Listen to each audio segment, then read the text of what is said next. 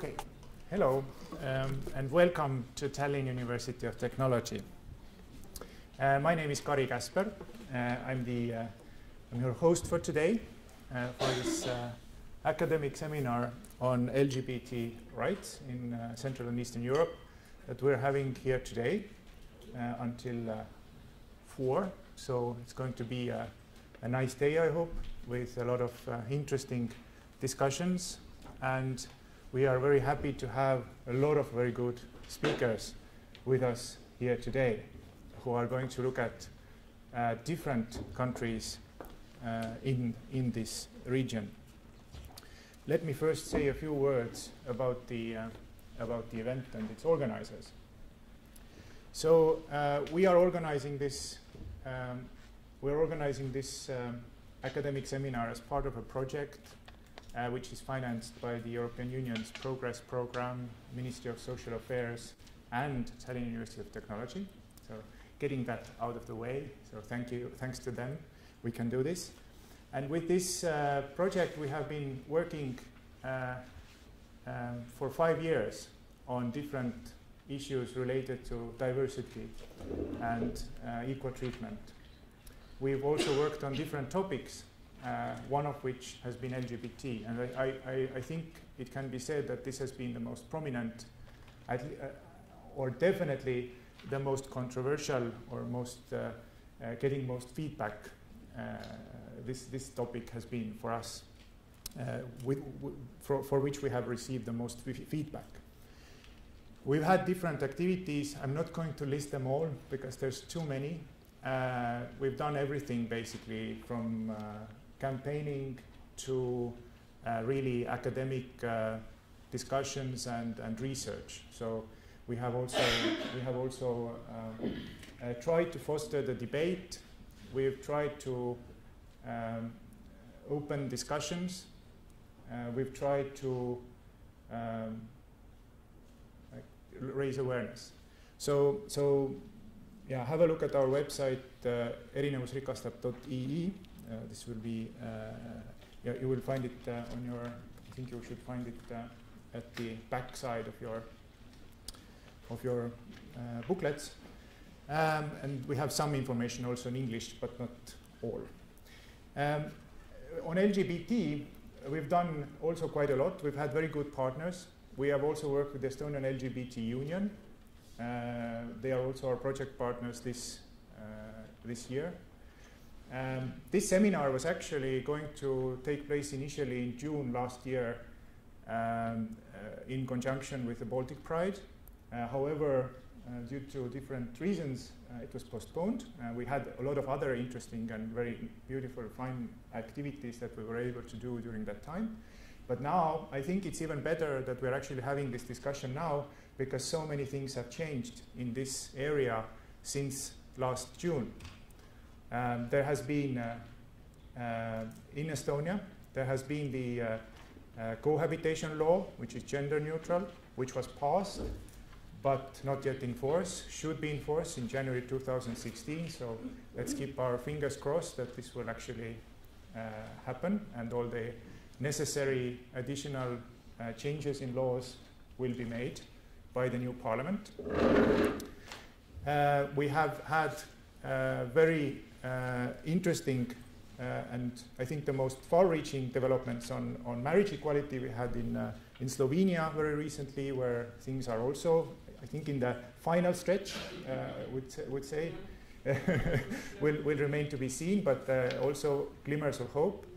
But at the same time, we also see in the region rise of homophobia, rise of far-right extremism. We see different themes coming together. We see the impact of the events in Ukraine, what changes in Russia, Russia's policies towards LGBTI individuals. So there is a lot of things that are going on in this space for this topic, especially that are specifically unique for the Central and Eastern European region. And so to get a better picture of the different things that are going on, we thought to host this academic seminar on the topic. We considered the reason, what we would like the outcome to be is, of course, to have a very fruitful discussions. Probably we're not going to solve everything today, so we're not going to solve the problem of homophobia, but perhaps we'll get a better picture of it. We have here in the room, we have researchers, scholars, but we also have practicing lawyers, we have NGO activists. So this will also serve as a, hopefully, it will also serve as a motivation and inspiration for those of us who are working on these things every day from a grassroots level to policy making level, to get good ideas, new synergies, new ways to approach this issue.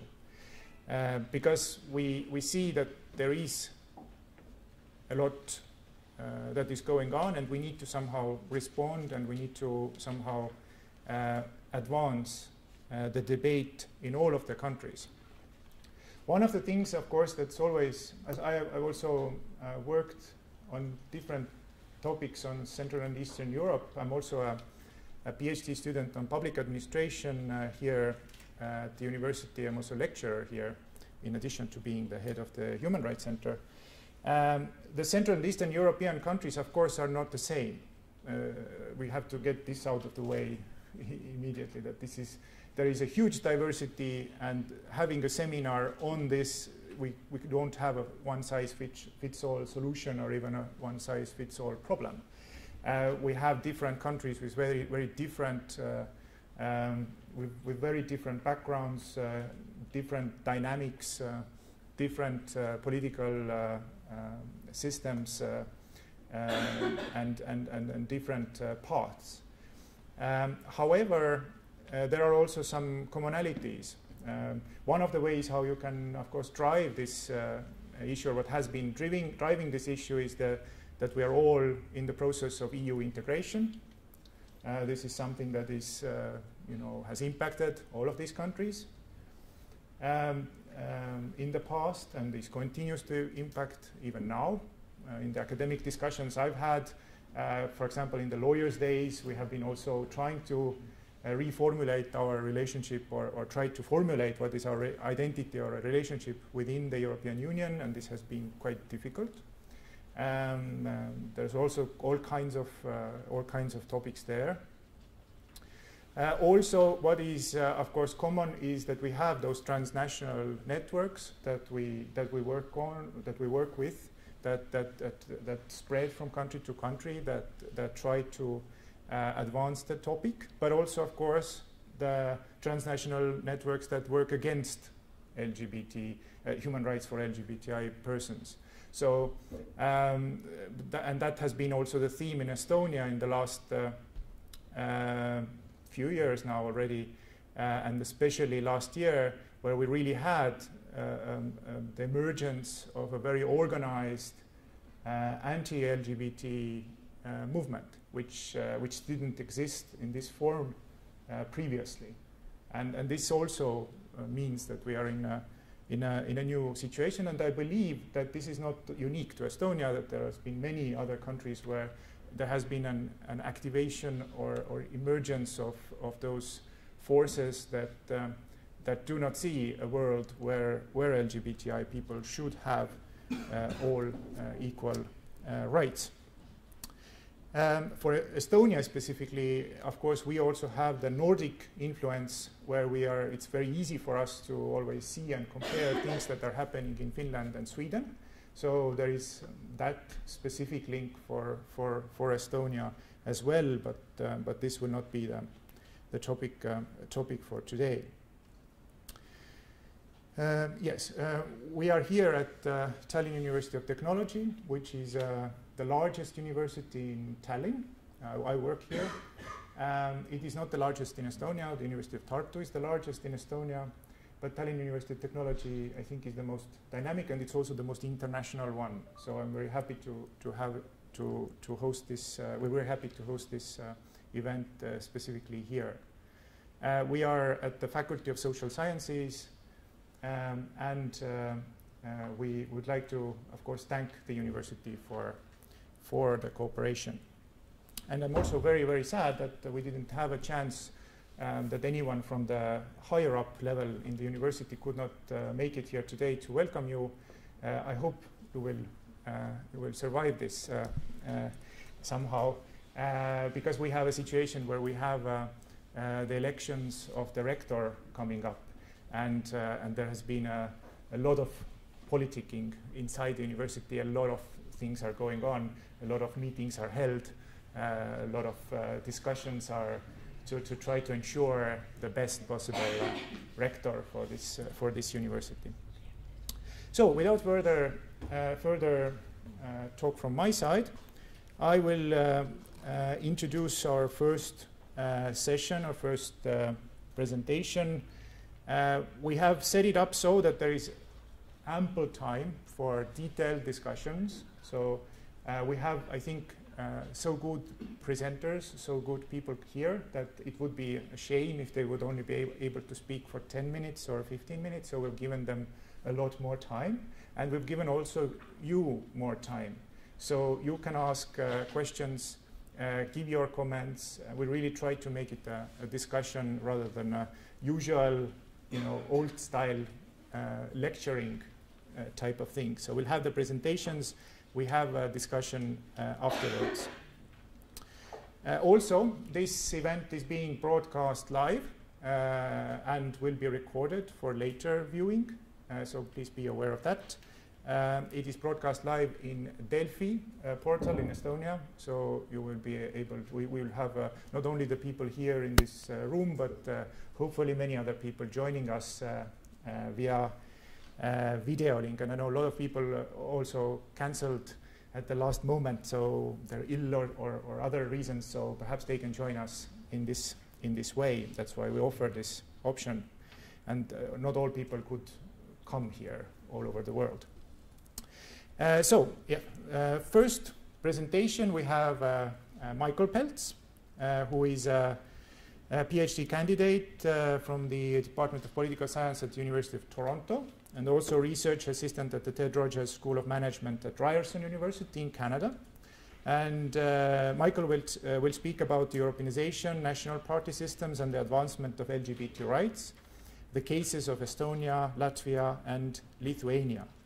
And later on, it will be followed by a discussion with Michael Lasala.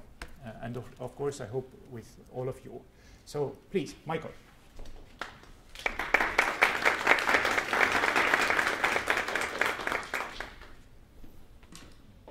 Well, good morning, everybody. I'm delighted to be here, and I'm very excited to talk about Europeanization, national party systems, and human rights for LGBT persons in the Baltic states. So, as was mentioned in the introduction, I'm a PhD candidate at the moment, so my thesis is an ongoing project, but nearing its conclusion, which I'm very excited about as well. Let's see if this, perfect. So this is what I'd like to talk about today. I approach the topic, because I'm a political scientist at heart, I approach the topic mostly from within the political science literature, and one of the key questions that is often asked is trying to deconstruct the EU's influence. We know the EU is influential, but we often don't know how. In particular, how does it affect domestic actors in member states and applicant states? So after talking about what the EU's done, I'm going to talk a little bit about how we distinguish between pre- and post-accession contexts, and then relying on some fieldwork that I did in Montenegro in the Balkans, I'm going to talk a little bit about how the EU's influence is felt differently there than it is in member states, and then I'm going to talk about my sort of key case studies and how I think national party systems are an important variable in how EU norms are adjudicated. And this is building on the work of a few other people that have raised this point so far. And then I'll conclude. And I'll try not to take too long so we have lots of time for questions. So, I mean, as a North American, probably most people in the room know this better than I do. LGBT rights has been a really interesting topic for quite a while now. But in the last few years especially, it's been particularly interesting because we see a growing and very substantive variation in how countries are addressing these issues. And I argue that really we're seeing three broad clusters of countries. So we're seeing countries that have increasingly progressive policies and also public attitudes, and the causality between the two is sometimes difficult to sort out, but exists in some form. So Western Europe, North America, much of Latin America, Australia, New Zealand, and importantly, this cluster is backed by increasingly supportive multilateral institutions, the UN, the OAS, and of course the EU, all matter. But then there's a backlash, increasing criminalization in much of Africa, the Middle East. And then you also have a third cluster of countries we're characterized by the anti-propaganda laws. So this is Russia. But we also know that Russia increasingly is exporting these forms of laws to other countries, or at least attempting to do so. And the sort of the vagueness of these laws is what's often particularly concerning, because it gives state authorities a bit of a license to crack down on LGBT activism, often with impunity. So of these multilateral institutions, the EU really, and this is my argument and others, has had a profound and largely positive influence on rights for sexual and gender minorities across Central and Eastern Europe. This is sort of the heart of my thesis. Unlike other multilateral institutions, of course, the EU has unique abilities to enforce policy convergence. So for candidate member states, there's conditionality requirements. So you must meet certain standards before membership talks can continue or begin in the first place. And then for countries that are in the EU, we have council directives, and we have social learning, which is a form of elite socialization that I'll talk more about. Within EU institutions themselves, it seems as though support for LGBT rights has generally been a consistent value. And I argue because there's variations within the EU institutions themselves about how just how actively they want to promote human rights for LGBT persons. Particularly, the Parliament has been very active and continues to be. The LGBT intergroup is very notable in this regard. Certain directorates within the Commission are very active. Justice, for example, enlargement also to some degree. But in my own research in Brussels, it's sort of clear the Council is the one that's is lagging behind a little bit. And what's often mentioned is the horizontal directive, which would expand anti-discrimination protections for LGBT persons outside of employment. And that's been sitting in the Council since, I think, 2008, which is concerning. Interviews with officials also sort of reveal that, some argue that joining the EU really does mean that you're signing up for a package of values. It's not just about joining a common market. But others, and this is a quote from an anonymous official, is arguing that it's not the role of the EU to change values.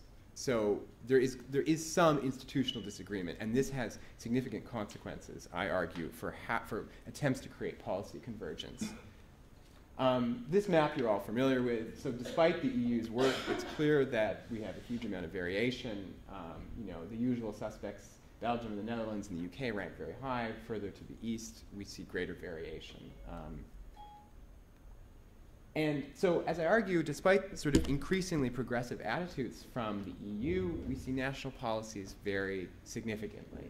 And of course, popular attitudes also vary significantly. A recent survey data had 12% in favor of same-sex marriage in Lithuania, which is actually a significant increase from a few years before, while you have 85% in the Netherlands.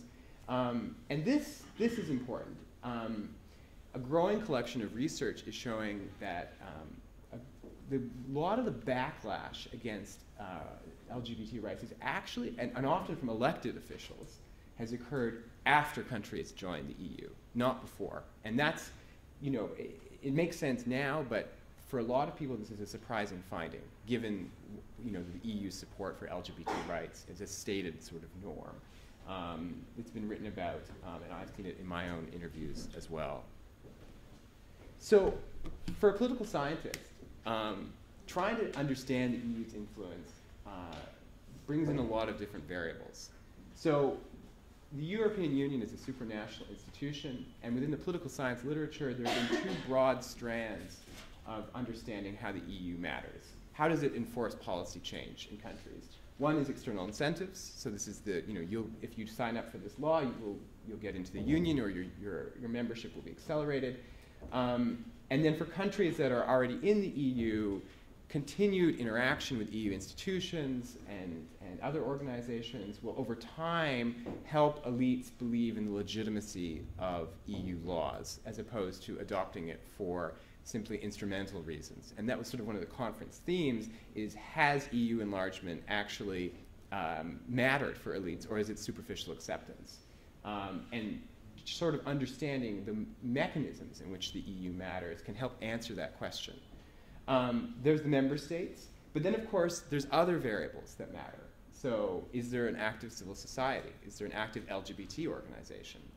Estonia historically has been perhaps less active on that front than some other countries, like Lithuania, for example. Other factors that matter a great deal. So economic development, level of modernization is influential for LGBT rights. I'll talk about that more in a second. Also flagged is nationalism and religion. So how the national identity is constructed, is it an ethnic identity or is it a civic identity, can matter a great deal in whether LGBT persons are viewed as threatening to that identity or not. So, oh, did I go ahead? Oh, no, I didn't. Okay. So let's look about the EU a bit more closely. So external incentives, this assumes that rationally acting political elites in applicant states will adopt EU laws, and this could include laws for minority rights, to secure membership in the Union. But the fear with adopting laws based on conditionality or membership promises is that the laws will be passed and implemented, but they won't be internalized by political actors. And so there'll be a very superficial elite-level compliance. And in terms of the actual implementation of the law and its comprehension in large sectors of society, that will be lacking. Social learning is assumed to be the primary mechanism of influence in absence of conditionality. So once countries are in, the EU can't use membership promises to facilitate further compliance, and it also cannot, it can't kick people out. And in absence of more directives, the EU influence is actually quite limited in a direct sense. So through repeated interaction with EU institutions, it's presumed, and transnational networks, elites here will be persuaded of the appropriateness of EU laws. And this, unlike external incentives, will actually lead to laws being implemented properly or fully, because it's not superficial compliance. It's actually substantive compliance. But, so let's put these theories into practice. So as part of my thesis, I spent a bit of time in Montenegro. So Montenegro has very, I would argue, has extraordinarily conservative views towards LGBT persons. They're constructed as being deeply threatening to national interests, imported from abroad, not congruent with Montenegrin identity. But Montenegro is also an applicant state for the EU. Accession negotiations opened with Montenegro in 2012, and I believe one of the chapters was fundamental rights. It was one of the first chapters that was opened, and this is new for the EU, as I understand it. And at least officially, from Montenegrin officials, there's a high level of commitment to LGBT rights. Despite very conservative views, the country recently passed a comprehensive national action plan on LGBT rights. And also, it has held pride parades. Now, I said some violence, and that might be a bit of an understatement. There's actually rather significant violence. But the government was committed to holding pride parades, and the police forces more or less also protected these pride parades from hooligans and various other groups that were opposed to it. So superficially, and in terms of very visible policies, you can see the EU mattering here. But if you dig a little bit deeper, there's some serious problems that emerge. One is that, speaking with elected officials, so these are the people who are actually adjudicating EU norms, there's often official acknowledgement of LGBT rights as an important part of joining the EU, but you can often tell very quickly that there's significant personal discomfort, that a lot of people will talk about it, they've got the right talking points, but in terms of whether they actually believe in the value of these laws or whether they're adopting it for instrumental reasons, it's concerning, very concerning.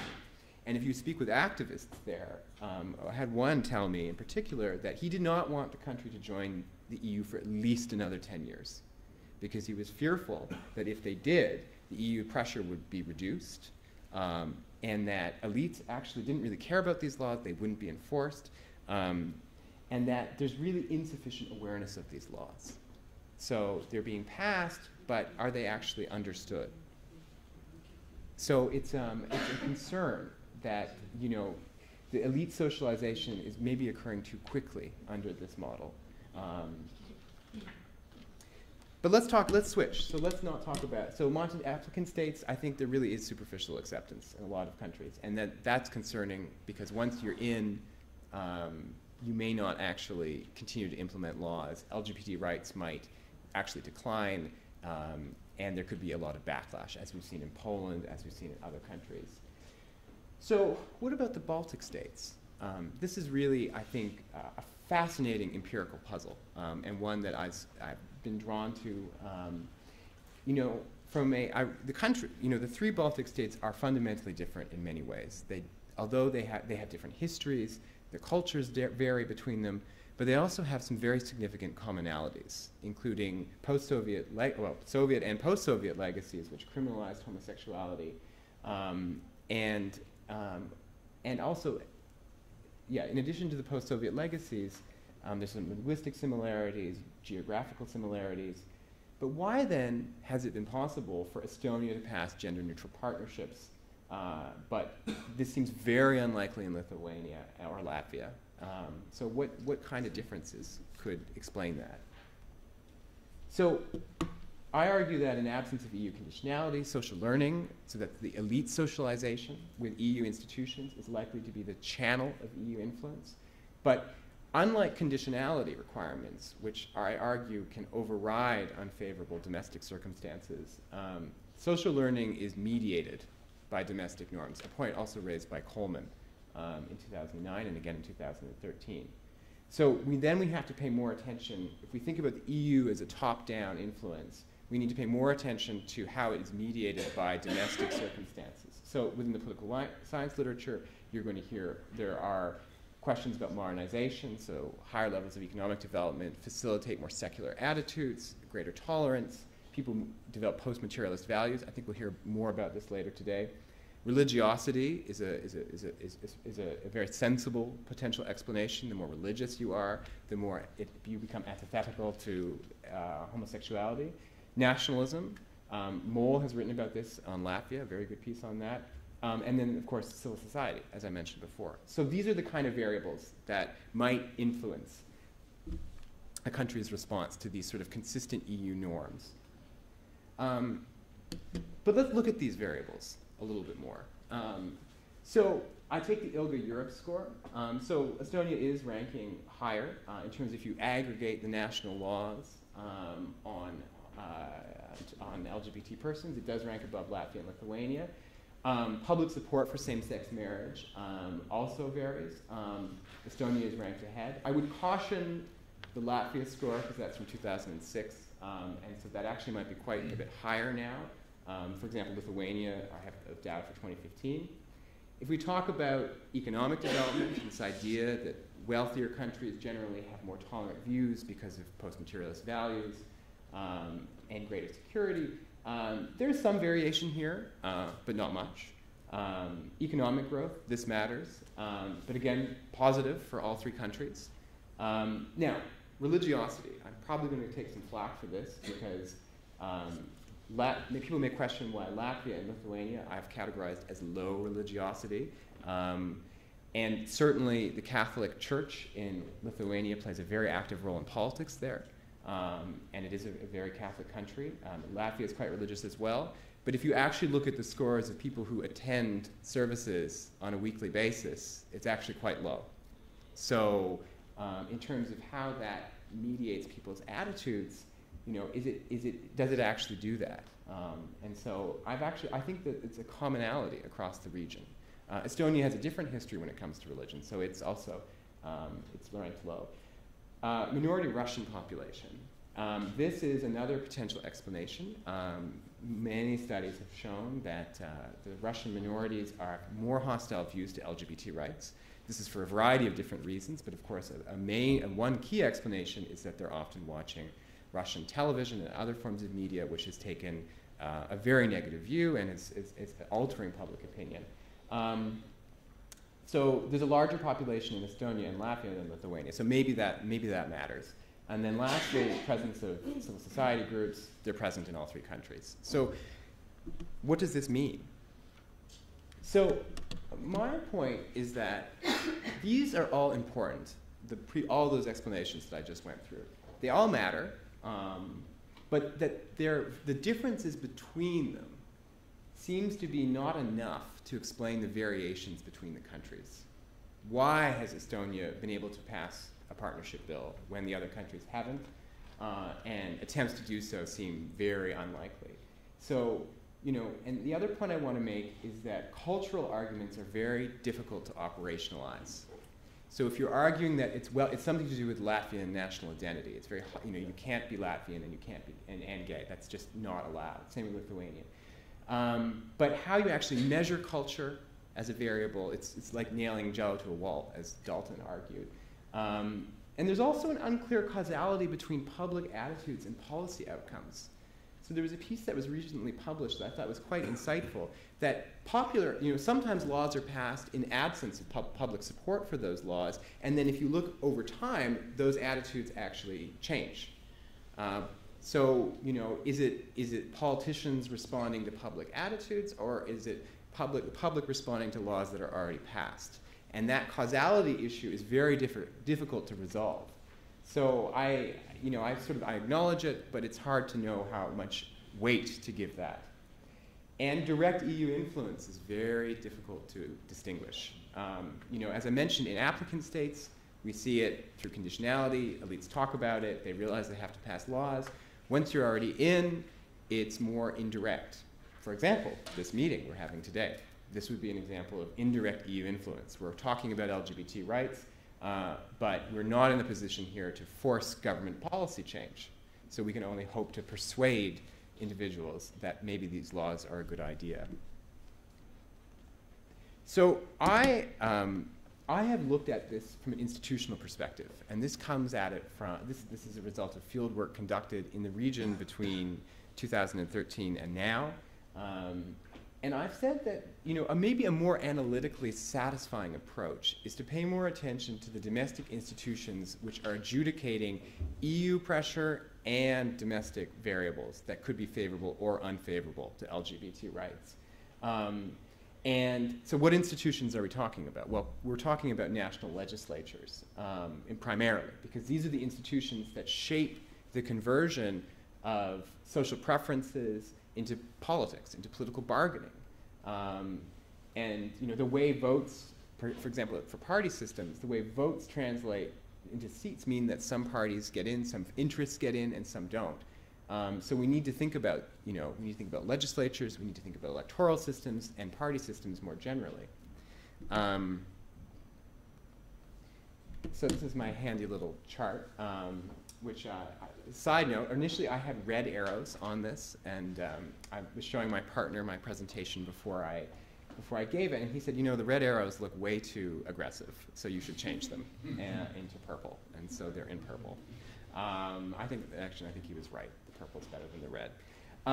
So here we've got EU pressure. So you can think this applies to the Baltic states. So this wouldn't work in an accession state, but it works in a country that's already in the EU Union. You've got EU pressure coming from above, generally. You've got social movements, so transnational actors that matter, and they interact with the EU and sort of national legislatures. You've got religious groups or nationalist interests that also end up here, and you've got the voters. So all of these factors actually converge in the legislature or the national sort of assemblies. And my argument, and of course how that's adjudicated tells you what the policy outcome is.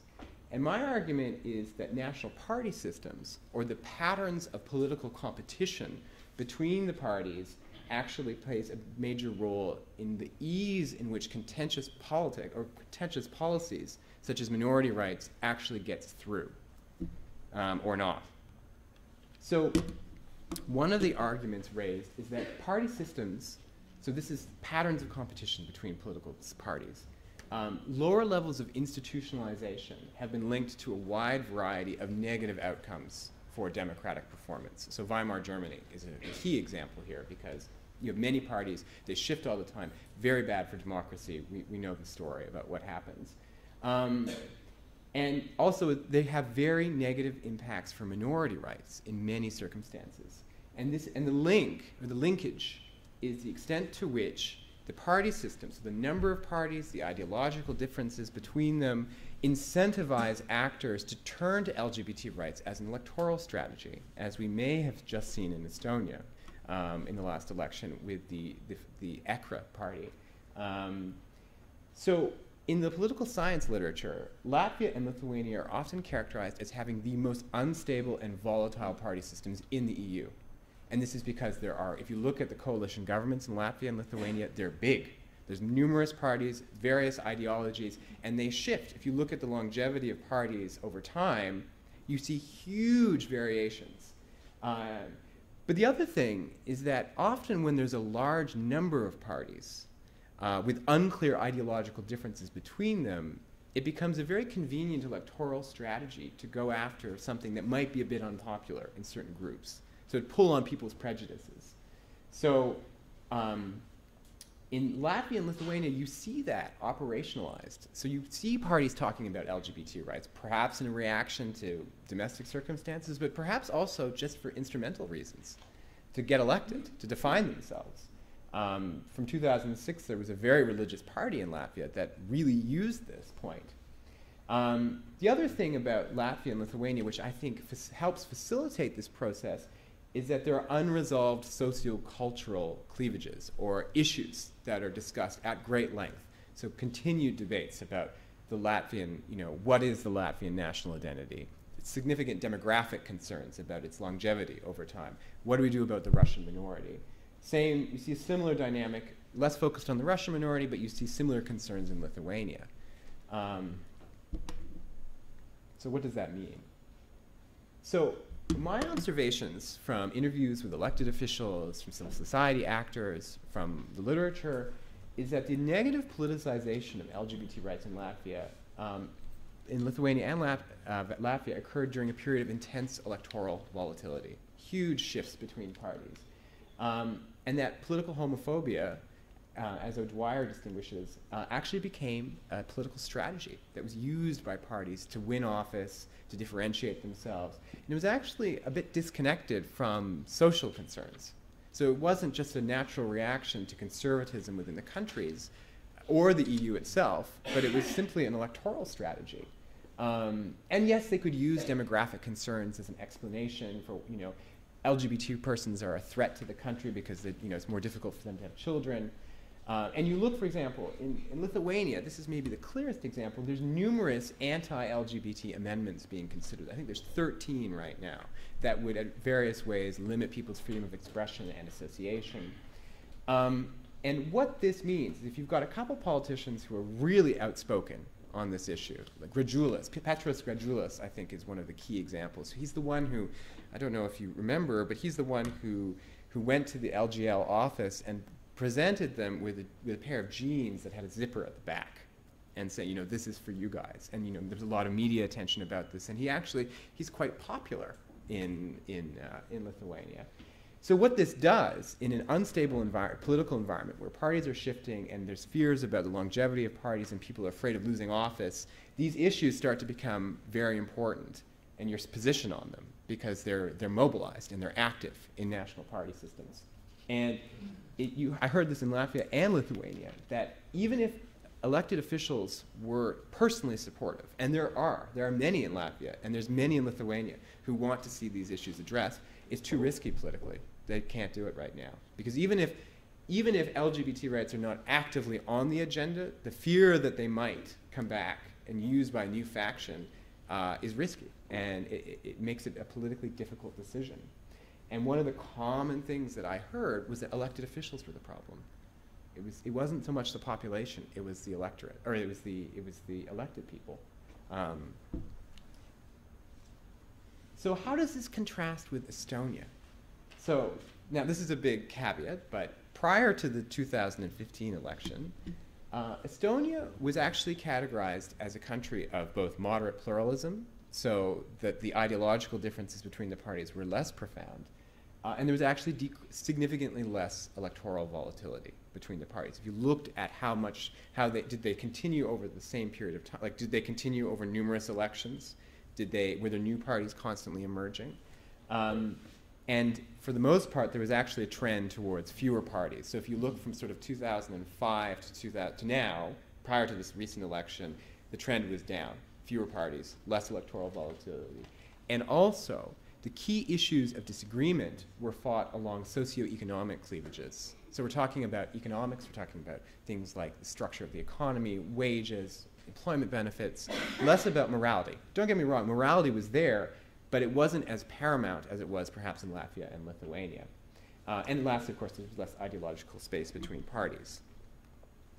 And for my fieldwork observations, is that this environment has made it easier for domestic political entrepreneurs to act on those soft EU norms. It's given them more room to develop policies, to lobby others to advance this legislation, and there's less fear that they might lose office because of supporting these laws, and I think that's the mechanism, or one of the mechanisms that explains why Estonia was able to pass this partnership legislation. It was a narrow vote, but the fact that a vote was even held, and that it was introduced as a conscious vote, so it was the parliament that introduced it as opposed to one particular party, speaks volumes about the mood on LGBT rights and how it varies from Latvia and Lithuania.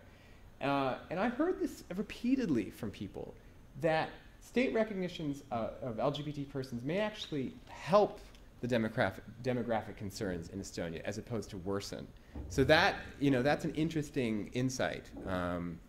And that that I often heard that that people were less concerned about LGBT rights being such a demographic threat to them, and there was reduced fear about losing office, and that here though on all three cases the EU influence is indirect, and that it's actually elected officials who need to move on these policies, and that's why party systems and institutional differences matter. Now, what about the recent election? So we just had an election, and two new parties entered. So what does that do for this argument? And it certainly doesn't make it any easier. But what's interesting is that although there's a lot of change in this election, there's also a lot of continuity. The two largest parties are the same. The Centre Party has continued, and the Reform. And it's likely the president or the prime minister will not change. One key coalition partner to the Reform Party, the Social Democrats, are likely to stay in government. So how this will affect policy continuity is very interesting. And also, the Free Party, which won seats, which is the new party, is likely not going to be joining the coalition government. So that varies from Latvia and Lithuania, where you often see new parties getting in right away because of the need to keep out certain groups. Another point that will be quite interesting is what happens with the Centre Party. They may have new leadership in the near future, and it might make them a viable coalition partner. I didn't realize that Reform and the Centre Party actually sit in the same group in the European Parliament, and so maybe there's less ideological differences between them than we think, which would support my argument that there's actually significantly less polarization in Estonia than the other countries.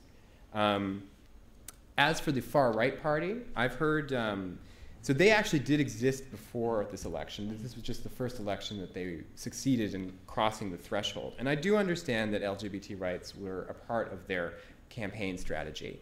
Apparently there were boxes of matches that they used, and they said, let's burn up this bill. So maybe they were trying to borrow tactics from Latvia and Lithuania, and it succeeded. But maybe they may also have won because of concerns, frustrations with the existing parties. Promises to help, strengthen the economy, to protect nationalist interests.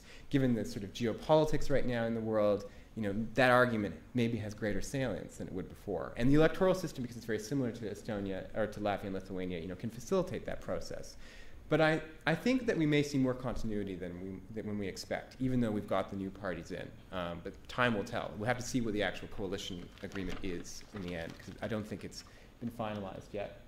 So, to conclude, I think the EU has played both direct and indirect roles in advancing human rights for LGBT persons across Europe. It's most directly felt in applicant states. That's probably not a surprise to most people. But it is often mediated by shallow or limited compliance with EU norms. In member states, the EU's influence is felt very differently. As other people have argued, it's indirect, it's diffuse, it doesn't actually force policymakers to converge on EU norms in absence of a larger horizontal directive. And that unfavorable domestic factors can override the EU's influence. And we see that in Latvia and Lithuania, but also other countries. Croatia, for example, or Slovakia, which just passed its own referendum. Or no, it failed because it didn't have enough people, but it attempted. In the Baltic states, my argument is that variations in the dynamics of party competition matter for how LGBT policies are developed. And in Lithuania and Latvia, the presence of highly visible and unresolved sociocultural cleavages and volatile party systems make LGBT rights very difficult to address. And that dynamic is less profound in Estonia, and I think that's why, and I think from a political science view, that offers us a clearer explanation about policy variation in this region, more so than some other competing explanations. But obviously, time will tell because we need to see what happens with this recent election. But I think the same pattern is actually going to hold. We just need to see what the coalition arrangement is. Anyway, thank you very much. And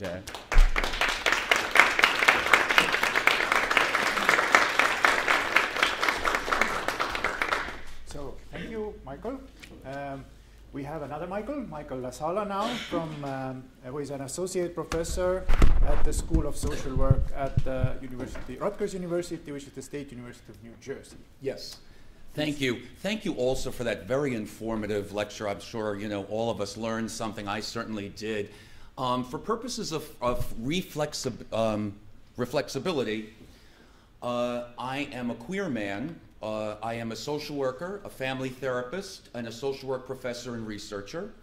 I work mostly on the ground with people as a therapist. I've written a book on working with families with a coming out child. But as a social worker, social work in my country is very interested in how contextual, institutional issues affect the personal issues and affect personal functioning, physical, and emotional mental health. I'm also what you would call an Estoniophile. I came here in 2007, 2008 as a Fulbright Fellow.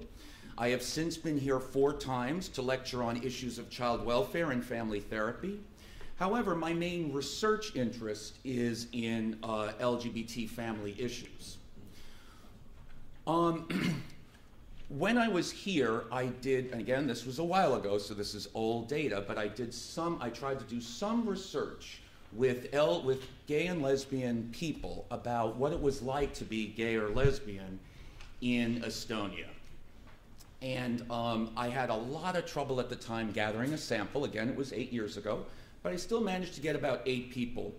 And basically wrote a paper about this, which you can find in the Journal of Homosexuality. And I found that what I found interviewing these people was there were a few things that would get in the way of political activism. At the time, there was no consistently active political movement for LG or LGBT. This is 2007, 2008, that I could find. There had been some before, and of course now we're seeing this blossoming since then. But at the time, I was interested in why this was the case. And what I got from my respondents was that they kind of informed me as a foreigner about cultural issues that could get in the way of political activism. There was, number one, a live and let live attitude that they had to educate me about. That was common, a common sort of strain through Estonia.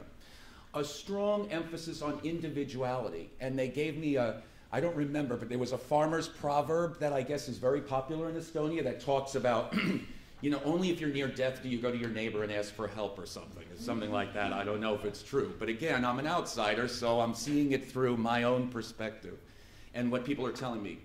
At the time, there was the distrust of government. And as a social worker, this was very important. there was the idea that you could not advocate, that you could never trust the government enough to advocate for them to be on your side or to make changes. On a separate issue, not LGBT, but in social work in the United States, we're very concerned with issues around institutional racism, sexism, homophobia. We advocate for policies at the government level. And just among social work students here, that idea was extremely foreign because of the idea that, again, at the time, you do not trust the government to take care of you. However, since I've done that research and since it's been published and since I've been coming here, I've noticed an evolution of social issues and social, oh wait, there's something else I want to go back and say too. At the time I did my research, there also wasn't a sense of dissatisfaction, at least among the people who I was interviewing. They were saying, listen, we've got gay bars, we've got a sauna, we have everything we need. And in the United States, as you know, some of you may know, the history of the gay rights movement started during Stonewall. What was happening was gay bars and gay establishments were being raided by the police and people were being arrested. So it was getting in the way of opportunities to socially gather. So at the time when I did this research, people were like, well, people leave us alone and we've got bars and everything and it's great. But since I've come here, I've noticed an evolution and been happy to see an evolution going on here in Estonia. I just last week visited the Oma Keskus in Tallinn, and they're doing a lot of good work, educating teachers, doing peer education, peer counseling programs. This movement, I was delighted to see about the civil partnership movement, et cetera, about this organization that sponsored this workshop today. So in the last 5 years, there's been this blossoming. And I guess my first question sort of relates to that. What do you see as the role of political movements here in terms of getting this legislation passed? And also, what can be done to sort of further engage, even engage more, the local people, the boots on the ground, if you will, to support this legislation and make sure it gets implemented as it's supposed to? Oh, yes, I think you have to come up and answer the question. Let's do it so that, yeah, you have several other questions, or? That's my main question. Okay, look, let's do it so then you will answer this first question and then we'll have a... Open it to the... Open it to the public. And then we'll have other questions. Well, I think that's it's a really important issue about social movements, transnational activists, and sort of boots on the ground to see that these laws are actually implemented. You know, that's a commonality between the three Baltic countries. They all have LGBT groups that are advocating different policies, and it's been an evolution. One of the points that you raised, I think, is really salient, that one of the post-Soviet legacies was fear of government and fear of voluntary organizations, because they were usually co-opted by the state. It's a point that Mark Howard makes and is very valid. And that may still linger to some extent. So I think they do play a role. They play a very important role. And you know, in my own experience in Canada and in the States, they've mattered a lot in sort of keeping governments accountable. But there's a tendency, I think, in some of the literature to argue that civil society actors are the only thing you need to look at, and that they matter the most, and particularly in concert with various EU agencies. And I don't think that's true. If you actually look at how laws are passed, you sometimes see countries pass very progressive laws in absence of social pressure. In Estonia, I think it's a combination of both. I think you need consistent support from actors, whether it's at the Human Rights Institute or whether it's the LGBT group in Estonia, and I believe we have a representative here from them. But they need a government partner, and without an absence of a government partner, it's not going to happen. Thank you. Okay. Questions from the audience? Yes. Go there first. I have maybe a comment. Perhaps let's do it so that you introduce yourself also first. I'm from Tartu University. Michael, your model explains the Estonian case by focusing on electoral campaigns, on party system. But in 2011-2015, none of political parties really campaigned with a slogan, or their party platforms didn't include the notion that we are supporting LGBT rights or legislation of same-sex partnerships. Mm-hmm. So actually, your focus on social learning and MAPs, members of parliament, seems much more convincing, because last year, I guess the parties in the parliament tried to keep the cohabitation bill outside of campaigns. Mm-hmm. And if you look at how the votes, how the process started, like there were many MPs from several parties, and while none of the parties took a party position, and so the process ended also with a vote where even Social Democrats, there were nobody against out of Social Democrat MPs, but not all were in favor. Mm-hmm. Not all were supporting. And the Nationalist Party, Fatherland, Republic Union, there was nobody in favor, but not all were against. So actually, if you focus on party system and electoral competition, in Estonian case, you can explain the anti-campaigns, because there is a party mm-hmm. which campaigned with being against mm-hmm. the LGBT. But then you explain the same thing that exists in Latvia and Lithuania. But in Estonia, what is interesting, actually, and you pointed in your presentation also, that when things are brought, the whole process is brought to the level of MPs. Mm-hmm. And I fully, this seems very convincing that actually MPs are increasing the social learning mm-hmm. from mm-hmm. Thank you. Would you like me to respond? Thank you. I think we'll take Judit now, and then okay. We'll in your presentation, I'm Judit Takács from Budapest. I'm a sociologist, and in your presentation, you briefly referred to this, anecdotal evidence. So it wasn't very clear. You said that some of your respondents or interviewees mentioned that state recognition of LGBT persons may help alleviate rather than worsen demographic challenges. Would you please elaborate on that? Because I think this is a quite interesting point, especially because in Russia, for example, they use this very often and the other way around. So how is it different here, and why? What is the source of this sort of conviction here, mm-hmm. at least among some of your sources? Yeah, you can respond now too, okay. So if there's no more questions right now. Thank you for both questions. Maybe I'll start over here first. I think you're right. The social learning matters, and that a focus on the actual elected officials can actually give us a lot of explanatory power. What is, I think the fact that they didn't campaign on these issues speaks volumes, because it says that it's still contentious socially. So parties know, these officials know they're not going to win a lot of votes by talking about LGBT rights. Talking about LGBT rights is a vote lost, potentially. So this is a process in concert with that EU pressure. This argument doesn't work if the EU is not there. I really don't think it does.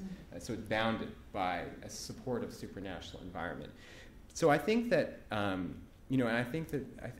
think that the social learning matters, and I think that the types of competition matter, and I think you were sort of saying the same thing. How do we explain the presence of a sort of an anti-LGBT group that popped up recently? And I think for me, they could be borrowing strategies from other countries. But I wasn't here in the country during the election campaign. I could only read about it from afar. And I'm curious, and maybe other people in the room can answer this question, how much LGBT rights was the focus of their campaign versus other issues, and whether they used LGBT rights as part of it, or was that their primary concern, like were they a single issue party, or were there multiple other issues and they just sort of lumped this in? Because that could be important. The demographic issue. Yeah, I was really interested when I heard it too. I mean, I can't reveal my sources, I guess, because I know that my ethics board would get very angry at me. But it was anecdotal. It wasn't, it's not the key argument of the thesis. But what it suggests to me is that there's at least an idea that having this kind of recognition will incentivize people to stay in Estonia. Because with Schengen, it's very easy to move. So if I'm a couple here in Tallinn and I want my partner to be recognized, I don't have to go far. I can go to Helsinki. I can go to I don't have to go far. And the argument that was heard is that Estonia was too small a country to turn people away. And you hear the exact opposite in Latvia and Russia and Lithuania. And so to me, it was just a really interesting comment. Whether it's substantive, I don't know. But I'd never heard it before. I'm sorry, but it's good that you added these details, because actually my understanding when I listened to your presentation was that perhaps the demographic approach would be interpreted that way, that if you allow LGBT people to adopt or to reproduce, like I don't know how is it here, but in Hungary, for example, if you are in a same-sex registered partnership, then you are unfortunately automatically excluded from artificial reproductive technologies. I don't know, perhaps someone will tell me how it is here. So I thought that perhaps this is what they meant, but obviously this is not the case.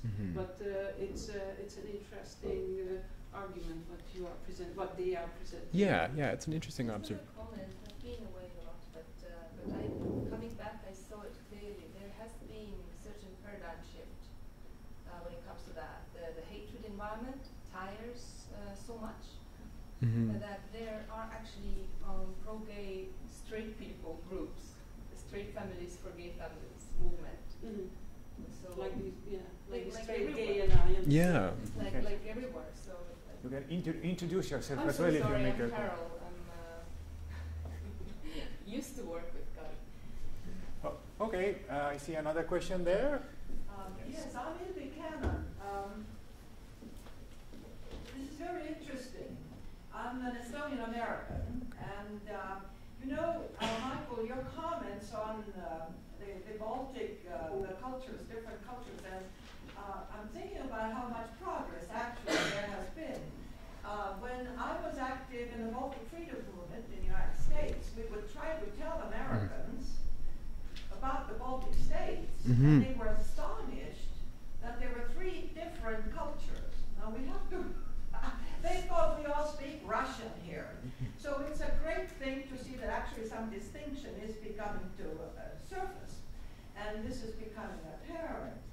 Now, as far as the political parties and the differences, the analysis, I would say one of the reasons why there are differences is that Estonia's basic population is much smaller, and you have a much smaller base then from which to organize these parties. And although we have 2 new ones again surfaced during the last election too, so there is a certain amount of volatility. But I would say it's so true that to become a European Union member, I recall I was already here. I've been active at the Women's Center as a volunteer, promoting equality and equal opportunities in this country. And it was at the 11th hour that the Estonian Parliament passed a gender equality law in order to become admitted. I remember that well. So that, the pressures have worked, but it has been, we're not to, by the way, Michael, 2007 and 8, after Estonia became European Union member 2004, of course we hadn't advanced that much yet. When I talked to young women in 2007 and 8 and invited them to the Women's Center, would say to me, oh, I can't do that. Nobody would hire me in this town. That's the truth. The fear was tremendous. So there has been change. I don't hear that anymore. But as far as the gay rights issue in Estonia, and also in the United States, because you know, I'm a political scientist and these topics interest me. I think in Estonia especially, the problem is in definition. When I talk to good people in America too about that issue, I think if we can agree on the definition of what marriage is, you know, it would help a lot. There's so much confusion to this day between what is biological, what is social, what are relations, what are obligations, and so forth. So if we can agree on a definition of marriage, I myself am in that quarter, because there are many traditional people here to whom marriage has a certain definition. And the term same-sex marriage makes no sense to them. And I myself don't understand it. Because it's a confusion about definitions. So I think we have to clarify that. And that's about, oh, the other reason why Estonians are so different from Latvians and Lithuanians, we have to remember, is that we are a sauna culture, like the Finns. Right. And from little babies on, we all go to sauna together. So that we don't have these sexual hang-ups, maybe when you have that many as we do in the, let's say, Roman Catholic countries or something like that. That's my view.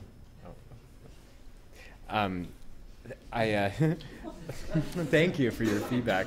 It is a sauna culture, and you know, you often hear the argument more broadly about Estonia being a Nordic country and having a similar trajectory. But again, if you dig a little bit deeper, you often hear that people say, well, we pick bits and pieces of the Nordic identity that we like. But LGBT, maybe not that bit. Although that's changing, and that's what I want to make. In terms of the definition of marriage, you know, I think this is it's an open question how precisely to define it. And I think that what's often happening is we're getting a more civic understanding, a civic legal understanding of what marriage is. I agree that in the U.S. it would be very helpful if the Supreme Court sorted it out and, you know, made a decision nationwide one way or the other that might actually help clarify this process.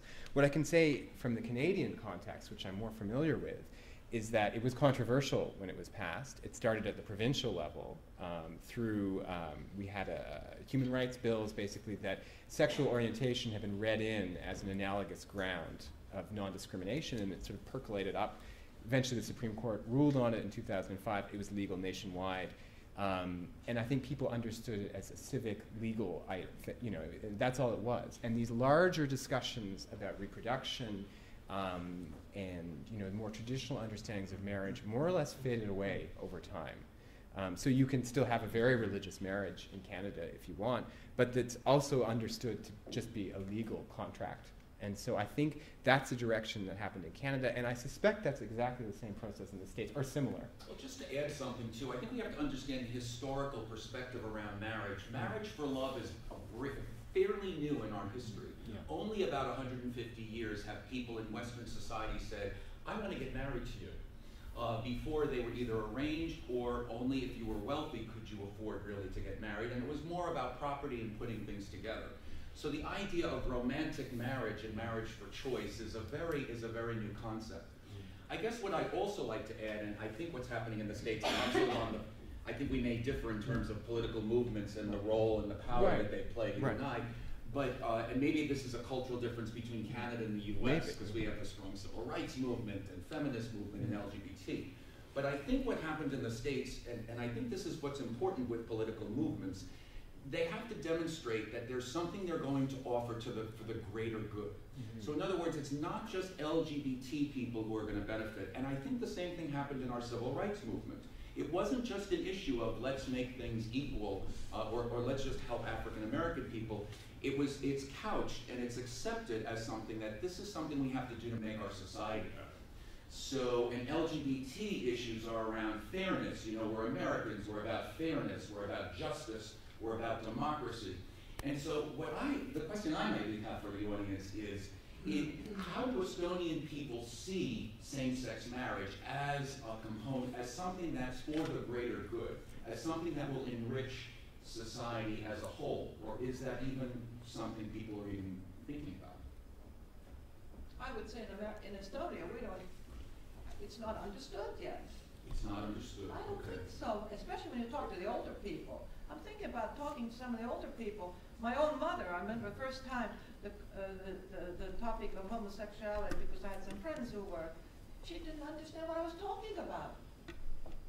You know, we have to understand the older generation, and I mean, it's just unknown to them. And I think, so if I can interject for a second, I mean, that's a very understandable opinion. That, I mean, it's a huge shift of very traditional definitions of marriage. That's why, I mean, I'm not talking about marriage here. We're talking about civil partnerships and state recognition of partnerships. So I think, you know, it's an evolution. You know, maybe in 20, 25 years we'll be talking about marriage in Estonia. I mean, I'd be very curious to hear about the Slovenian example, because I know, not to put you on the spot because you're going to be speaking later, but you know, there's been an evolution there. They had civil partnerships in 2006, as I understand it. There have been 2 attempts. Oh no, this is the first major attempt for marriage. Second major attempt. Okay, I don't know what the current status of it is, but it wasn't, you know, it wasn't overnight. And so I think that, you know, you've got to bring people along with these changes. And especially, and it does connect with different conceptions of marriage and civil society being part of that, but it's not overnight. Yeah. But what was also interesting, of course, was that answering to a question about the debate before the election and how much EKRE was actually a single issue party or not, I would say it was not. It was clearly emphasizing this as one of the points, but they had a lot of other you know, anti-establishment, populist things as well, and at times, and some of their candidates also did not specifically raise this issue. At the same time, for example, in the ERL, the Conservative Party, they also had candidates that campaigned on this topic, although the party didn't have it in their and I think there were also instances where even some people in the Social Democrat Party or that they were raising their opposition, because we had like I don't know how many, like 800 candidates. So there's like a lot of candidates. That some of them. So it wasn't. It's never been an issue where there has been a party kind of very firm party lines, but there is a line going through the parties, all of the parties. Well, EKRE now, you know, less perhaps, but all the other parties. There is actually a line. It depends how much there is acceptance, but there is it's not an issue of where it's one party very much against. And that was also the problem with the Conservative Party, that there were a lot of people who were actually for it, in it, and who then refused to vote or then you know, left the party. So that's one of the points I wanted to make about Estonia. But we had another comment from there. My name is Lina, and I work for Estonian Chancellor of Justice, which is also National Ombudsman in Estonia. And I would answer your question that it strongly depends on the person, and it strongly depends on the age group, because as we also see in this paper, the support for gay marriage is much more higher in younger age groups.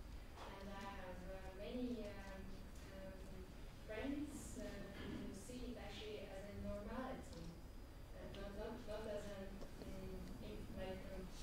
something that would enrich our society, but rather it should be like normal, basic thing that should be there. So it strongly depends on the person. Yes, I think this is a good way to highlight. We have it's outside on the tables there, but we have made in 2014 in June, and in 2012 we did a public opinion poll on LGBT rights, and we asked a lot of very different questions. You know, starting from whether you would allow your children to watch on TV same-sex relationships, up to gay marriage or whatever. So and the results were also, we were able to compare between the two within the 2-year period, which is of course a short time, and of course there was a slight difference also in the composition of the selection of the people who were interviewed. But in general, you would see that there is a support, and it's at some point it's growing, but in some areas it was also decreasing, which was interesting for us to see. Yeah, but more questions? Yes, Roman. My name is Kuhar. I'm from Slovenia, but I will save Slovenia for my presentation, if I may. As far as the definition of same-sex marriage is concerned, but that might be the difference between generations. To me, it's pretty much straightforward. It's when two persons of the same sex get married. Sorry, I can't hear you back here. Do you want to? Yes. Just wanted to say that as far as same-sex marriage definition is concerned, and this might be the difference between generations, but for me, same-sex marriage is simply when two persons of the same gender get married, just like two persons of opposite genders can get married. I mean, what I'm trying to say is that the definition of marriage is not something, natural or something that has been here for thousands of years, as it is often presented, because it's, 60, 70 years ago when a black person and a white person couldn't get married somewhere in this world. So I guess we should take this into consideration. But I agree with you that we need discussion on this, but quite often I hear this, what is same-sex marriage? And I think that it is used as an excuse, not as a, as a pretend for homophobia or something like that. It's like we need a true definition, we need to go more into details about it. I don't know what we really need to do in that sense, because it's clear, it's the two persons need legal protection, basically. Just two persons who are living together need legal protections. That's what marriage is about. But of course, where I'm coming from, there is a clear distinction between religious marriage and civil marriage. Nobody's talking about churches and different religion organizations to adopt gay marriage or whatever. And the religious marriage is even not recognized by the state. At least in Slovenia, if you want to get married in a church, that's not recognized by the state. You have to get married twice, basically, at the officials and in the church. But my question for you, Michael, is connected to the role of the media. I don't know whether you looked into that, but I guess the role of the media when we are talking about, especially when we are talking about elections, but political parties as such, media can make you or break you. Yeah. So I'm wondering to what extent you would say that media is an important factor in bringing this issue on the agenda, and maybe in adopting a certain piece of legislation in the parliament. Mm-hmm. Again, coming from my own experiences in Slovenia, I know that very good connections between LGBT activists and media was important years ago. Yeah. In terms of this issue being brought onto, for example, debates on television programs. So, it was up to a journalist whether he or she would ask about LGBT issues or not. And if that was asked about, then that became an issue that was debated. Then that became an issue that representative of political parties had to say something about it. So there was no way out. And of course, positive images in media, I guess, are important for adoption of legislation. Mm-hmm. I totally agree. I think the media, I can't disagree with that. The media, a supportive media helps a great deal. What's interesting for Estonia is that it seems that some media has been quite good on this topic. I know that there's a television show where there are it's widely known that there's gay people on the TV show. They're not out, but everybody knows. I don't know what show this is, but what is interesting here is that you may have a supportive article, but as I understand, the comments afterwards are often really, really negative. It kind of, I don't know whether that neutralizes the positive effect of that, but I think at a very general level, yes, a supportive media helps. what was also in the when initially the same-sex the gender-neutral cohabitation bill was introduced, then initially, of course, there was an avalanche of very positive media coverage and stories. And I'm not sure whether this was actually a good thing, because it created kind of an atmosphere. There was no discussion that this is only a good thing, and it kind of, because I've heard some people say that this actually, made them question, because they've used to, those people who have used to the Soviet-style propaganda, suddenly you get only this one positive good argument, and then some people were because of that they went over to the opposing camp and said, how does it happen that it suddenly becomes this kind of a thing? So the media, I think the media can play a very important role, but if there is just the media and nothing else, then it can be very superficial as well, and it just then can also evaporate, because then if there was a lot of this coverage, also the anti-gay forces, they say that, oh, we don't get a voice, we couldn't say anything, and there is a whole thing that they kind of created out of this, that there is this is kind of the similar as is the mainstream media, which is kind of pushing their own values, whereas there is the alternative, the real voice of the people, so this kind of populist kind of discourse, and this fueled a little bit of that as well, that this is now that they don't let us speak, they don't let us, there is only this positive coverage. So that I think the media plays a role, but it has to be, it's weird to say that if it's too positive, it's also not good. Not good, right? Yes. Yeah, but Ilvi had another May comment. I comment on that, Kari? That's a very important point, because why I asked about this question of definition is that there are religious institutions in this country. They were pretty offended by this, and it's lacking of sensitivity. I'm not affiliated with any religious institution, but I do respect their role. And to be so overwhelmed and categorized as being irrelevant, that's quite offensive.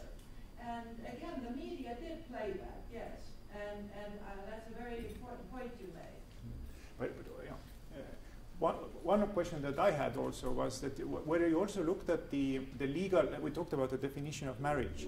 Did you also look at the fact that I think Estonia is unique in the sense that there is no firm legal definition of a family. It's never defined in any Estonian law what a family is. And the other thing that we don't have in our constitution a legal definition also of marriage. There is no, it doesn't say that the marriage should be between man and a woman or a man and a man or whatever. It just says that there's a marriage is protected, family is protected, it's said there, and it says that the people who are married, they are equal. There's the equality between the spouses. Yeah. So that's in there. Yeah. But is that something that you also looked at? Because I know that I think in Latvia and Lithuania they also have different constitutional setup, and also they have also had more volatility in terms of constitutional reform and constitutional changes. We have still basically in Estonia the same constitution that was adopted in 1992. So it's very little changes. Yeah. I think that it does matter, the fact that it's not defined so clearly, because what it has helped facilitate is the idea that the partnership bill is actually serving a broader public good, which comes back to what you were saying, because it's open to heterosexual couples as well, and there's a recognition, I think, by state authorities that there's a large number of cohabiting couples in Estonia as it is already, and they have no legal protections, and often these couples have children, and so this bill would actually address that and start to give heterosexual couples protection as well. And I think that the somewhat ambiguous legal environment makes this argument stronger. Wait. Let's raise hands and show we have their Alar Kilpe first. Estonian family law says that marriage between persons of the same sex is void legally.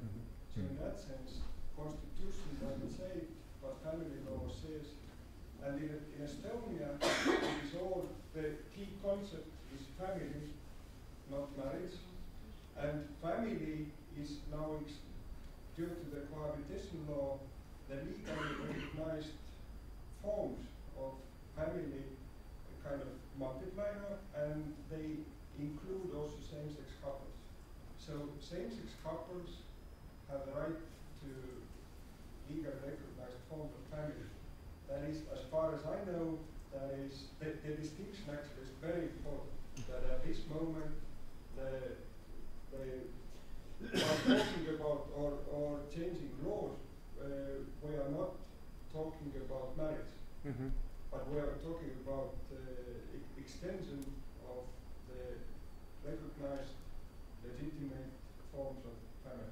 Yes. This is also something that the Chancellor of Justice has pointed out, and many people agree that the Constitution should be interpreted in light also of the European Court of Human Rights decisions, should be interpreted as including the requirement that the Constitution requires actually Estonia to pass laws which protect different types of marriage, including marriage of same-sex, not marriage, but family, including family of consisting of same-sex partners.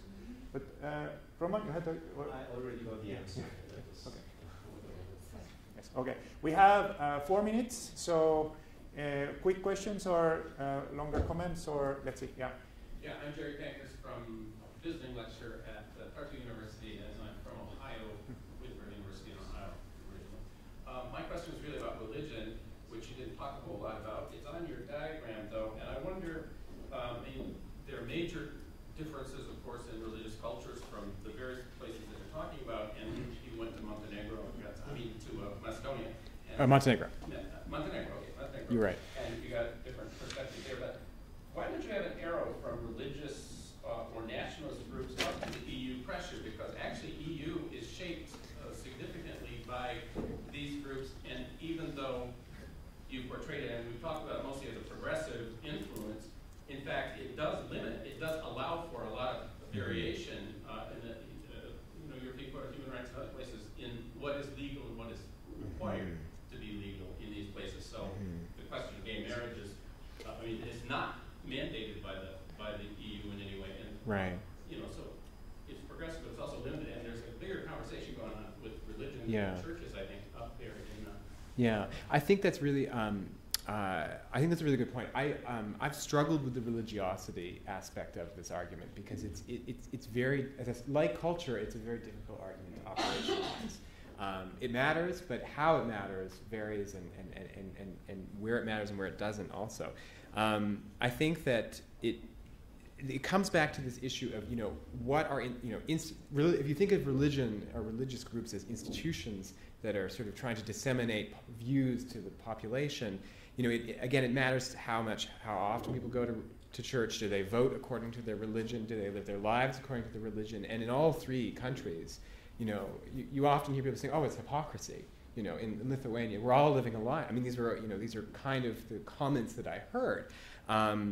And so that's why I've categorized them as such, because when you talk to most people, it just seems that yes, they're saying that. And in Lithuania, though, the church clearly has some influence over politicians. It's frequently invited to committees. It was asked to present on there's some partnership legislation idea in Lithuania. The church was asked to present. Of course, we can all guess what their view was, but civil society actors were not asked to present. Same meeting, and so that's where religion is particularly powerful. But I think it's an intermediating variable. In terms of a line to the EU, I think I think I would probably put a dashed line up to the EU as opposed to a solid line. Of course, yes, it does matter. I think the reason I have the solid line for social movements is that there's so much.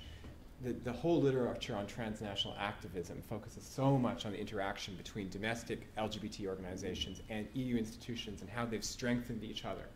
I would be very curious to know, though, if EU institutions have strengthened religious groups in EU member states as well, because I don't actually know the answer to that, but I'd be very curious to look into it.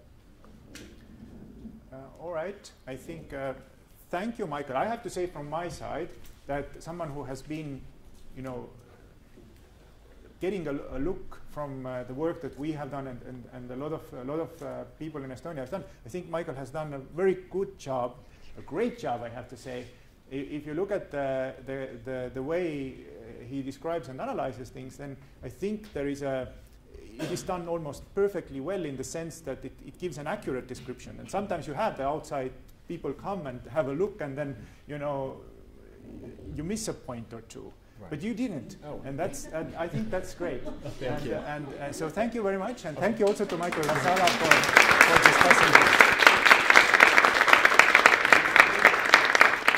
We are now going to lunch. The lunch is right over there. We had coffee break, and we'll be back here at 5:30 in half an hour. So be back.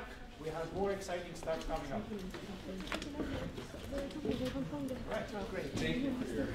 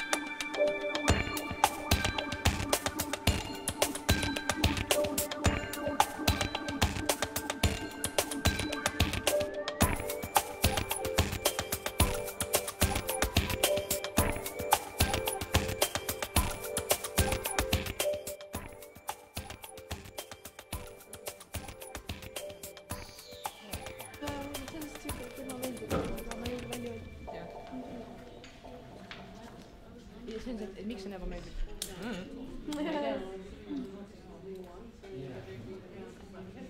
ega see lastekatse on üles juhtub veel see kohal, et jõuab kohale, et see ei ole mingi abstraktne Edasi läheb nagu mingi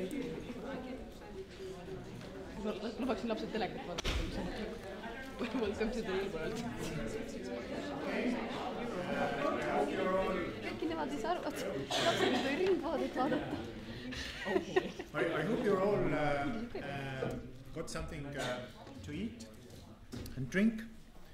And so we are going on with our seminar today. We've heard about a general introduction, and we heard about Estonia, Latvia, and Lithuania. And now we move to Slovenia. And we continue on with the same theme of Europeanization and intimate or sexual citizenship. And I'm very happy to ask here Roman Kuhar, who is an associate professor at the University of Ljubljana in Slovenia. Please. Thank you very much for inviting me. During this break, we were discussing, Robert, Judit, and Sasha, whether to come out or not, as previous speakers came out before their presentations. And that's not something that we would do in our culture, but I decided to come out. I'm also an Estoniaphile, but in a slightly different way than Michael. Not seriously, I have good friends here, and I've been here several times, and we've been studying together, and now one of my best friends is married to an Estonian man, and they are living in Ljubljana. So Estonia is somewhere on my mental map constantly. But that is not in any way connected to what I will be talking about today. My presentation is based on two studies. One that has been conducted several years ago.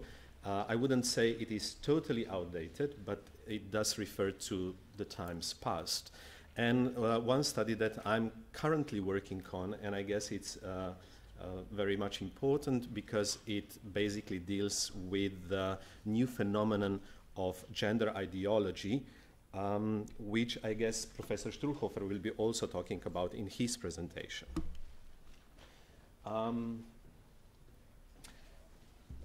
But let me start with the first part, which is dealing with the issue of Europeanization and to a certain extent, similarly as in Michael's presentation, what was the effect of EU institutions, EU directives, documents, and so forth, and EU as such, references to European Union as values, as culture, and so forth, on bringing the same-sex partnership issues on political agenda. I'm referring here to the empirical material which was collected during one European project financed by the European Commission. It was called QUING, and the main research question was how policy problems are constructed and framed, and which solutions are proposed in the framings of these problems. What we were basically looking at were different policy documents on 4 different topics. Today I will be talking only about same-sex partnership policy documents. And we were wondering how the issue is framed, how it is constructed, in what way it is argued for or argued against. And this is the definition of the policy frame that we used by Mike Verlo, who was also the head of the project. So the policy frame, we understood it as an organizing principle that transforms fragmentary information into structured and meaningful problem in which a solution is implicitly or explicitly included. To be more concrete, we were looking at 4 types of documents: laws, governmental reports, parliamentary debates, and civil society text, ranging from 1995 until 2007. We started with the project in 2008. So in this period, we managed to catch the documents which originated before the 10 Eastern European countries joined the EU and afterwards. And I can say immediately that what Michael said in his presentation, that this moment is very important. Before these countries joined EU, there were a lot of references to EU standards, to EU values, to EU norms, of course also directives and so forth.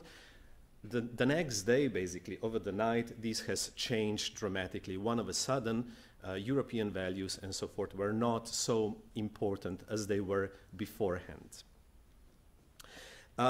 In each document, we first identified the following issues.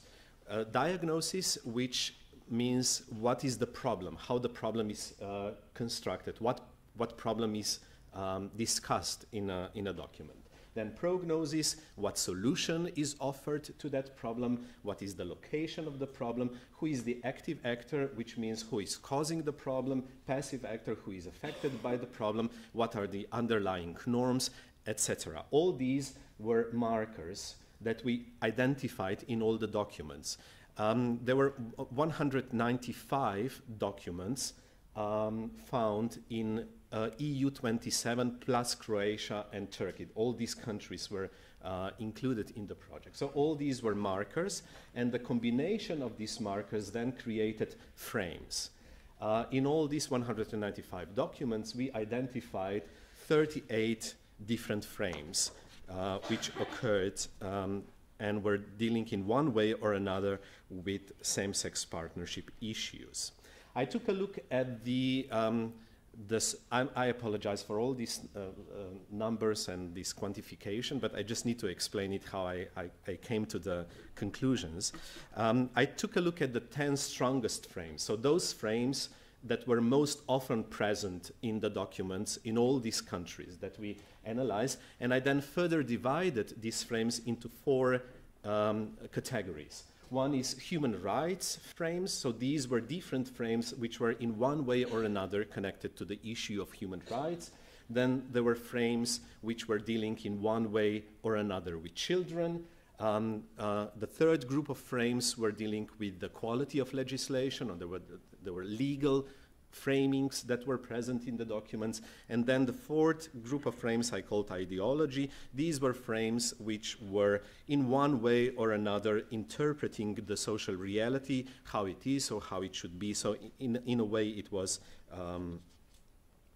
these were kind of ideological frames.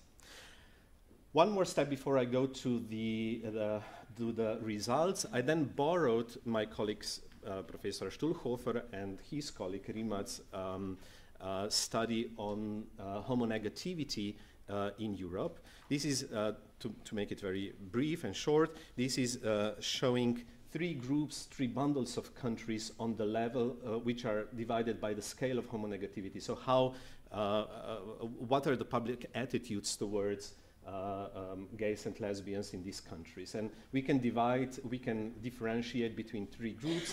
The least homonegative countries are more or less the Scandinavian countries. Then we have a group of moderately homonegative countries, which are mostly old EU member states plus Slovenia, Slovakia, and Czech Republic. And I, for the reasons of for the historical reasons of different developments of LGBT movements in these countries, I divided the moderately homonegative countries again into 2 groups, into the West and to the Eastern group of countries, and then the most homonegative countries.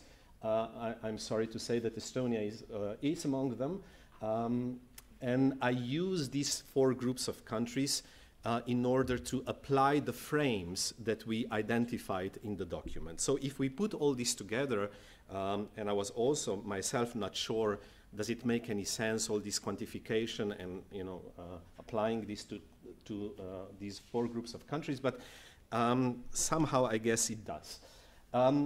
If we take a look at the least homonegative countries, so more or less the Scandinavian countries, the prevailing frame in their documents at the time of the analysis was well-being of children. This was the major framing of issues which had to deal with same-sex partnership. So these were debates about adoption, these were debates about same-sex family, and so forth. In the Western, moderately homonegative country, the most often occurring frame was equal rights for same-sex couples. In the Eastern, moderately homonegative countries, the prevailing frame was follow social reality. But what is important for us today is that last frame, the Europeanization frame. The Europeanization frame was most often present in documents in the documents which originated in the most homonegative countries. And if we take a closer look at this Europeanization, this is what we get. This is a picture which differentiates between diagnosis and prognosis, but we can only take a look at the green line, which is combined. And this is a very clear conclusion or result, I would say. And that is that the more the country is homonegative, the more it refers to EU in all possible ways. So the more the Europeanization frame is present in their documents, which of course makes sense because most of these countries were joining EU at around the same time, but these referring to EU norms and standards seem to be the most effective way how to frame same-sex partnership debate in local context. As you can see in the least homonegative countries, there were basically no references or very little references to EU, which also makes sense. The Scandinavian countries, the standards that are there are way beyond the EU standards. So there is no point in them referring to EU standards as they have already have better legislation, to put it very simply.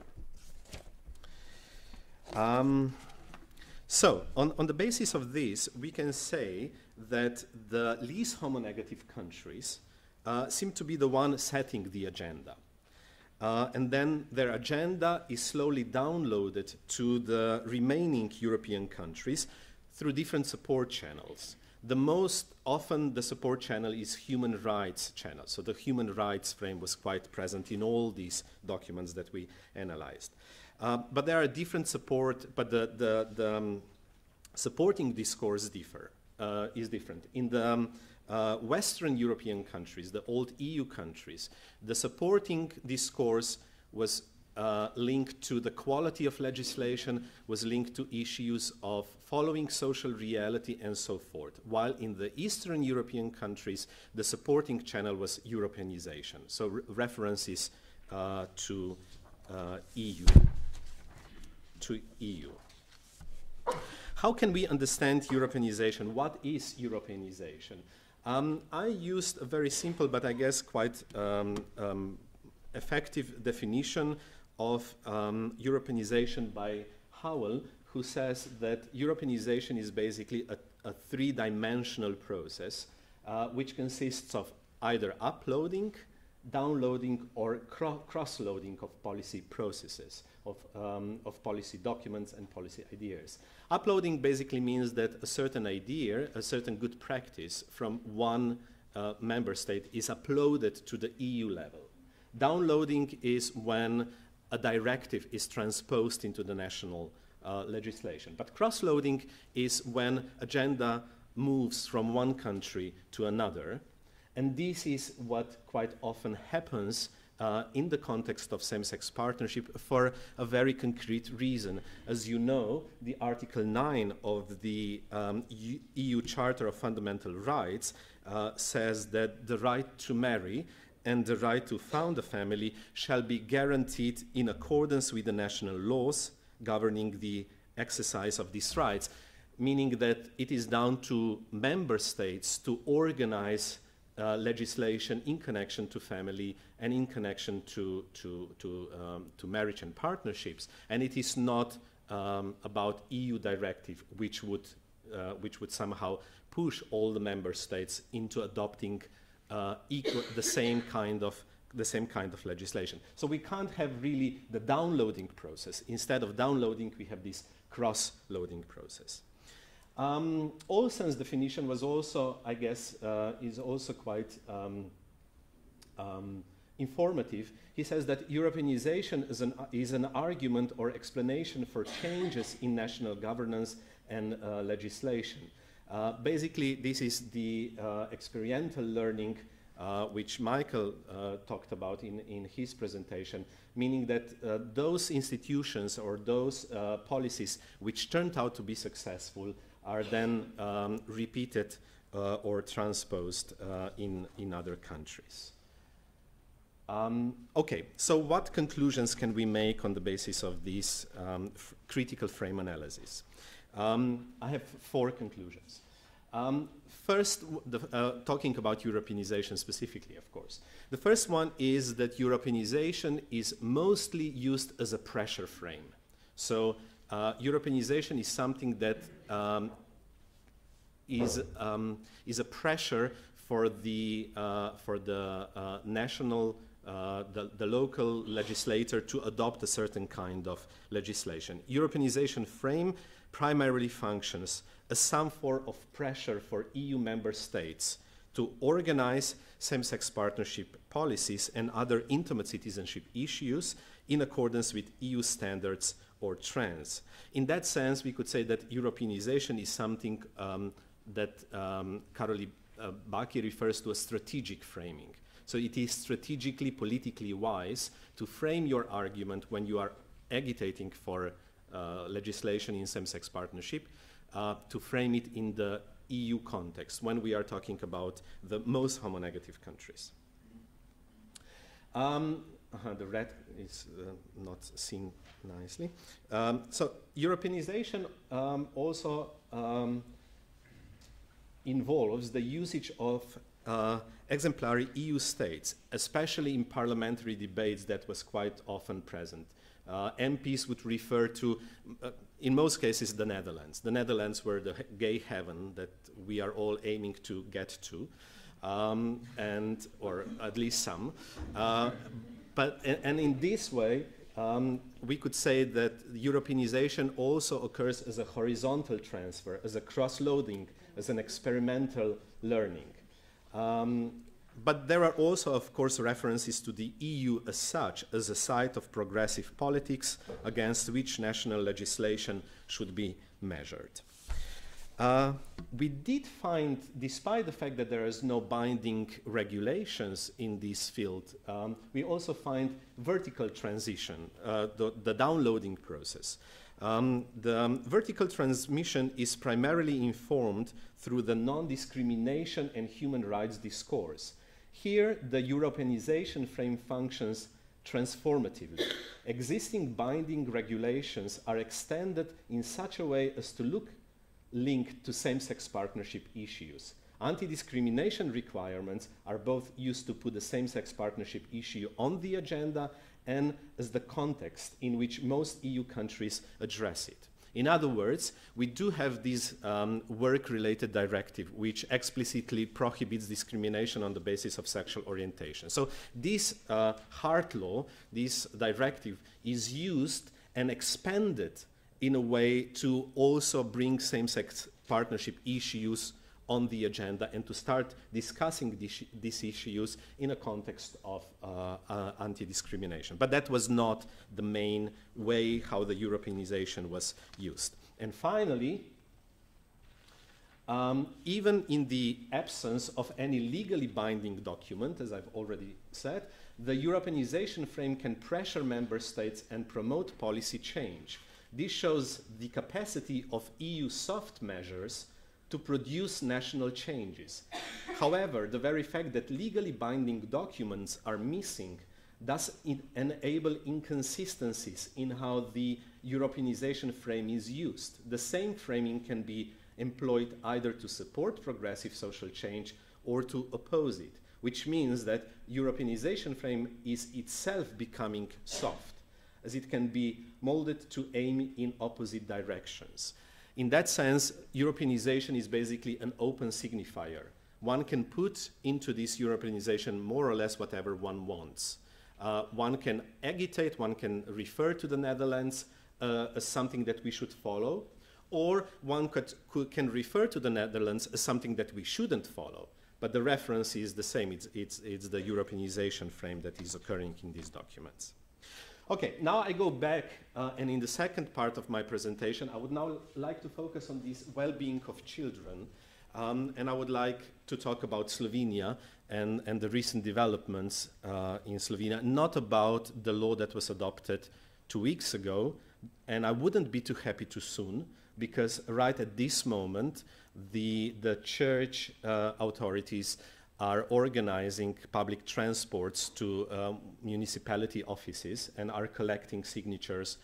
And they have to collect 40,000 signatures in order to call for a public referendum. I have no doubt that they will get more than 40,000 signatures. So very likely we will have a referendum on this issue again. But yes, for now, Slovenia is the first Central European, Eastern European countries, and this sounds a bit like Eurovision Song Contest, to adopt equal marriage legislation.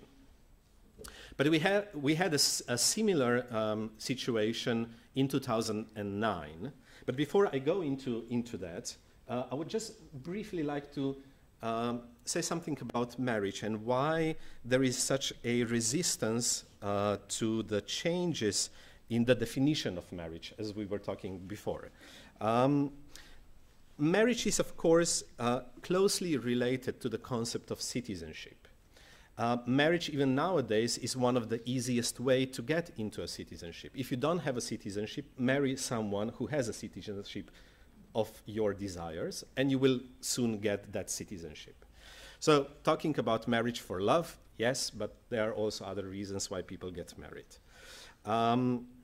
In symbolic terms, so marriage is one of the entrance, one of the key entrance into a political entity. But in symbolic terms, the institution of marriage regulates also proper gender roles, what it means to be a man, what it means to be a woman. It defines social norms. It also defines sexuality. In the history of Western world, it was quite often understood that those who are married are civilized, and those who are not married are outcasts. So this is the cultural heritage that we are dealing with. So I guess for that reason, if I'm trying to understand this, for that reason, demands for same-sex marriage are faced with resistance and anti-narratives, as they challenge the most profound foundations of the heteronormative society in which we live. They question what it means to be a man, what it means to be a woman, what are proper gender roles, and so forth. And I would say, and I would claim on the basis of what happened in Slovenia, but I guess also elsewhere, that the Roman Catholic Church took the issue of marriage, which has always been a political battleground, as a new battleground for what might be termed as a cultural war. And my claim is that the Roman Catholic Church, in doing so, is, as I will show, secularizing its discourse in order to clericalize society. And I will now explain what I mean by that. But just a little bit background information of what happened in Slovenia. So the recent change, the change that was adopted 2 weeks ago was a very simple one. They changed the law on marriage, which in its 3rd article says that a man and a woman can get married. Now it says 2 persons can get married. So this was the only change that was adopted. But this is, of course, a very radical change, because that means that now same-sex partnership and opposite-sex partnership are equally legally protected. In 2009, the government proposed a slightly different legislation. They came out with a new family code. The family code that is still valid today is from the Yugoslav era, from the 1976, and it's still valid. It has been amended several times, but basically this law is still valid. It is a bit outdated. It was quite modern at the time. It was quite progressive at the time. But 40 years later, we need to have a new piece of legislation. So that was the so-called New Family Code. The New Family Code had 303 articles. There were a lot of different issues covered in the Family Code, but there were only 2 articles which raised a lot of public debate. The first one was that the New Family Code put heterosexual and homosexual partnerships on equal legal footing. So it was basically the same kind of change that was adopted right now. They degendered the definition of marriage. Marriage was no longer a union between a man and a woman, but it was a union between 2 persons. But they also allowed equal adoption rights for same-sex couples. So single parent and joint adoptions were both recognized. And not only that, the New Family Code in 2009 introduced a new definition of a family, the so-called inclusive definition of a family, which moved away from biological interpretations of family relations. That was still recognized as a family, but they also included social relations between persons who are taking care of each other. So we moved from blood to care. It was the ethics of care which was the basis of the new definition of a family. So the new definition of a family said that a family is a union of an adult person or more adult persons who are taking care of a child. Doesn't matter if they are biologically connected or not. So social parenting, in other ways, besides biological parenting, was also recognized. And these were the problematic issues, particularly for the Roman Catholic Church. Am I out of time? No. Okay. The Family Code was adopted in the Parliament in 2011. But then, similarly as now, the Roman Catholic Church managed to collect 40,000 signatures. We had a public referendum in March 2012. And on this public referendum, 45% of voters voted in favor and 55% voted against it. When the law when the Family Code was first presented, this was the guy who stood forward in the name of the Roman Catholic Church. It was not the bishop. The bishop very rarely emerged or appeared in media, but it was this young guy who is also a priest, but has a Ph.D. in bioethics, which is also always, well, I shouldn't say. He has a PhD in ethics. What was bioethics? What is interesting is that he never appeared in clergy clothes in media. He always appeared as a young intellectual, and when you were listening to him, you would say that this is a scientist who is making a rational argument.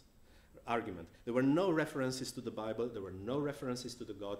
The language he was using was very scientific sounding or rational sounding. This is my first part of the argument. The discourse the church is using is secularizing. It's not biblical discourse anymore, it's secular discourse. Also, it's not only on the level of the discourse, it's also on the level of appearance. As I said, it was not the bishop who was in media, it was this young guy who looked, as an educated young man. But at the same time, a new website came into being and a new civil initiative, non-governmental organization, if you like it, and it was called 24 Cool, Civil Initiative for Family and the Rights of Children. This is maybe just a tiny thing, but their website address is 24cool.se, which is quite close to 24ur.se, which is the leading news portal in Slovenia. So if you make a slight mistake, you can easily come to their website. And it was this guy who was the leader of the civil initiative. And despite the fact that they were giving out similar messages, their arguments were basically the same, so the church and the civil initiative, at first it didn't look that they are in any way connected. The civil initiative was a secularized organization. They were also not referring to God or Bible or anything like that. But then it turned out that the website, which always has to be registered to a certain person, was officially established by this guy. And the civil initiative, the NGO, was also officially established by, he's the director of that NGO. So here we can see a very clear connection between the Roman Catholic Church and the satellite organization the church established, a puppet organization, one could say, which played on in the name of the church, but of course without any references to the church. Okay, now going back to this well-being of children, this frame, because that was the most often occurring frame in the policy debate on same-sex partnership or family code in Slovenia from 2009 till 2012. As I've already mentioned, the government proposed equal recognition of biological as well as social parenting and equal rights for children in same-sex families. And their argument was that is in the well-being of children. There are children living in same-sex families today, and it is in the well-being of these children that they are equally protected as children in any other type of family. Roman Catholic Church, on the other hand, refrained from biblical discourse. The debate on same-sex partnership in Slovenia is a rather long one. The first initiative came to the agenda in 1993. So from 1993 onwards, the debate has been on and off on political agenda. And if you take a look at how the church participated in this debate in previous years, they were always referring to the biblical interpretation of homosexuality. They were always referring to God and so forth. Now, one of a sudden, there was a very clear change in the discourse that they were using. What they were doing was, and I will show this and then finish with my presentation, they were using basically scientific data from sociological and psychological research, and Professor Stulhofer will talk more about that, I guess, because something very similar occurred in Croatia as well. So they were using this data, but also abusing this data in order to show that same-sex partnerships and families are a dangerous environment for children, and that also homosexuality represent a danger to the Slovenian nation. They were talking about demographic winter. What I'm trying to say, there were of course different frames. It was not only one line of argumentation. They were using the demographic argument.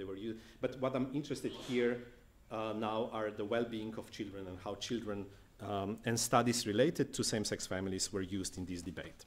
This is how they looked like when they were collecting signatures for the referendum.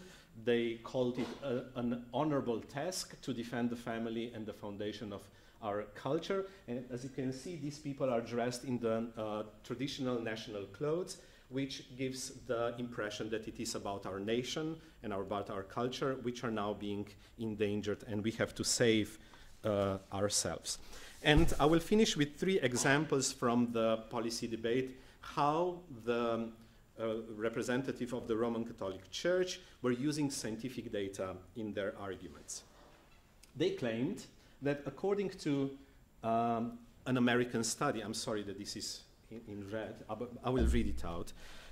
They claimed that in same-sex partnerships, there is 100% higher occurrence of partnership violence compared to heterosexual partnership. In other words, in same-sex partnership, there are 100% more violent acts, violent instances, as compared to heterosexual partnership, and that is based on the American study that looked into that. I searched for the original paper, which is Intimate Partnership Violence from 2002, and when you take a look at the results, you can find the following. The study showed that it was only gay relationship, it was not generally same-sex relationships. So violence between men in gay relationship, 15% of gays which were included in the study reported being violated by their same-sex partner.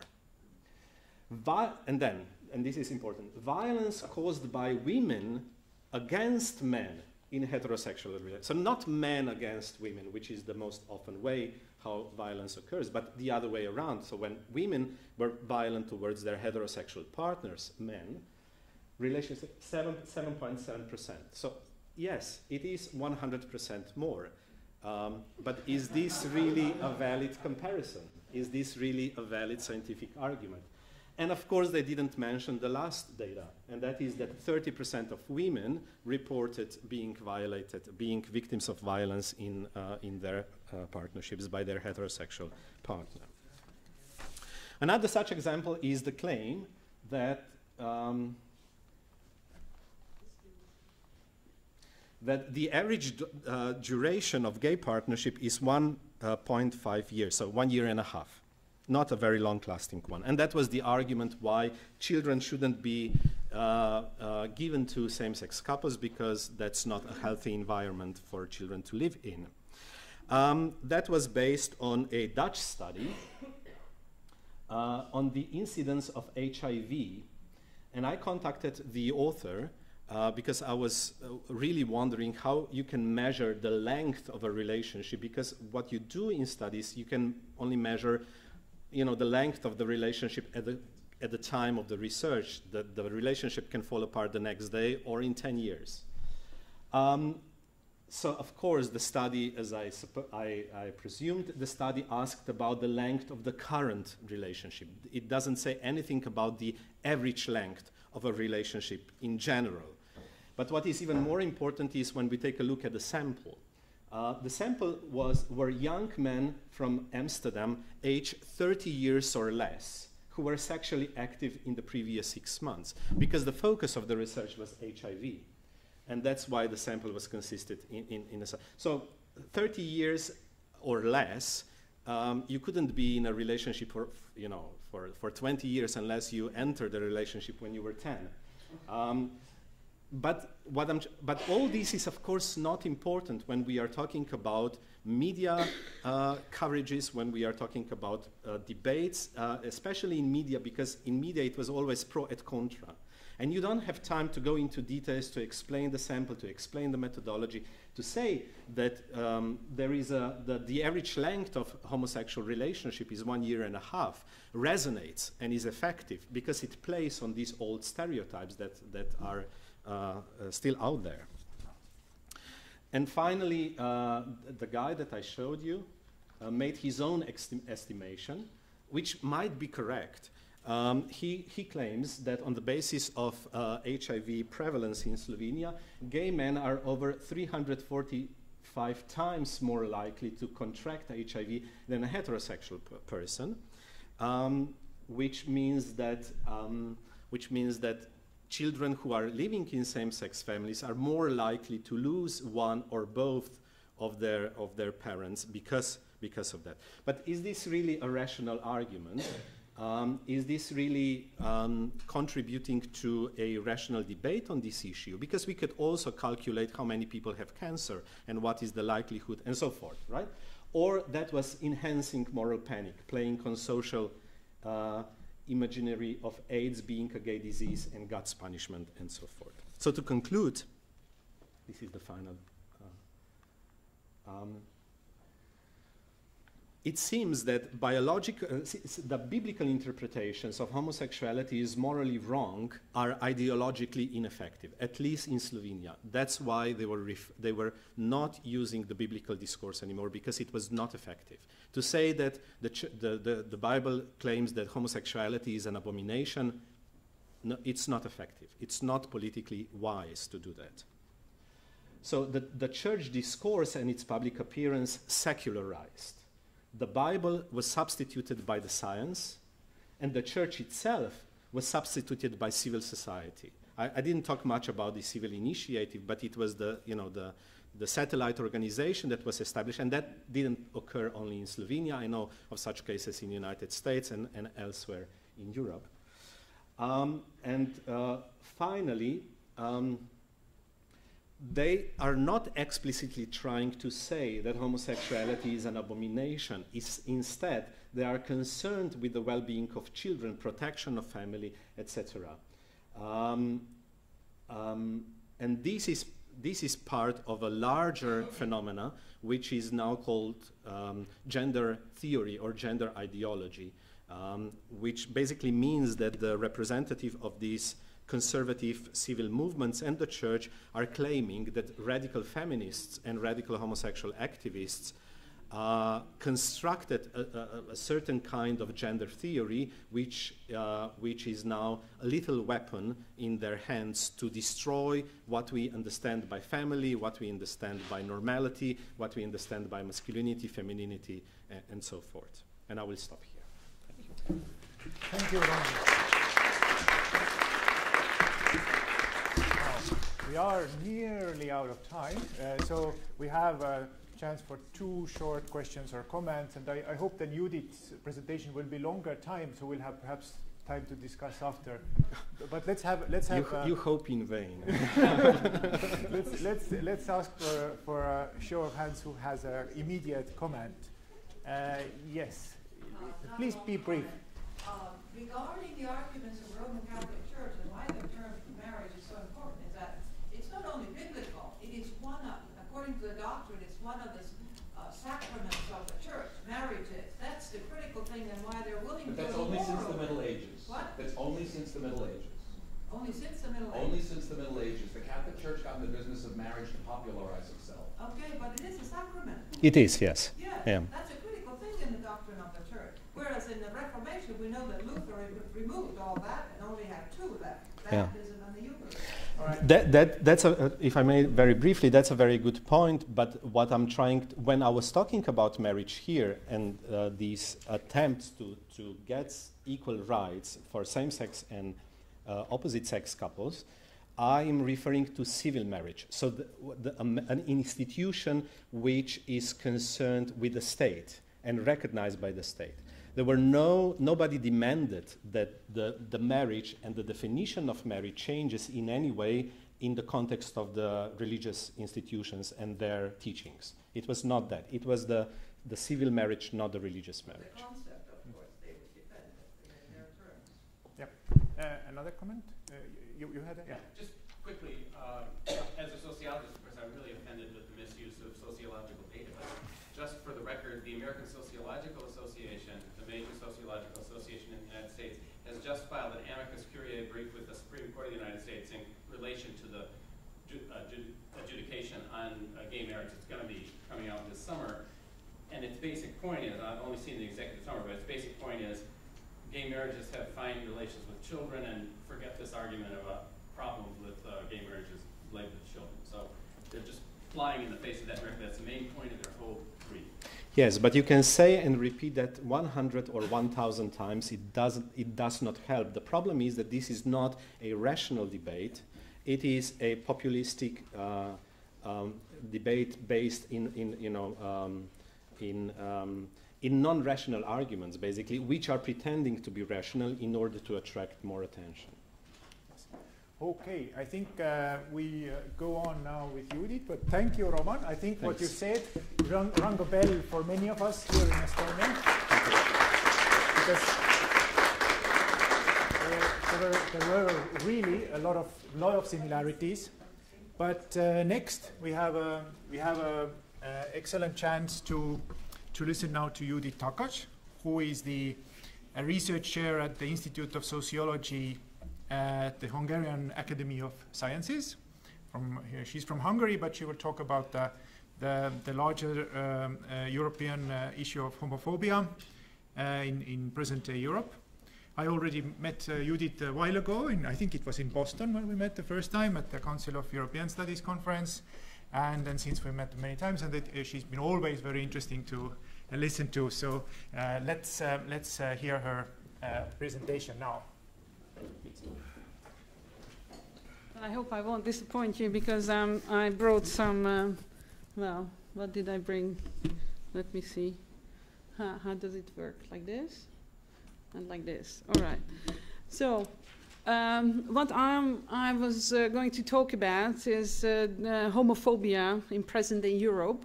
And I would like to illustrate my points with empirical evidence. I'm a sociologist and I like to, well, I like grand narratives, of course, but I always need some, you know, empirical support for. So what I'm planning to do now in the next half an hour is to entertain you with some results from mainly large-scale quantitative surveys, but I have to admit that I define myself mainly as a qualitative researcher, but I like to well, use these results. So this is what I'm offering to you, that I'm listing, I guess, the main sources from where you can find relevant, reliable information. This is very important because sometimes, you know, you have these, you encounter some data without any, you know, definite sources, or the samples are, well, not really reliable and so on. So I also have to say that recently I just completed a report on homophobia in the EU for a Swedish institute, and actually there I already encountered this problem that what am I going to talk about? You know, when I'm talking about homophobia in Europe, it's, well, I have to say that I've added another term. I said, well, I'm going to write this report about homophobia and genderphobia, because I think homophobia is quite a misnomer. We have just discussed it during the lunch, and I guess most of you would agree that homophobia implies some sort of individual level phobia, fear, and sometimes at least some of my students ask me, like, what is it about? Is it about fear of man or human, or, you know, what is it? It's not clear. So therefore I thought that perhaps it's a good time to introduce genderphobia, as Ricky Wilkins came up with this term in 2004 in their study on queer theory and instant primer. That was the book of Ricky Wilkins. And so actually when I was writing this report, I was thinking about it, you know, what kind of indicators we can use. And as I'm an empirical person, I like to use some tangible things like this data. And also I thought that what is quite useful to rely on is the policies. So policies and attitudes, that I thought that they are quite good indicators of homophobia and genderphobia for the respect of lesbian, gay, bisexual, trans and queer people's rights in Europe. And today I have to say that I will focus less on the EU policy landscape and more on this comparative empirical evidence.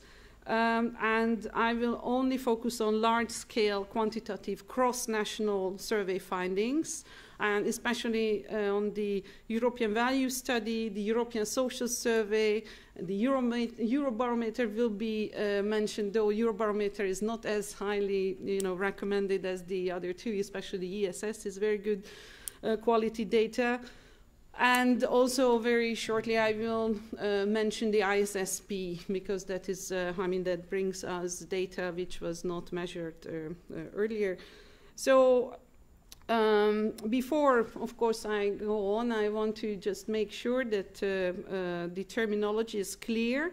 And I have to start with this criticism, which was, well, for a while, gay movements have been criticized this way, that especially in North America, but not only in North America, for claiming equal rights on the basis of normalizing politics, presenting non-heterosexuals as potentially normal, gender conventional, and good citizens. So if you presented yourself as a good gay, who's gender conventional, you know, and patriotic enough, then probably you could claim, you know, equal rights, but only in that case. So if you were a bit too queer for them, perhaps you didn't have such a good chance.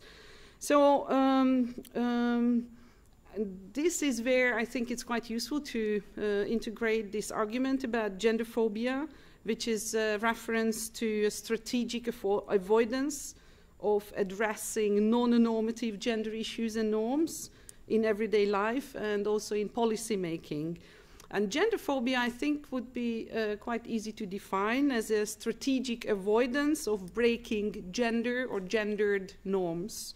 And it can be seen not only more telling, but also conceptually a broader, a more neutral term as homophobia. For example, Wigberg argues that in comparison to racism and sexism, homophobia is not a neutral category in the sense that, in theory, any discrimination on the basis of race or sex can be seen as racist or sexist. Homophobia, on the other hand, designates homosexuals only as its objects and victims. So heterosexuals are not there. So even though since the publication of George Weinberg's book on society and the healthy homosexual in 1972, it has become a widely shared idea that it's not homosexuality, that it has to be seen as a disease, but homophobia. And already a few years later, homophobia was proposed to be interpreted as only one of the dimensions constituting homonegativism, a larger multidimensional domain or catalog of anti-gay responses. This is, I mean, homonegativity is an original term from 1980 from Hudson and Ricketts. However, the term homophobia itself, operating within a notion of a specific new kind of phobia, that is the irrational fear of homosexuals, has been heavily criticized from the very beginning in the 1970s, already like by Ken Plummer or Celia Kitzinger, and we could, you know, list a lot of others. And so it was criticized as a misnomer, which will direct attention mainly on individual traits and neglect sociocultural context where hostility towards homosexuality can be deeply embedded. So homophobia can be defined in this context as a specific subset of gender phobia, partly because social rejection of gays, lesbians, queers, and non-heteronormatively acting others seem to be part of a broader gender belief system characterized by heteronormatively appropriate and usually quite distinct paths of women and men in society. It's also a common experience that homophobia tends to go together not only with other social phobias like xenophobia, but also with traditional views regarding the roles of women and men in society.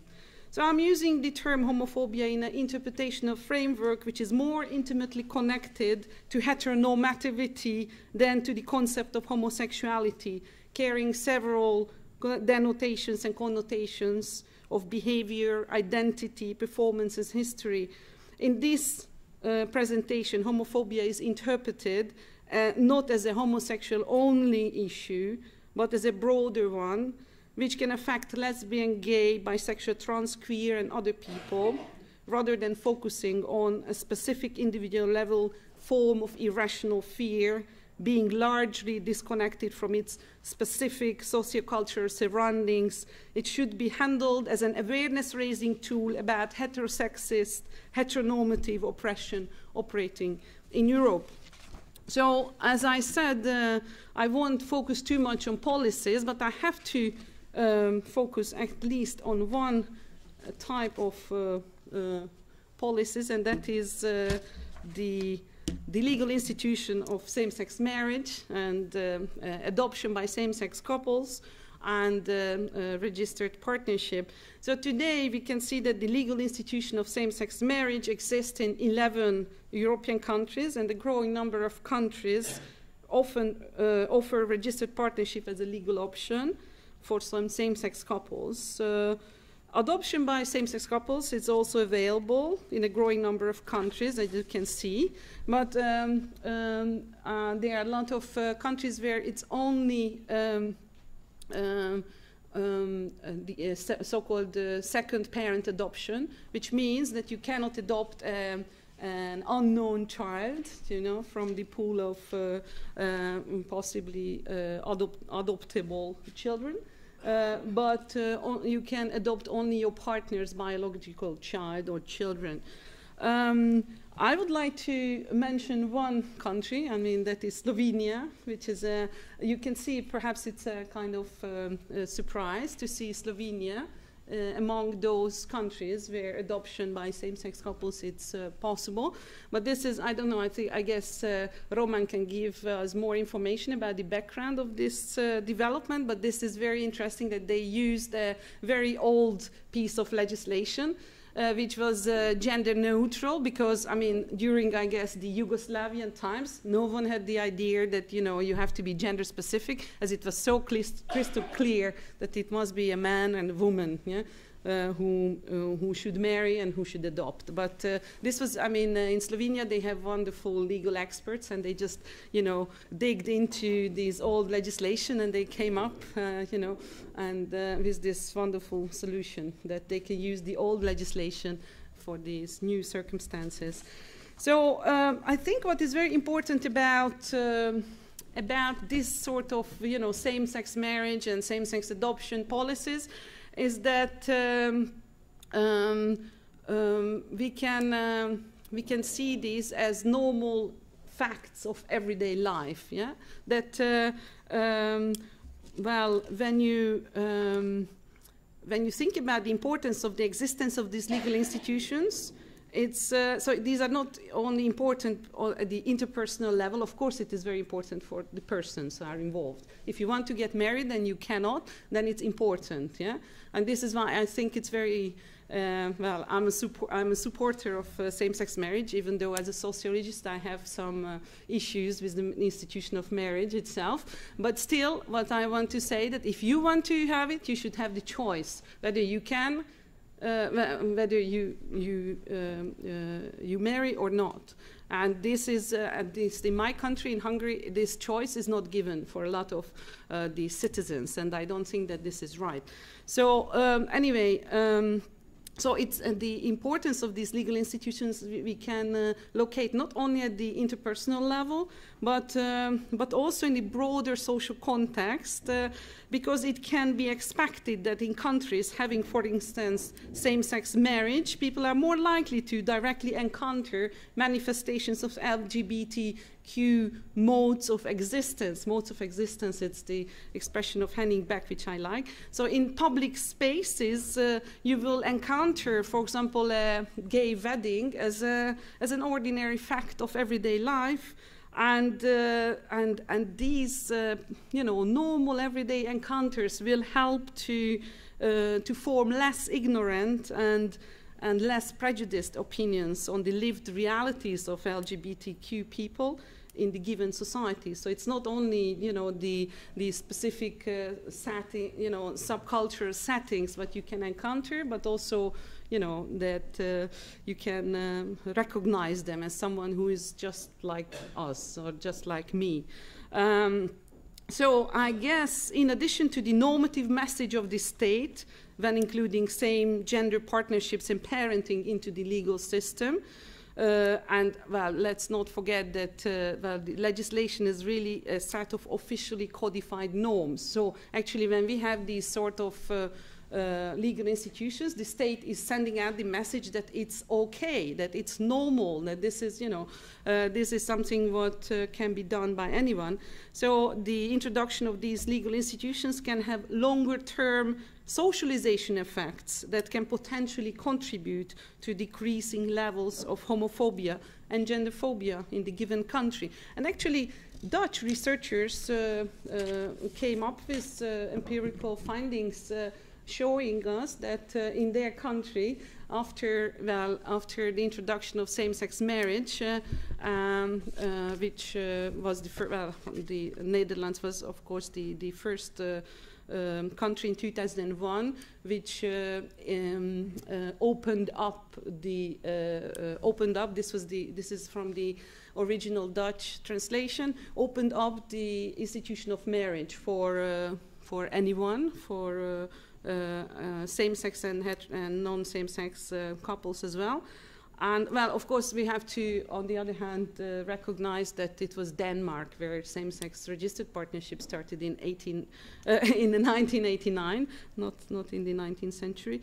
And the Netherlands in 2001 was the first country in the world where they introduced same-sex marriage. And of course, we also have to see that, for example, we have Portugal, where they introduced in 2010, quite recently, same-sex marriage, but it didn't bring any parenting rights automatically. So, I mean, the content of same-sex marriage, it is, I mean, we should really define that, because it's not as straightforward as in non-same-sex marriage, because, well, of course, everything what the other presenters said, I think that's quite very true.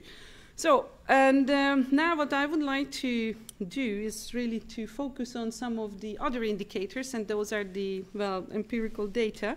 So, I will just give you some descriptive, well, tables, basically, and what I would like to summarize here is really those empirical studies which use these data sets, and we could see that from, you know, when you went through these studies, that several factors can influence homophobia and genderphobia, not only at the individual but also at the country level. So we can identify some individual and country level homophobia factors, and on the individual level we can see that there are some basic socio-demographic variables such as gender, age, educational level, religious background, and political orientation, which seem to be, you know, the determining factors. And therefore, we can say that women, younger people, those with higher education level, non-religious or moderately religious background, and left-wing political orientation tended to be more supportive towards the examined issues. I mean, these towards social tolerance, towards gays and lesbians, and for example, same-sex marriage as well than others.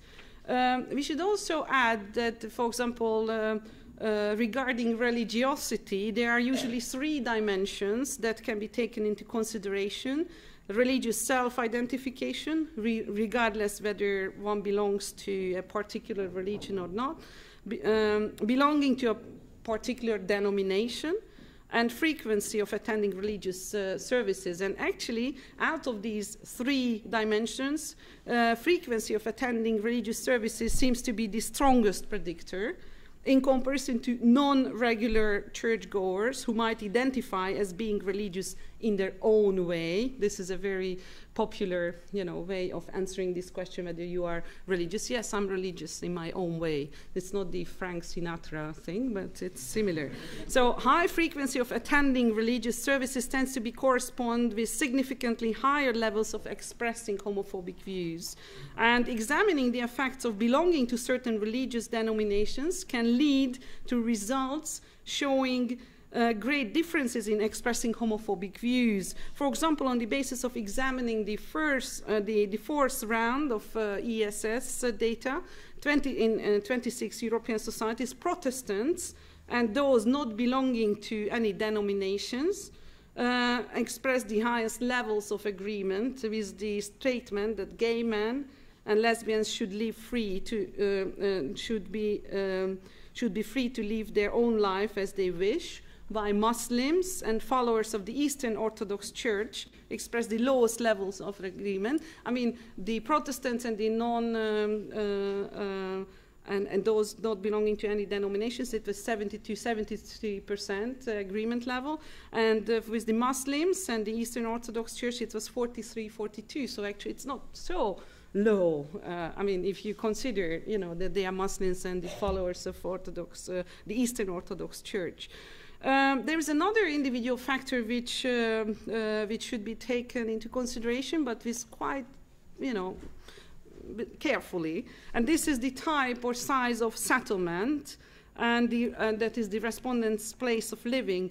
Regarding this factor, there can be a general assumption that in comparison to living in a smaller rural settlement, more urbanized, larger settlements being characterized by less direct social control might lead to more tolerant views towards LGBT people. However, for example, on the basis of examining this same ESS data set, you can see that large city dwellers express the lowest level of acceptance towards gays and lesbians. Very, very interesting. Well, if you have a closer look at this, then you will see that this is mainly because of the French and the Dutch and the UK respondents, and so it's about mainly you know, these are these surveys provide you information about Paris and London and Amsterdam, for example. And this is very interesting because we can't really say, you know, what causes this, but we have some assumptions. And we can say that this result might be interpreted as a reaction to the concentration of a gay and lesbian population in the less directly controlled urban environments, having a more developed infrastructure for gay and lesbian social life. So there are a lot of signs of gays and lesbians. They have quite, they can present themselves quite openly. And so it's increased visibility, social visibility, especially regarding the gay subculture in larger Western cities. And this is, you know, this is a development which we can observe since the 1970s at least. I mean, it was a growing tendency. While for similar reasons, because of the less direct social control and the better infrastructure for maintaining social ties, there's also a growing concentration of immigrants in larger Western cities, some of whom might be characterized by views rejecting gays and lesbians deeply embedded in their culture, religious background. However, we have to say that this is something which is, you know, we can't really come up with this as a kind of proper explanation because it's not well highlighted or not supported not enough. But still, I mean, this is one way to interpret this. We can also see a lot of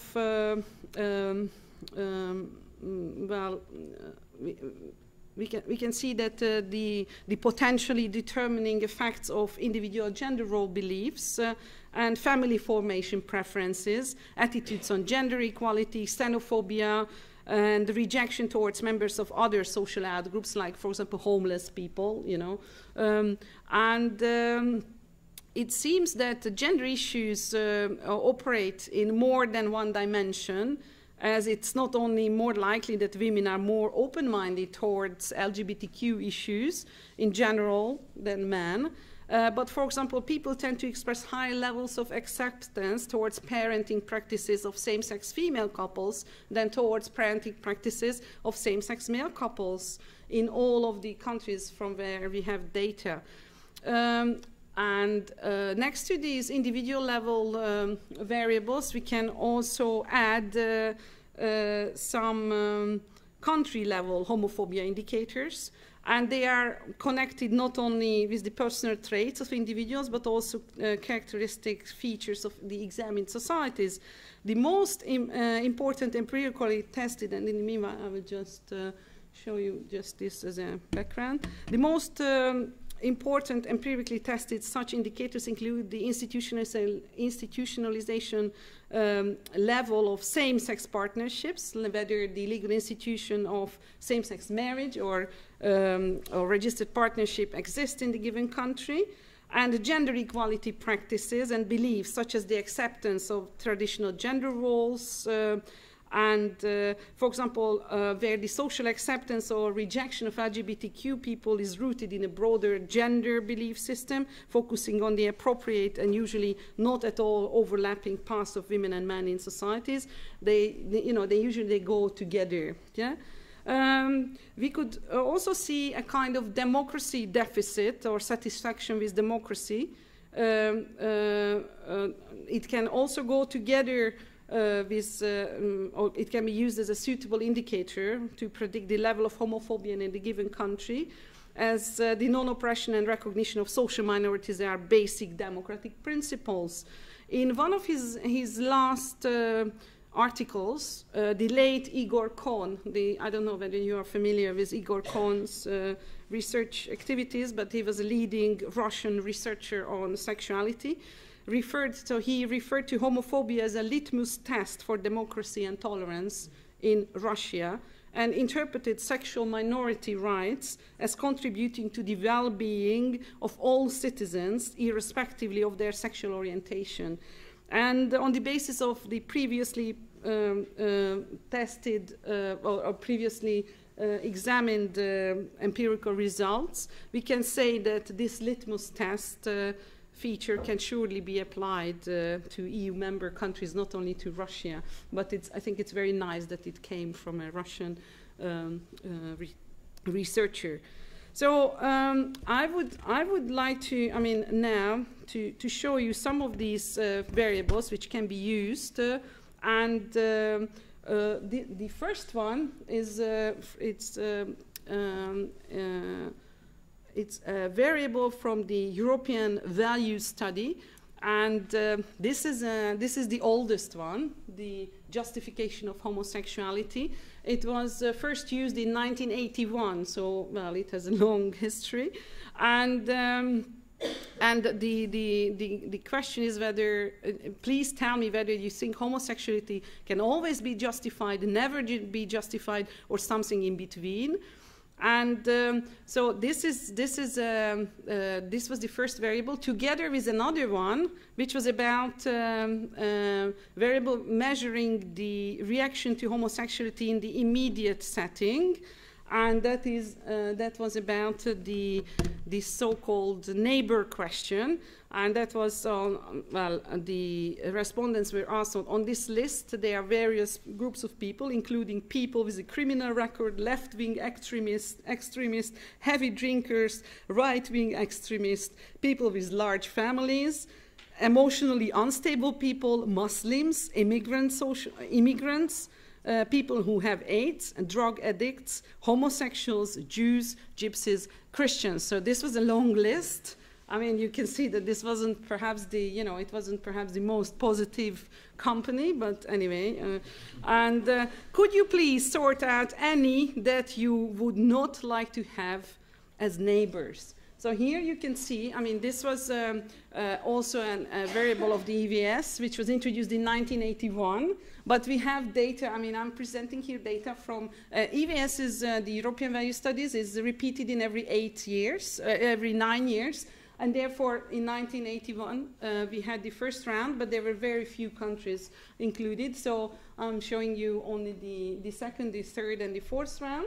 And you can see, I mean, even though, I mean, you will see that there are, differences. I mean, if you look at your own country, how it is.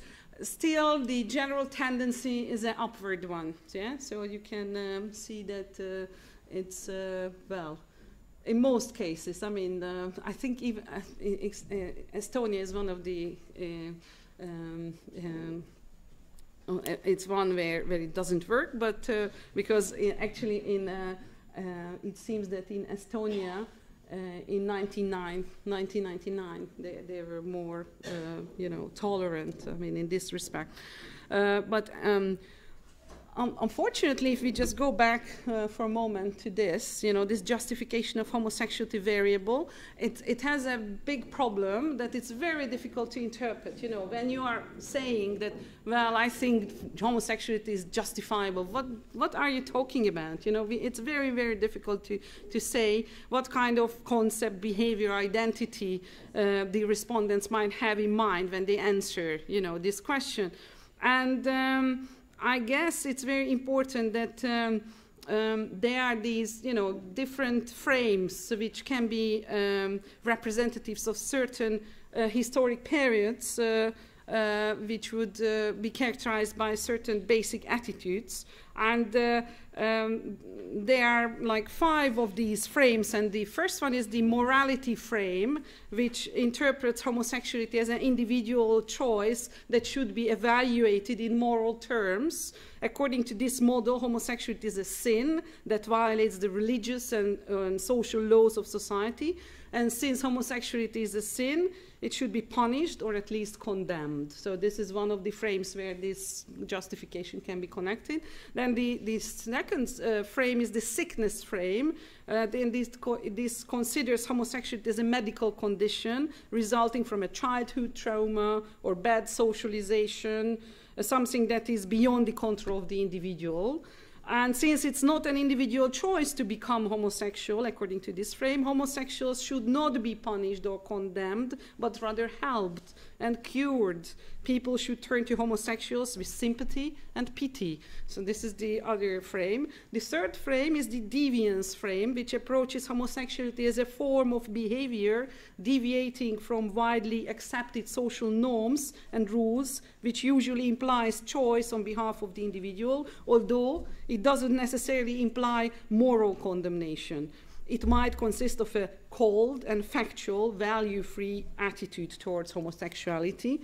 And then the fourth frame is the privacy frame, and this brackets the question of what causes homosexuality and focuses on the fact that the state and society should not intervene in activities that do not cause harm to others. Therefore, homosexuals should do freely whatever they want in private. The public affirmation of homosexuality, however, can be highly problematic as it widens the circle of people affected and might cause harm to others, especially impressionable minors. And finally, the fifth frame, which is, well, I guess it's quite, I'm not so sure whether, well, but this is still connected to this, but the fifth frame is the human rights frame, which derives from the claim that sexual orientation is an integral aspect of personality. In this context, homosexuality is usually seen to be a variant of human sexuality, resulting from a genetic or other non-alterable biological non-pathological predisposition. Since homosexuality is morally arbitrary, similar to other integral aspects of the personality, such as gender, ethnicity, religion, the state should protect homosexuals from discrimination and promote their equality. So when someone answers this question, we don't know which frame, the respondent is operating, but, and therefore, I think this is a much more tangible thing, when you're asking about the neighbors, because this is about persons, at least, yeah? And I guess I just go on. This is in this table. What I did, I mixed 2 data sets: the European Value Study, which I was referring earlier, and the European Social Survey.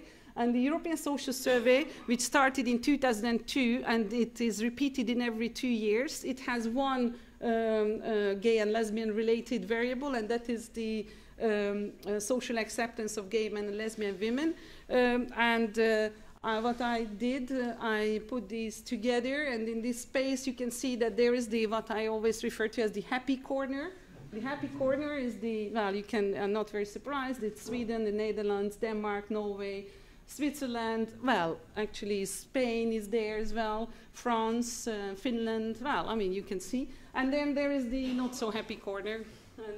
And actually that's quite interesting that like in 2002, 2004, there were certain countries like Turkey and Russia, they were not included, well, I think Russia was actually, but Turkey wasn't, and also Kosovo now it's a new one from 2012. So you could see that the sad corner started somewhere here, and then I don't know. I was always looking at Hungary, which was very much in the sad corner, together with Estonia Croatia and Lithuania.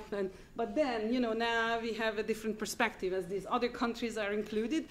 We are still quite in a sad corner, but they are even more sad places, I guess.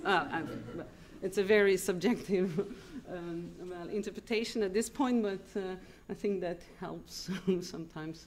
Well, this is something what I was referring to earlier. You know, this is how satisfied the satisfaction with democracy in your own country.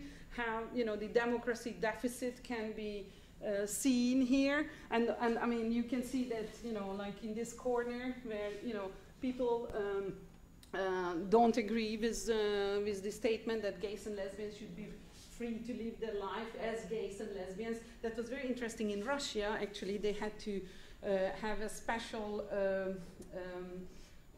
note made for the actual interviewers that they should make clear that when they ask about gays and lesbians should be free to live their life, it's not about incarceration, that it's not that they should be in prison. So that was actually, well, we work together with the ESS quite closely. We are the national institute for them who conduct the Hungarian round, so we know quite a lot about this. So they had to include this specific reference that please don't interpret it this way. And this was because of the, in Russia there was these questions, whether it should be interpreted that way, that, you know. So here you will see, I mean, this is 2012 data set, and here we can see Kosovo. So actually Russia's, well, coordinates are also, well, should be put into perspective. So they are even, well, more, I guess, homophobic, and countries which are struggling with more democracy deficit. But I think it's quite interesting to see, you know, our countries in this space. Yeah, that's what can be interesting. And this is about the European social survey. The gay men and lesbians should be free to live their own life as they wish between 2002 and 2012. You can see that in most countries there's a slight increase in tolerance or open-mindedness, except some countries like, for example, Hungary. And you can also check, well, I mean, in this case, Estonia is doing well, but you can see in a few cases when it's the other way around. Well, for example, Russia and Hungary. I mean, they are, well, we are not great friends, I guess. So I don't know. Now this is all the data. This is Eurobarometer. I just wanted to show you this. I mean, Eurobarometer about same-sex marriage, or actually they use this term, sorry, homosexual marriage and adoption of children authorized by homosexual couples. So this is all the data from 2006, but still this is quite comprehensive data, and well, you will see that in a lot of countries, you can see that homosexual marriage was much more supported than homosexual adoption, which is quite interesting. If you have a look at the American data, you will see that it's the other way around. Yeah, it's the homosexual marriage which is the big issue, and I guess it's because of this well, a specific religious context which can be mobilized. And well, this is a very interesting data set. This is the ISSP data set, which is the first, no, it's not the, oh, sorry, it's the European Value Study still. This was the first ever variable in 2008, which was introduced about parenting rights of same-sex people. This is called homosexual couples should be able to adopt children. And here you can see that, well, actually, Sweden, the Netherlands, and Iceland are the most supportive ones, and they are.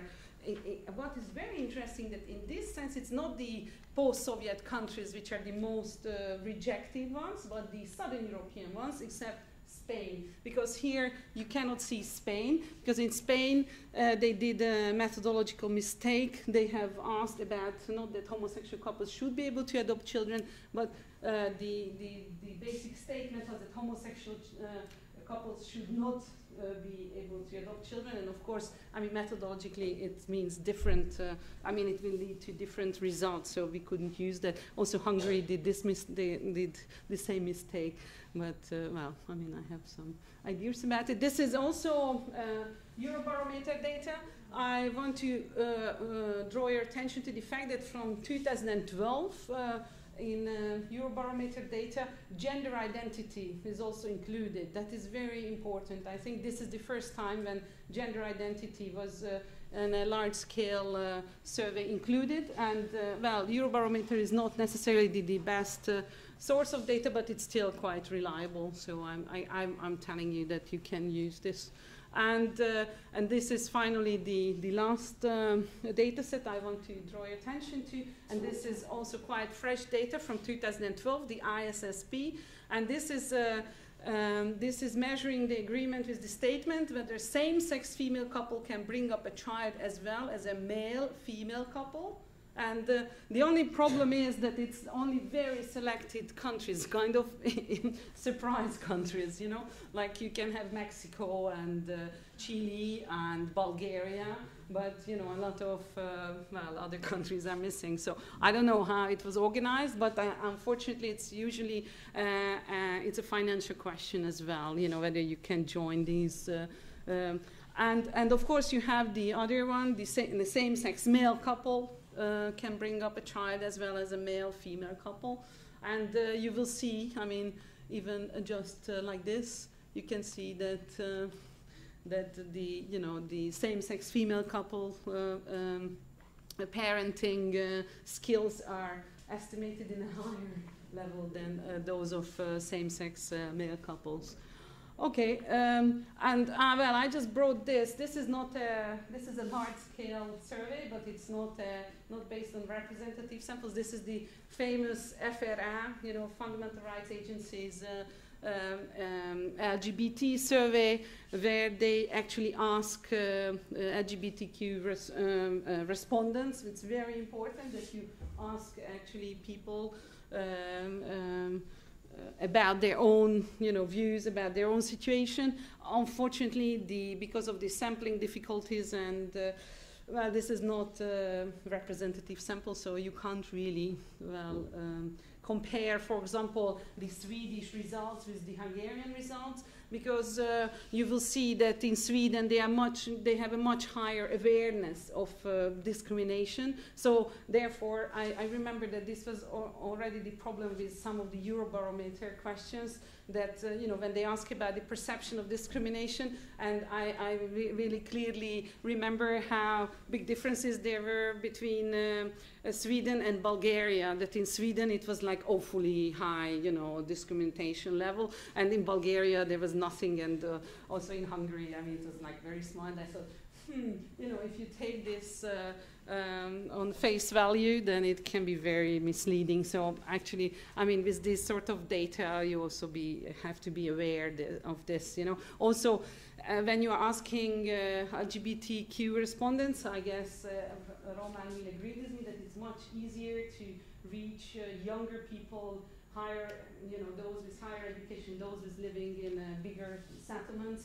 And then you really have to go after the, you know, people living in small villages and those who are not really well educated, and you will really have to seek out for them, because we have to voice them as well. But it's, of course, it's not just an LGBTQ specific issue. I mean, we know it in sociology that it's always a problem.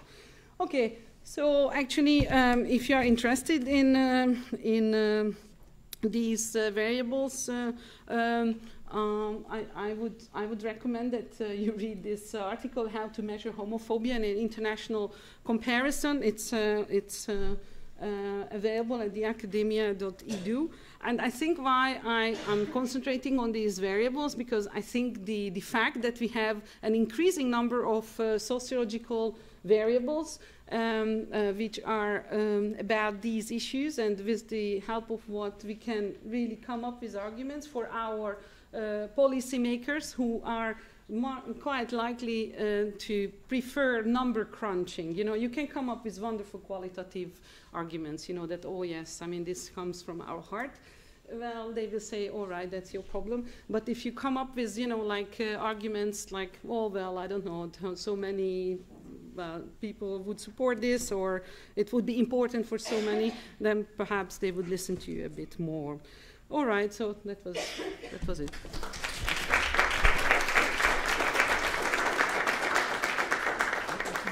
Here. You can stay here because we have some questions, and the discussion. So we have 15 minutes, about 15 minutes for the discussion. So thank you, Judit, for this very interesting, presentation of the quantitative data. So I can see that we have a question from the back row. Hello, I'm Kelly from the Estonian Human Rights Center. It's not a question, I was rather thinking that whenever we watch data like that, is it about like advancement of LGBT rights or homophobia? We can see that in this happy corner, we have really wealthy countries, rich countries. Mm-hmm. And when we look at the this unhappy corner, we can see countries who somehow lag behind or are much poorer. Mm-hmm. So just a comment. And is there I'm just thinking out loud, is there some sort of direct correlation between wealth and homophobia? Yeah, I think there was already Michael in the first presentation was counting on GDP as, but I don't, probably GDP and this sort of, indicators of the national wealth can be involved in analysis, in empirical analysis. But for example, what we did, we usually use the Human Development Index, which is measuring not just GDP, but other aspects of human development. And what was quite interesting, and I guess you have a good point there, that the Human Development Index didn't work or didn't present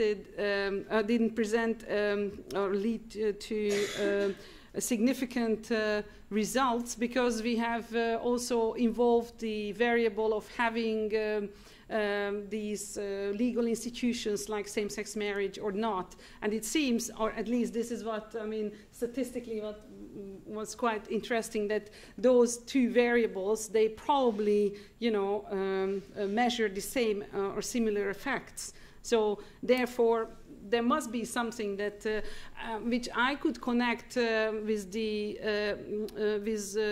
with post-materialist value orientation, perhaps, that you have to reach a certain level of material well-being when you can start to worry about, I don't know, what will happen to the earth, or what will happen to your fellow citizens, or those people, humans in other parts of the world. And I guess minority rights would come at this point, because when you are starving, or when you are when you have to survive, the survival values, when your value orientation is centered on survival values, then probably there is not too much space, for such post-materialist or value orientation. So this is what you can see probably in Africa and in some other countries. Though I'm sure that in Africa, I don't know whether, we have some evidence showing that it doesn't happen by itself, but it's also helped by certain groups, in Africa, which are quite similar to the European pressure groups, anti-gay rights pressure groups. So I think it's a very valid observation. And I don't know, perhaps this is something, we should get more gay rights and get richer. We could twist the argument and say, to our governments, like, if you promote gay rights, then we have better chance to be rich. Well, I don't know. We won't go into details. You build a business case. Yes, like your colleagues, your homophobic colleagues in Slovenia. What Richard Florida has done, I think, in the US, when put together the most creative, you know, the creative class and all these areas. I think there was just a study came out. All right. Yes, you have a question. Yes. Of course. I saw that Italy doesn't appear in some graphics. Yes, yes. I was living there and I saw that as Vatican is just in the middle, it has a big influence church in this country, so I would like to know a little bit more if you know. Yeah, well, actually, Italy is, for example, in the ESS, sometimes Italy is left out because, as I said, the European Social Service is a very rigorous data. It uses very rigorous data collection method, and Italy was sometimes either it was excluded because they didn't follow the course, you know, what they should have, or I mean later they just didn't want to take part anymore. Or so unfortunately about Italy, it's we are very happy when we have Italian data, but it's not really consistent, and unfortunately we couldn't present any data about Italy when I presented the same-sex marriage or same-sex registered partnership, because Italy is not very well prominent in this field either. So I'm sorry about that. Okay. Roman? Yeah, let's go Roman first. Okay. Can you go back with these slides to the second picture? Justification of homosexuality. Now, I understand that this is a very problematic measure. Yeah. But how can you explain this 1999 data? It seems to be going up and down a lot compared to 2008. And it seems that in some countries, they were more economically well off. No, I'm joking. They were more justifying. How do you say? Justifying homosexuality more than they do in 2008. Yeah. If you see, I mean, but don't. I mean, this is just the visual presentation. I mean, these lines shouldn't be taken into consideration because it's only these, you know, which matters.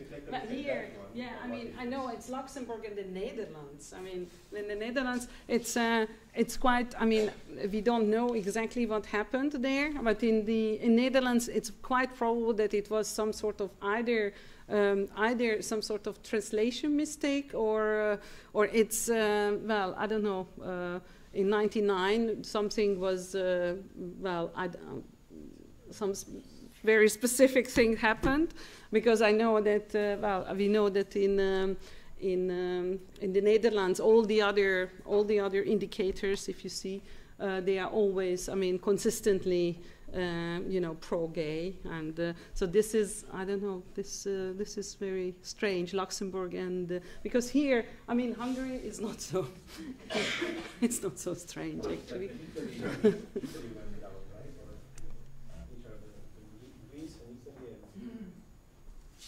Where they have better results in 2009, in 1999 than 2008. Yeah, but that is, yeah, but this is quite, I mean. This is only a descriptive result. I mean, this is why you have to have some statistical analysis and to go into, you know, the details. I mean, this is good for visualization and to ask this question, because then we can go more into those countries. But I mean, I didn't prepare for those, and so we can look into that and then see, you know, what caused this, like, you know, which. Groups or group specific features caused this, but I didn't. But okay, we have a question here. Hi, I'm Sanna. I study sociology at Tallinn University. A very common rhetoric amongst Estonian anti-gay activists was about like not being against gay rights, but being against like flashing it, or basically like gay visibility, which is, I feel, like a interesting form of homophobia. Maybe is there any like data collection done on invisibility, or? You mean in which sense? How can you measure invisibility? Sorry. Like whether there's a way to measure homophobia relating to like wishing for gay invisibility and sort of enforcing heteronormativity. Mm-hmm. Well, I guess there are some, but not in the large scale, not in these surveys. So I guess that is more like more for qualitative research to uncover those.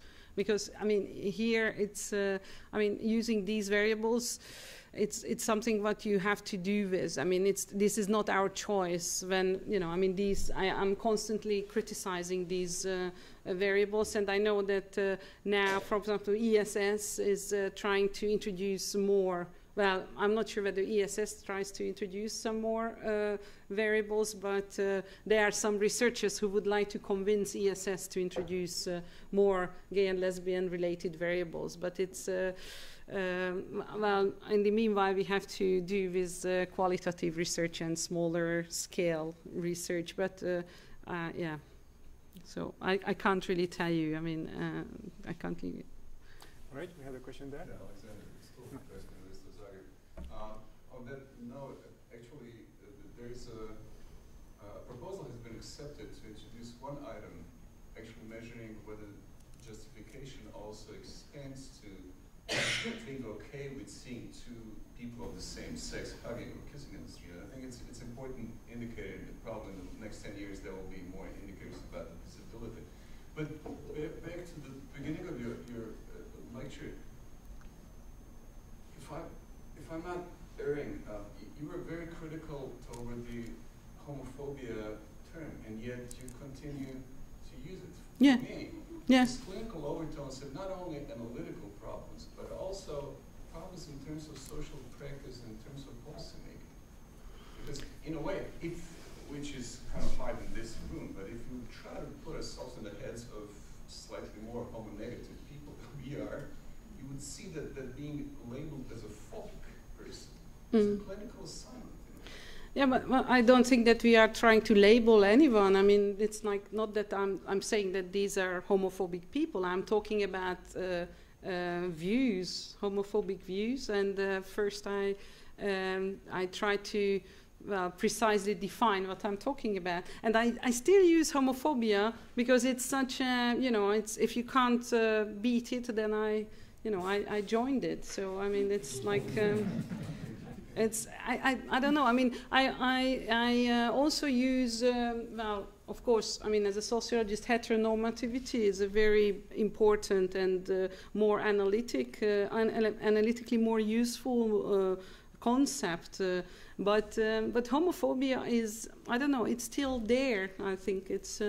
I agree with you, and as we could see that from the 1970s already, it's you know, it has been constantly criticized. But for example, when I was asked, you know, about you know, writing this report, I was asked to write about homophobia. So therefore, I added genderphobia. But still, you know, when they asked us to deal with it, well, I don't know. I can't just delete it from the mind of people. So I have to say that yes, I'm still talking about the same things what have been there for decades. Yeah. But you are right. I mean, I agree with you. All right. One more question, Michael. You didn't. No. Okay. One more question. Okay, from the back.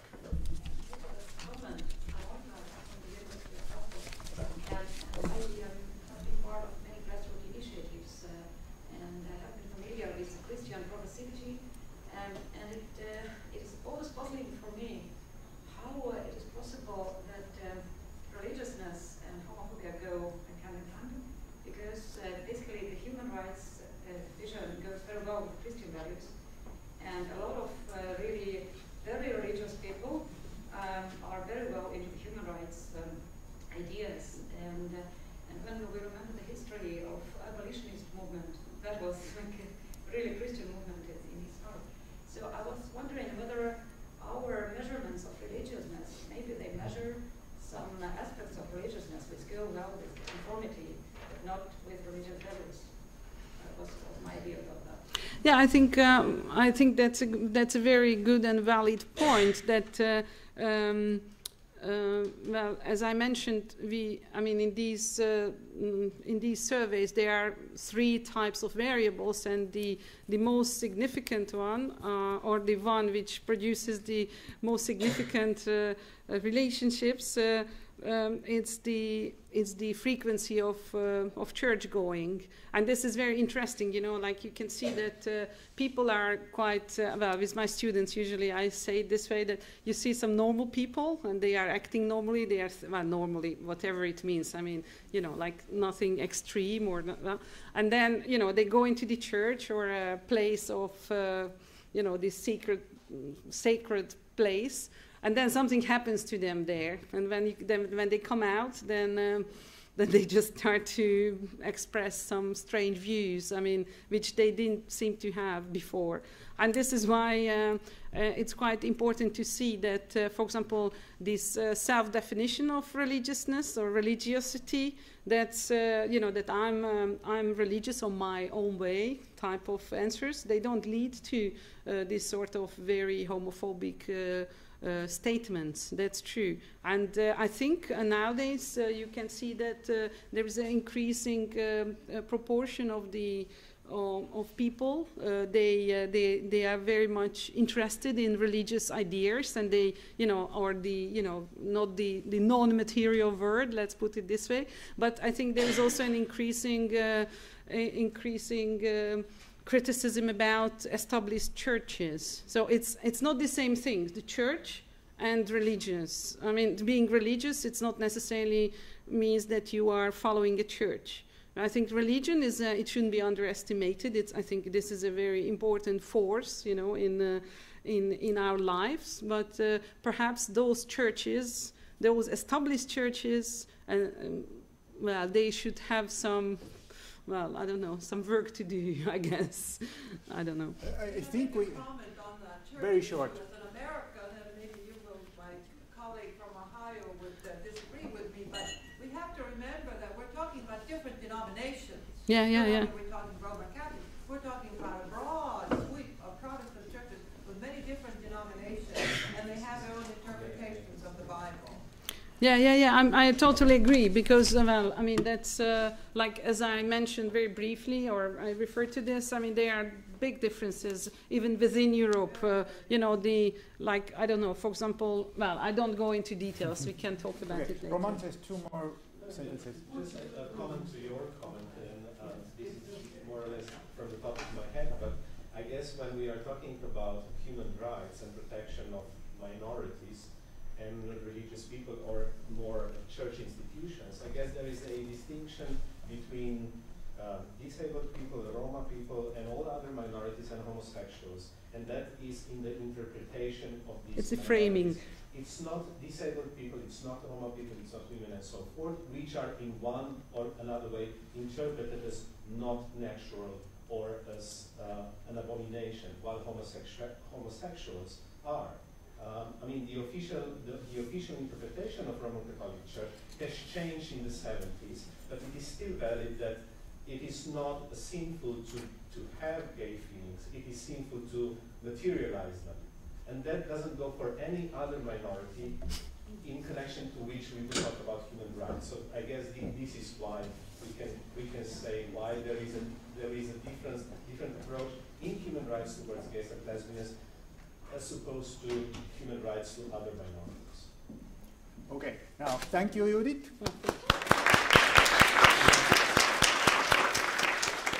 Now we have all earned a coffee break, so I will be back in 10 minutes.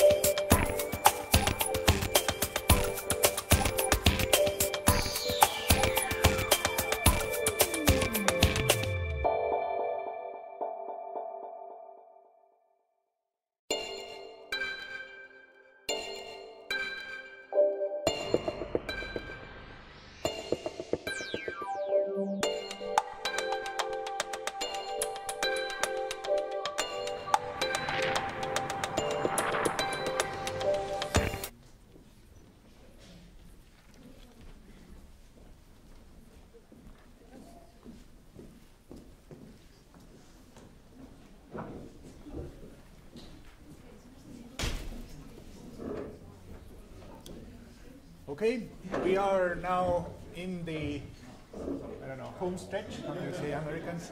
We are approaching the end of the seminar, so I have there are two more presentations.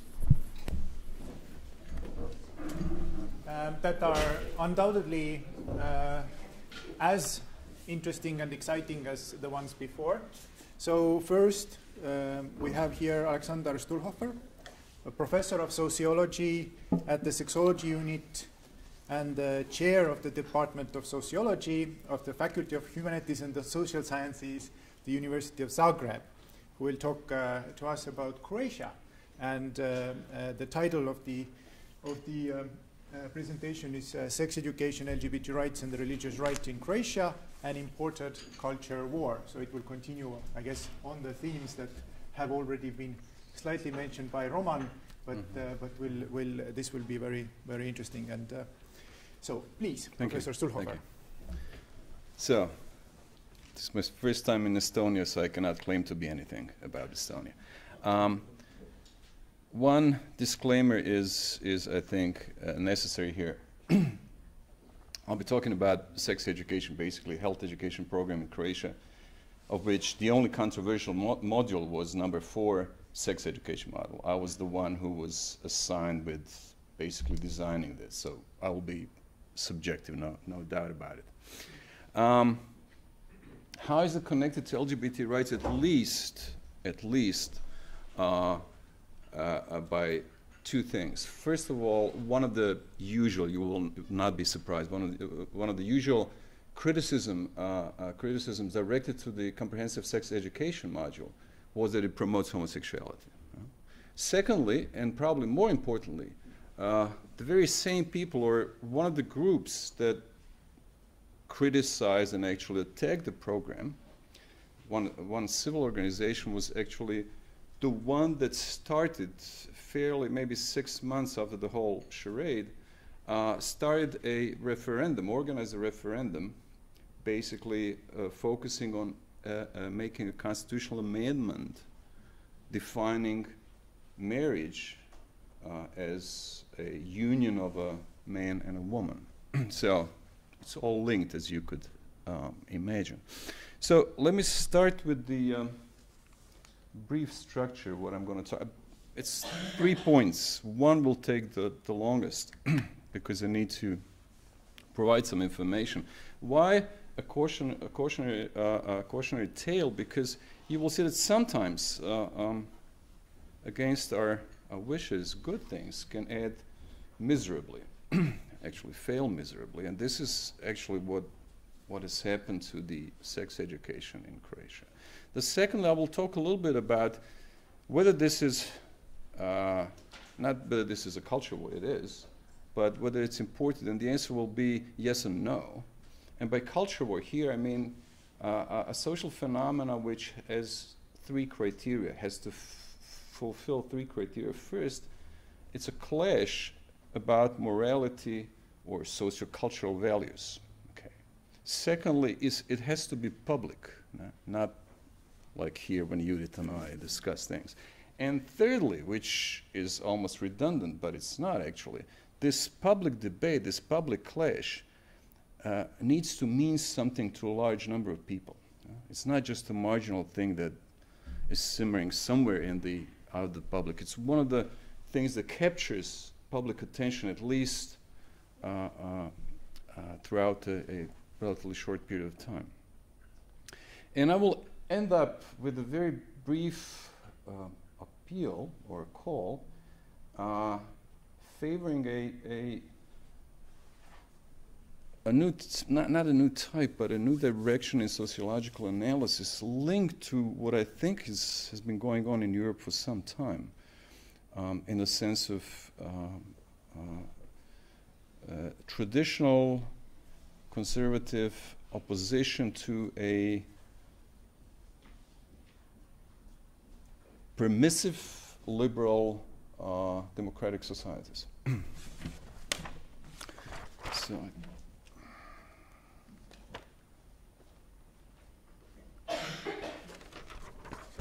As you will remember, the birthplace of comprehensive sex education is nearby, and it hasn't been so far in the past.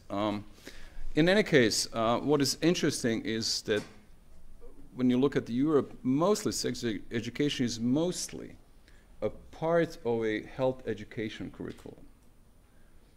Of course, in few countries, especially Nordic countries, you have sex education as a separate class or a separate course. But usually, it's within the health education, whether it's a separate subject in schools or whether it's basically a part of the biology curriculum. Okay, and in 2010. World Health Organization, actually their office for Europe and a German institution, published a very interesting and culturally sensitive guidelines for comprehensive sex education in Europe. Recently, if it escaped your attention, recently, actually it's ongoing, an online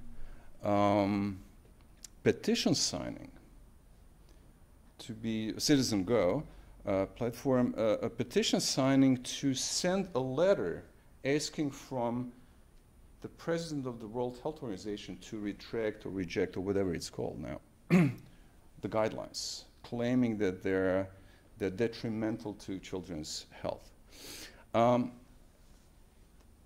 This is certainly well, you have a, this is not the latest version, but anyhow, we'll just, oh, it is. Certainly, that position is compatible to the main position of the Catholic Church. I'm not familiar about the Orthodox Church or Protestant churches, but the Catholic Church's position is basically sex education is at its best when it's done by parents. The second best would be the abstinence-only programs, which are basically more characteristic for the US and much more developed there than in Europe.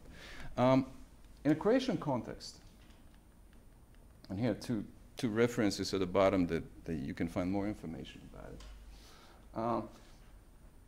We never had, before this program introduced in 2012, we never had sex education in schools.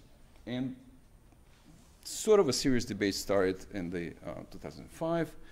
There was a committee, a big committee assembled by the Ministry of Education, a body of 25 respectable citizens, 6 of them priests or theologians, led by a very conservative psychiatrist, known for his opposition to DSM. He still thinks that homosexuality is some sort of disease or something, or disorder.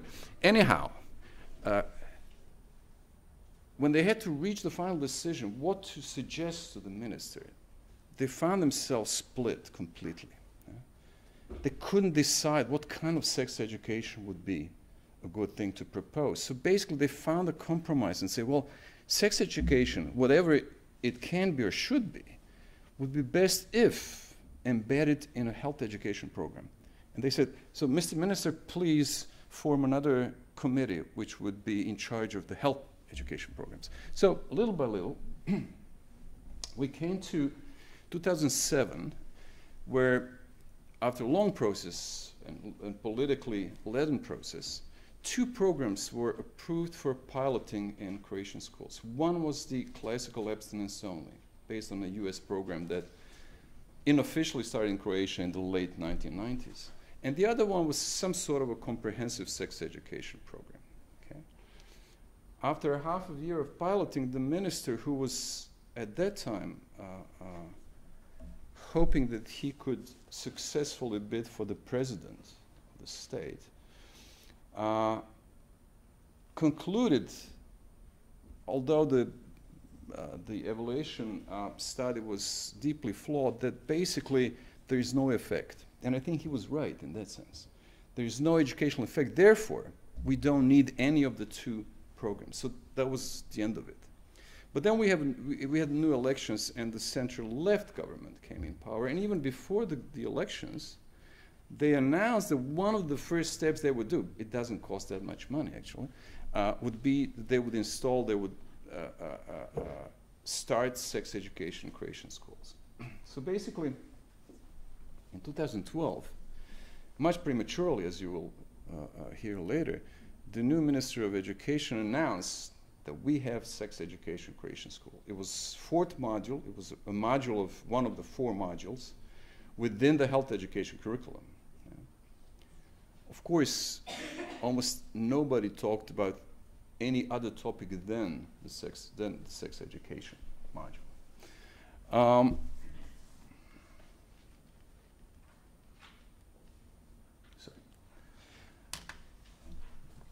So almost immediately after, in August it was announced they will start in the fall of 2012, without any teachers' manuals, without any training for teachers who would be assigned with teaching a new course. But simply the minister had said, well, we need to do it now. This is a political decision, I will take it. And so he did it. A month later, the hell broke loose. There were leaflets.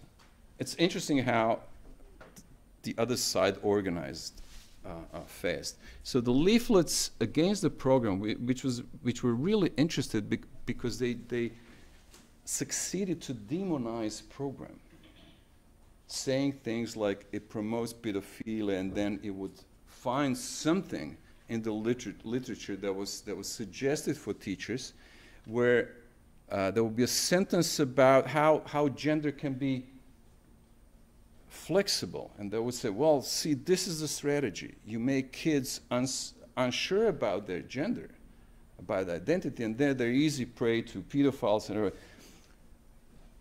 Very simple, very maddening, but actually very efficient. And these leaflets were handed out in the chain of the largest food store all over their offices in Croatia. A number of new civil organizations came into existence. All of them were fairly critical to the program. Numerous websites informing citizens about the real agenda behind the program. Okay? It's the promotion of homosexuality. It's making children an easy prey to sexual predators. And it's confusing people about their, young people, of course, children, about their gender, about their identity. Okay? The thing that I will mention later was that the ministry, as well as the part of the civil sector that was actually pro-sex education, was fairly slow in their reply. It seems like we were all taken by surprise how well organized and how intense this mobilization was. Just to give you an example, because this was the first time that the Catholic Church, I mean the top echelon of the Catholic Church in Croatia, stood firmly and directly supported the opponents, the opposition to the health education or sex education, if you like. So, for example, you have this famous December Mass, the Christmas Mass, which by tradition is attended by the Prime Minister and the President of State in the main cathedral in the capital of Croatia. And for the first 20 minutes, and I'm not exaggerating, for the first 20 minutes, the Archbishop, the Cardinal in Rome, is talking about health education and how it will ruin everything. Okay? And the leftist Prime Minister and President of State are sitting in the first row. And then finally, a few months later, Judit Ryerson was invited and toured all over the country. Now, it would be too long to try to explain who the woman is, but Google her. It's worth of your time. In any case, she's a long-time opponent of Alfred Kinsey. Since the 80s, she's the one who claims that basically Kinsey was a pedophile, and he started not only the global conspiracy of pedophiles to harm children, but also he created this tribe of sexologists who are doing the same thing under the cloak of science. basically making children easier prey. So why was she called? Why was she invited? And she was steward. She spoke to the medical faculty audience. She was given symbolically the keys of my hometown by my still mayor. Well, the mayor was arrested in the meantime for corruption, on the corruption charges. But anyhow, she has the keys of my home, in a way. So why was she invited? We had a public debate, and during this debate, I prepared because she's a vitriolic speaker in a way. She's a nice old lady, smiling all the time. How can you be critical? So you have to prepare. So I prepared. And what was really interesting is that she didn't have anything to say about the sex education in Croatia. She admitted at one point, well, I don't know anything about your program. This is not my concern. And then at the end of this filmed debate, she took a book out of her purse and held it like this. And this was an edited volume, Gender and Sexuality in Post-Communist Europe and Russia, co-authored by a Dutch colleague and me in 2005. And then she said, well, this guy who is in charge of your program collaborated with a certified pedophile. Because the Dutch colleague back in the 80s, he was claiming in his PhD that not all sexual contexts, intergenerational sexual contexts, are necessarily harmful, although he was very careful not to say that they should be legal, therefore. Okay? So that made him certified pedophile. And somehow the whole thing made the sex education program in Croatia suspicious. See, that's the global conspiracy.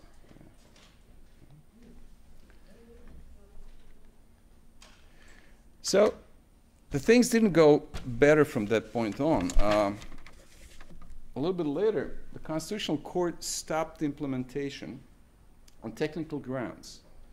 They said, you didn't have a regular public debate about a new program. Okay?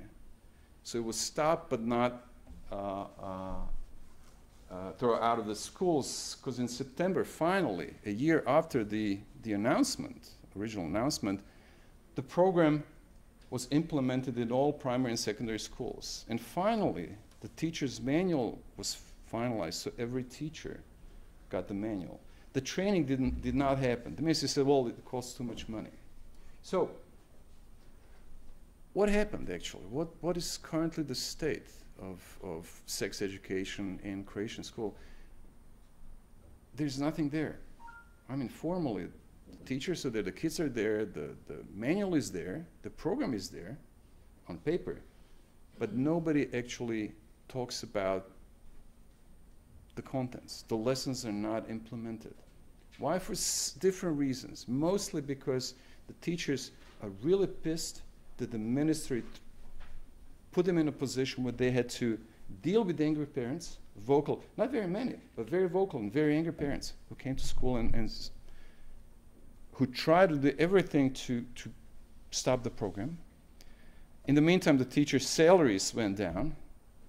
They did not receive proper training, never, and they were not, at any occasion, named by the minister as our allies, as our collaborators, as people who will do something good for your kids. So basically, we do have sex education on paper. We don't have it in practice. At the same time, during the peak of the culture war, there were two polls showing actually that there is a majoral agreement with the program. A majority of Croatian citizens, not necessarily parents, mind you, had no problems with health and sex education as it was designed.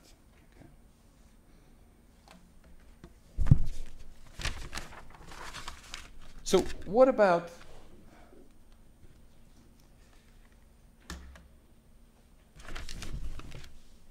So what about parents? I have a different slide here, so I'm going to stick to my slides. So what about the parents? We just started to analyze the evaluation program that has also been done in the meantime. They show the same thing as the opinion polls that I showed earlier.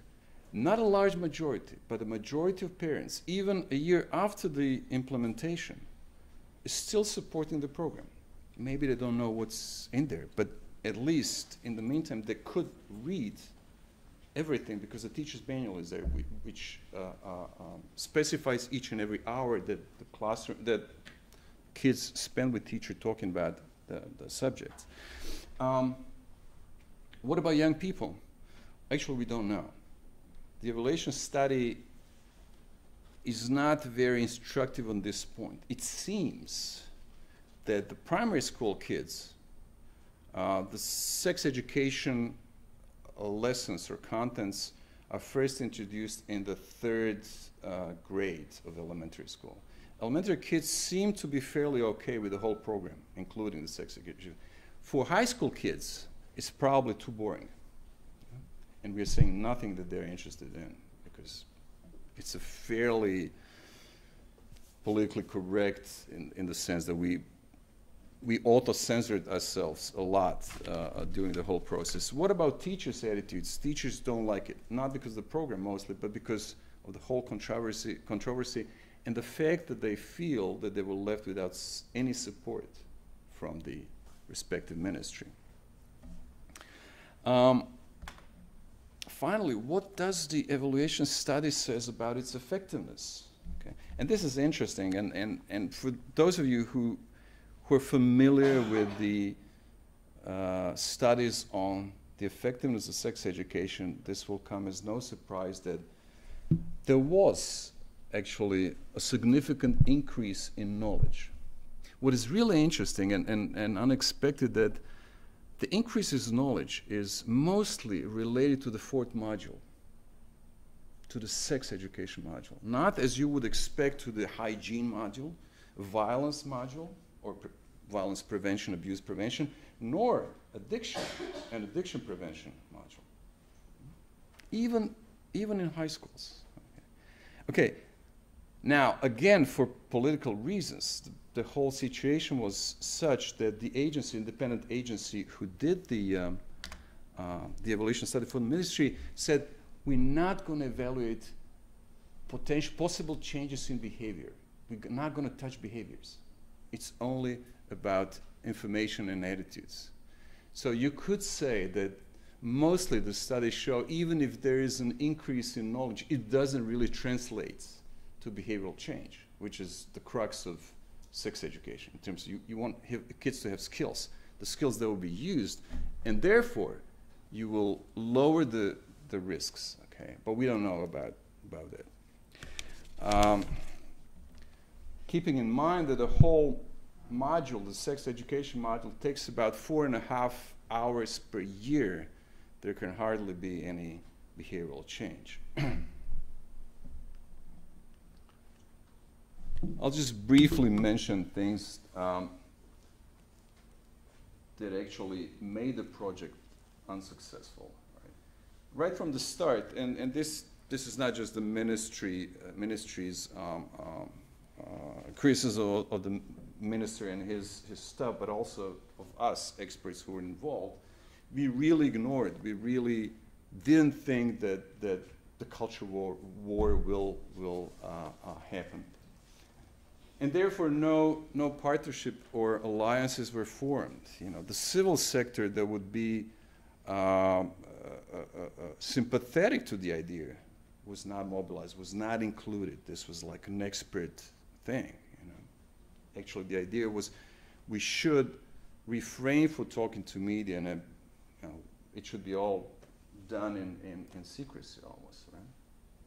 Teachers were never mobilized in a sense, never addressed as an important agent here. The response to criticism was slow and inadequate. So the leaflet I mentioned that was distributed all over the shopping malls, the ministry decided to answer the allegations a month later. And this was only after I sent an email asking, so what did they do? And they said, well, you write something and we will officially endorse it, or something like that. So it's too late, too little. No proactive information dissemination, even when the whole thing erupted. You know, there was not a plan how to encourage teachers, how to encourage form teachers, how to encourage school principals to address parents and try to explain what the program is really about. Try to dispel these ideas that it's really a demonic plot against their children. And most parents at that time were kind of unsure what is going on. They heard the rumors, there was something evil about a program, yet it seemed too irrational, but they never received a real information. Okay? They were left out in a way. And finally, another thing that didn't help the whole thing was that the minister was perceived even before this affair as a very colorful, to say it mildly, personality. You know? Has this sort of bullying style that he, when he doesn't like something or someone, he'll be very harsh speaking into the camera, but then he would do nothing about it. He would keep silent afterwards. So people did not really trust the figure that represented the whole educational innovation.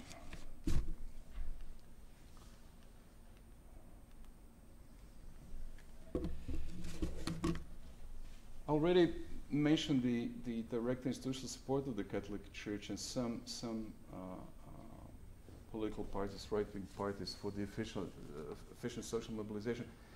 I'll talk a little bit about the internalization of the issue, and Judith Ryerson was, for example, invited by a virtually unknown NGO that was started by 2 Croatian immigrants, which faces you will see later. And the point is that they used all the new technology, including social networks, to mobilize, to recruit the critics of the program. And what is really interesting and relates to the use of new technologies is that mostly, you know, the opponents who actually did something, the collective action opponents, you know, were young people, young and educated people. And I think this is something new. Just briefly, the faces. 3 emigres coming from the US and Australia, 2 with PhDs, 1 academic, 1 presidential advisor, immensely popular student chaplain, known for his stand-up comedian, TV preaching skills. He's really something special, because the Croatian priests are really boring, and I guess you have an idea, even living in a Protestant corner of the world. But he's something else. He's vivacious, he sings. He goes around and says, I love you. You sit close to him. He's a cold person, but you know, when he smiles and wings his arms, you know, he loves everyone. So, and 2 local professionals, a professional musician and a very successful medical doctor entrepreneur, who are basically the brains of the dissent. All 5 well educated, all 5 people who know how to talk in public, and all 5 very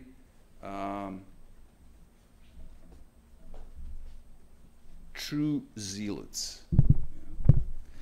Okay, what is also important when you look at their faces? They're not the typical old-fashioned right-wing conservative religious right faces. This is like the change from Marie Le Pen's father and herself. It's a visual change, not only, which is also represented in their PR materials.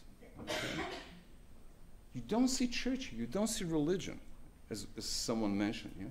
You see young, attractive parents who are as modern, as well educated as you are, probably as ecologically, environmentally aware as you tend to be. Right?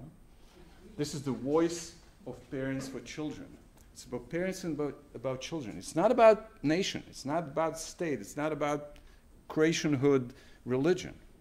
It's about my children and the rights of parents. Okay? Certainly, there is a new rhetoric, and Roman was talking about it. I'll stick to my slide,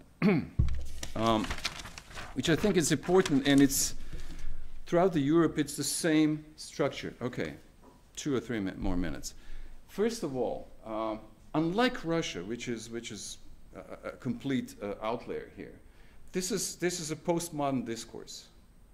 It's about human rights, first and foremost. It's about certain brand of communitarian human rights, in the sense that it's about rights of parents, rights of family, rights of children.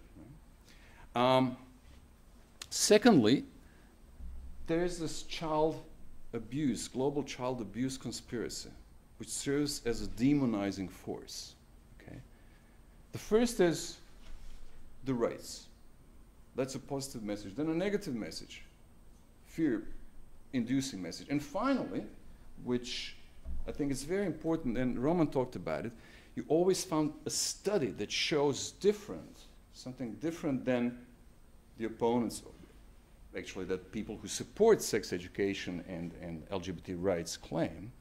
But the point is not, and I'm almost sure here, although I don't have any data, sorry, Judit,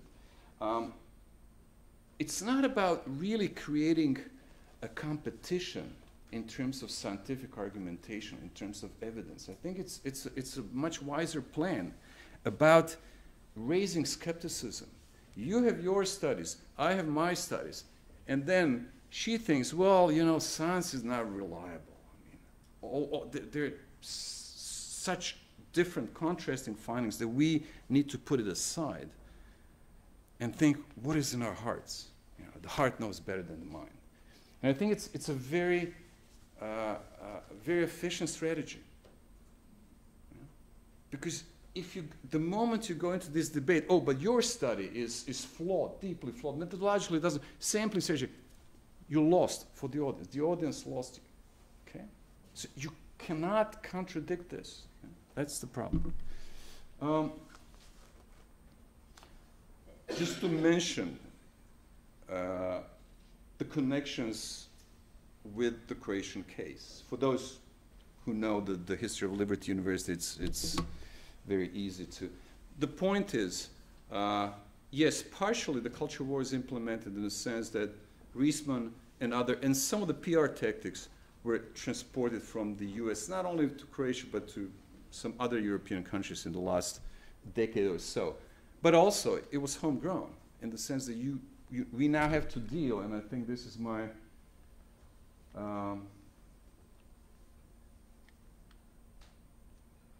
last slide, or not, one before last.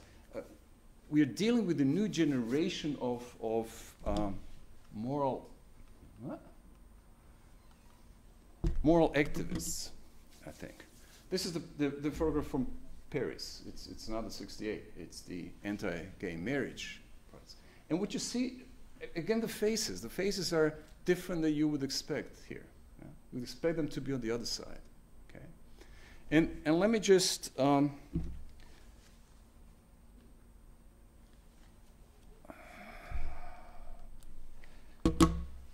to this last slide to try to draft this new agenda, which is not here, but on the new version of my presentation. And it's about this.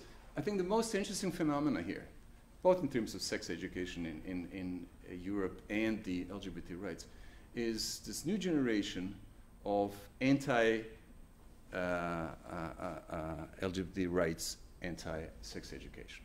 Why it's interesting? Because we are not dealing with the usual suspects. These are young people, these are educated people, and they're really fiercely loyal to the idea of a change. Why? In my mind, if you think about the resistant identity by Manuel Castells, and usually the next moment you think about Islamism as a good example. Islamism meaning the problem is not with technology, the problem is with the spirit of society. So we want to re-sacralize the society, okay? Because we have a right to live in a world that obeys our rules, that is compatible with our values. I think the same thing is happening here. You have a new generation of young people who are very much into human rights rhetoric and actual ideas, but they interpret it in a different way, in a communitarian way, saying, I have a right for my religious values to be respected. But how can they be respected if I have to confront the world, the everyday's reality, that contradicts everything that I believe in? Okay. So in order for me to exercise my religious rights, my freedom of faith, something needs to be changed around me. Okay. Now this is not in the classical liberalism. When they talk about democracy, I think they're more closer in a way, and I'm not exaggerating here, to an Iranian idea of theological democracy, you know, which is not a laughable thing, because in Iran, you know, there's so many political options, there's so many different political newspapers, but there is a communitarian idea that some values are dominant that cannot be challenged, not even within a democratic process, which is competitive, challenging, etc. And I think this idea is also playing out here.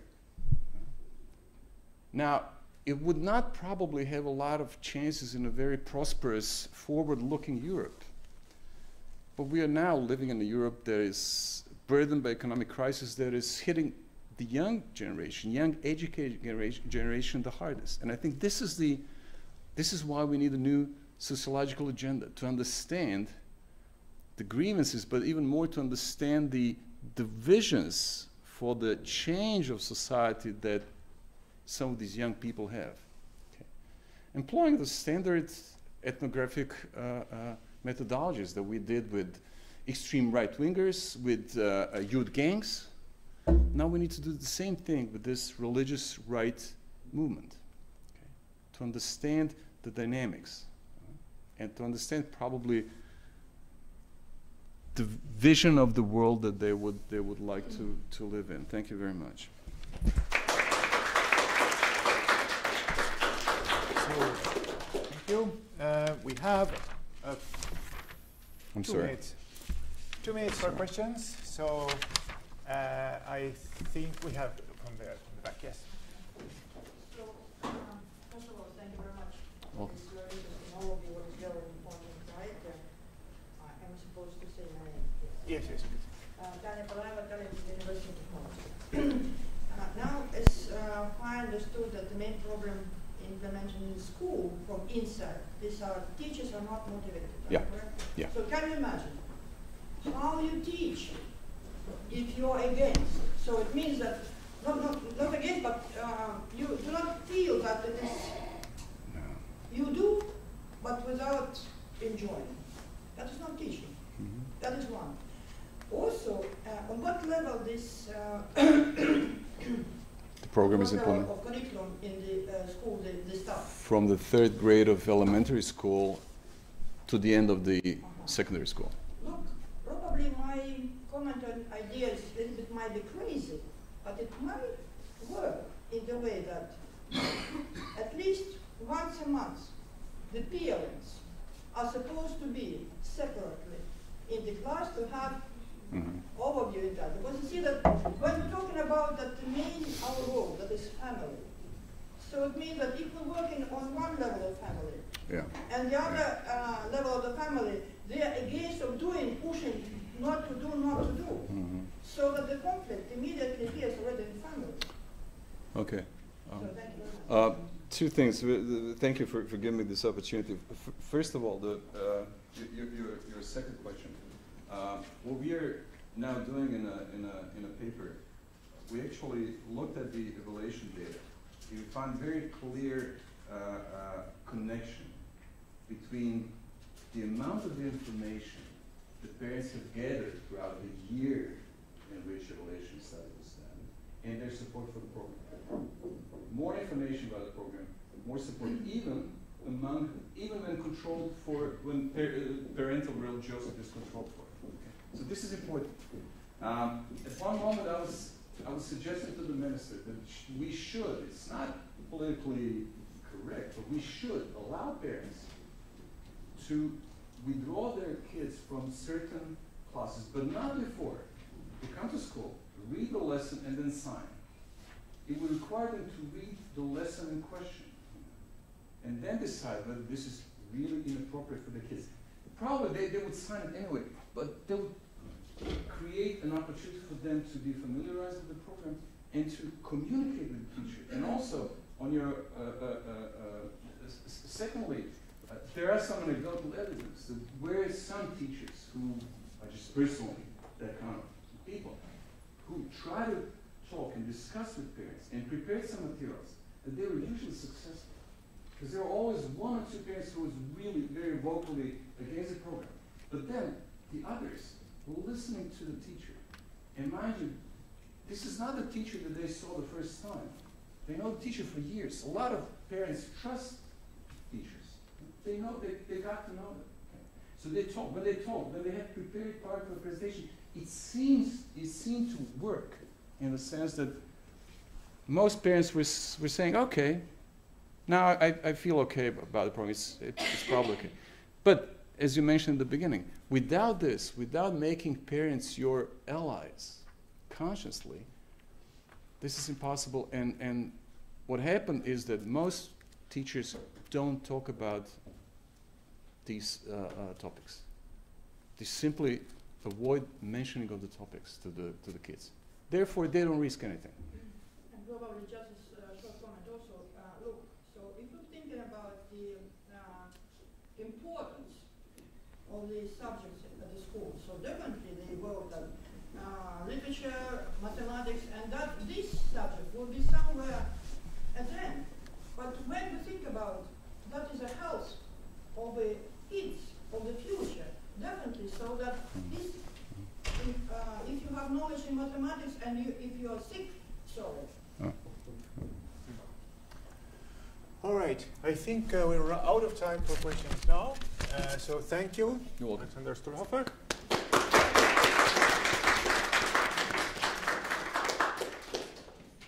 And finally, to end the seminar,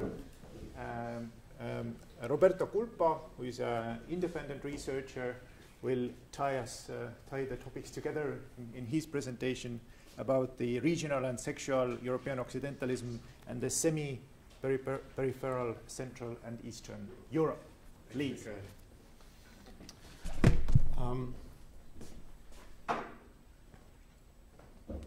I don't have any presentation for kind of two reasons. One egoistic one is I'm kind of training myself how to be more independent of the props.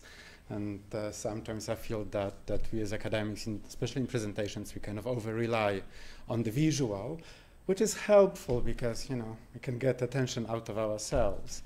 But there is still something for myself I would like to take. So kind of learn how to talk and how to be actually engaging, or try to be engaging with the audience, with you. That's one reason. The other thing is also because I work with slightly different material that most of our presenters today. And I actually wondered to what extent it was the conscious decision to put me at the end, because we started with kind of proper science, political science, sociology, good data, numbers, and stuff, and then we end up with cultural studies, kind of queer studies, which shady, you know, you already see it on the title, fancy words, occidentalism, peripheries, hegemony is coming, power as well, so, you know, brace up all you Gramscians and, you know, critical approaches. But still, although I'm like, we may vary and differ in the kind of language we use. We talk about the same things. And I think actually that's very, very interesting and perhaps enriching kind of narrative of this event, that we can get yet another glimpse into the process of Europeanization, because that's also what I would like to talk about, but with slightly different language. And perhaps this kind of insights through the language for different terms can open a new doors to thinking about certain issues. Doors which I still think are important. Having said that, the work and the data, so to say, materials I work on, are discourse mostly so far. Discourse analysis involves much of the content analysis, much of the textual analysis, which is also harder to present. And that's actually the second reason why I haven't prepared any visuals, because especially for this topic and for this presentation, the materials I was working on were the huge chunks of text. Text when one goes and reads, and actually reads between the lines, so goes into this nitty-gritty analysis.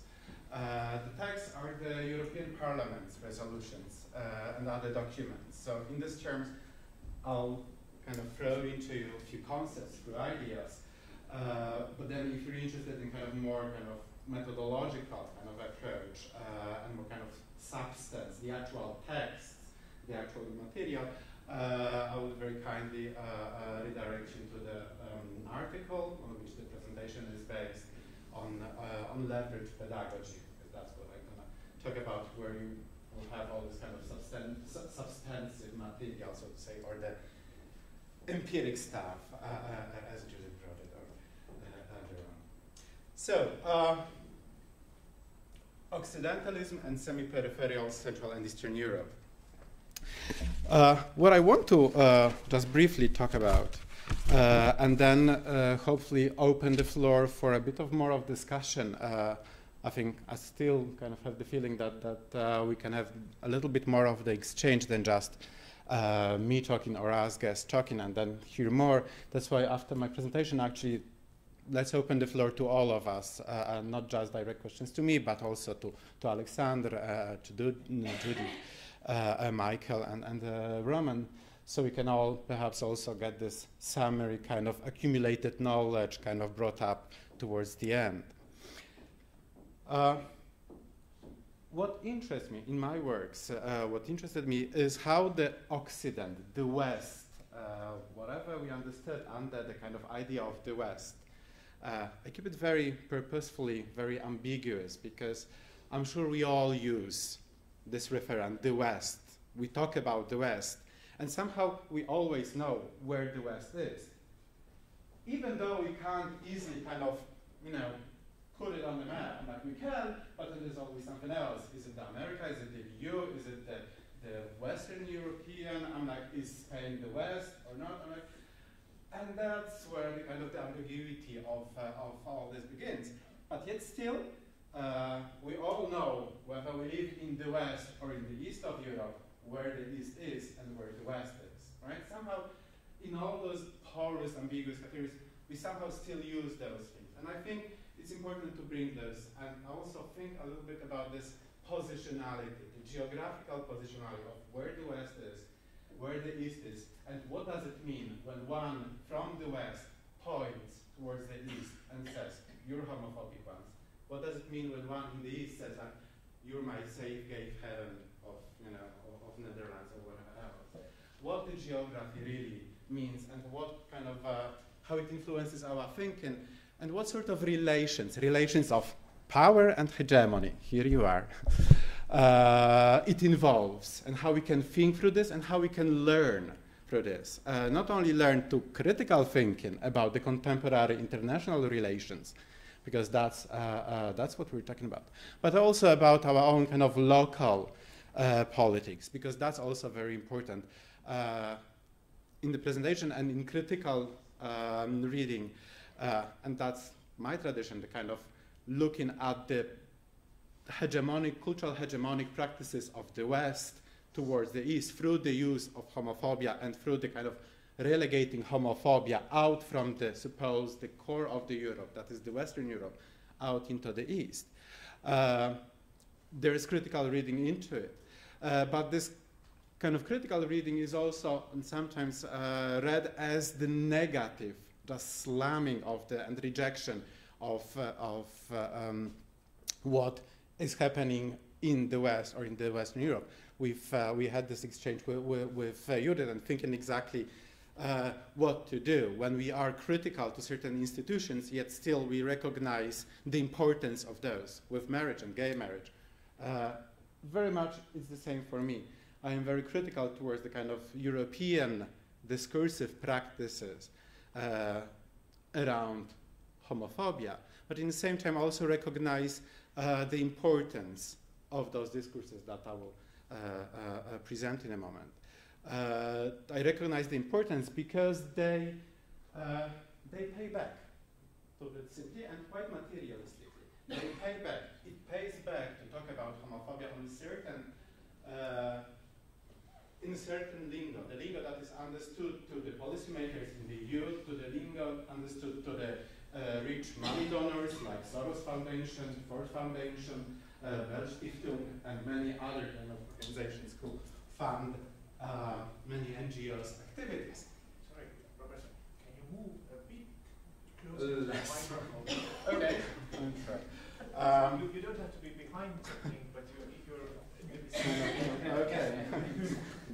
I'll try to Sorry. remember it. It pays back because once certain discourse is recognized by the NGOs organizations, when they learn how to talk, they can get money for their actions. So they can be more effective, they can do the work on the ground. So it literally pays back to speak within the certain discourse. The discourse that, on the other hand, as the critical work around that I present, is also hinging the very idea of the progress that the West, the Occident, tries to propose and acts upon in discussions about homophobia. So, what I want to throw at you right now is just a couple of 4 little chunks put together.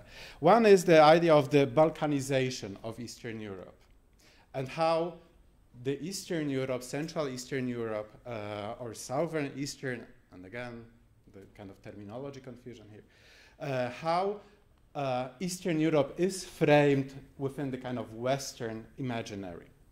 Then I want to bring you a couple of ideas about the homonationalism and sexual nationalisms, the discussions about how the sexuality, politics, the gay rights, the incorporation of gay rights on the kind of national level plays and what does it mean and what kind of effects it produces.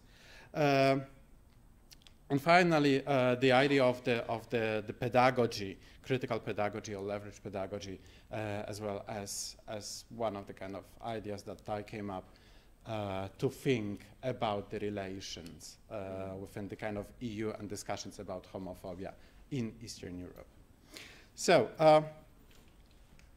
Balkanization literature and the work around the imaginary of Eastern Europe within the kind of Western mind. There is very rich and very interesting literature that, drawing on the post-colonial studies,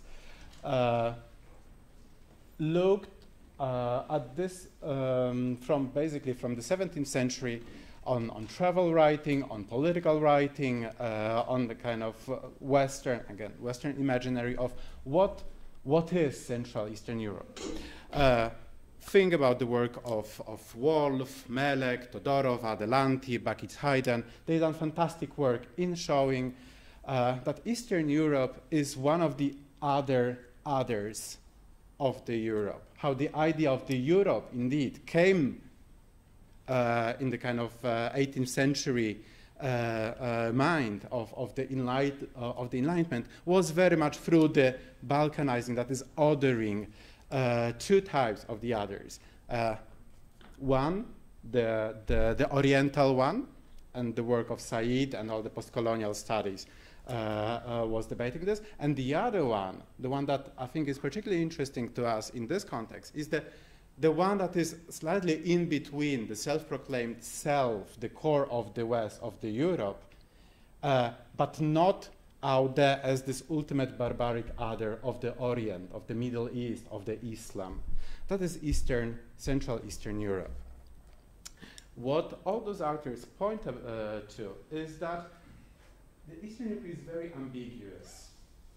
That is the other, and the religiosity is strongly kind of influencing what was put there. It is the other that is not secular enough, that is more religious, the other which is more traditional, that the other which is a little bit obscure and unknown, yet close enough geographically and culturally to be recognized as more kind of familiar and closer to the West than the Oriental other. And this idea of ambiguity and transitionality of Central Eastern Europe is very important for me, because I think the core of the discussions about the gay rights in Europe, LGBT rights, and the relations between the EU and new countries or the aspiring countries very much relies on this framework of the Eastern Europe as a transitional, ambiguous space that is somewhere out there, but can be brought up in line with the idea of the Europe, that is the Western Europe, that can be somehow educated, can be with the help, with the education, can be kind of brought up to the standard, right? Whatever the standard is, and all that. So that's one kind of framework for me to think about the relations of LGBT rights, EU, kind of spread of the EU as the political institution, and also institution that claims or reclaims or over-dominates the idea of the Europe itself. The other bunch of works and kind of framework that I would like to bring to your attention are discussions about homonationalism and the sexual nationalisms. They often exchange the two words, the homonationalism, sexual nationalism. But I want to, I think it's better to actually keep them as distinctively. So basically, if you're unfamiliar with the debates, homonationalism kind of became to be a hot word really within queer studies, critical sexuality studies in the last couple of years. And it pays attention, the literature and the critical thinking pays attention to how in the recent years, how several Western European countries incorporated the idea of the gay rights, LGBT rights, tolerance, acceptance, and progression into their nationalist agenda. Not only to reinvent the new notion of the modern secular nation, not as they kind of inventing the idea of the modern nationalism in those countries, but also this incorporation of gay rights through the reinvention of the modern nationhood in the discourses of those several Western European countries impacts on the racial and racist politics of those countries, on the anti-immigration laws, and on the status of minorities in the countries. Those debates about homonationalism mostly point towards the Netherlands, a little bit in the most recently to Scandinavia, the Nordic countries.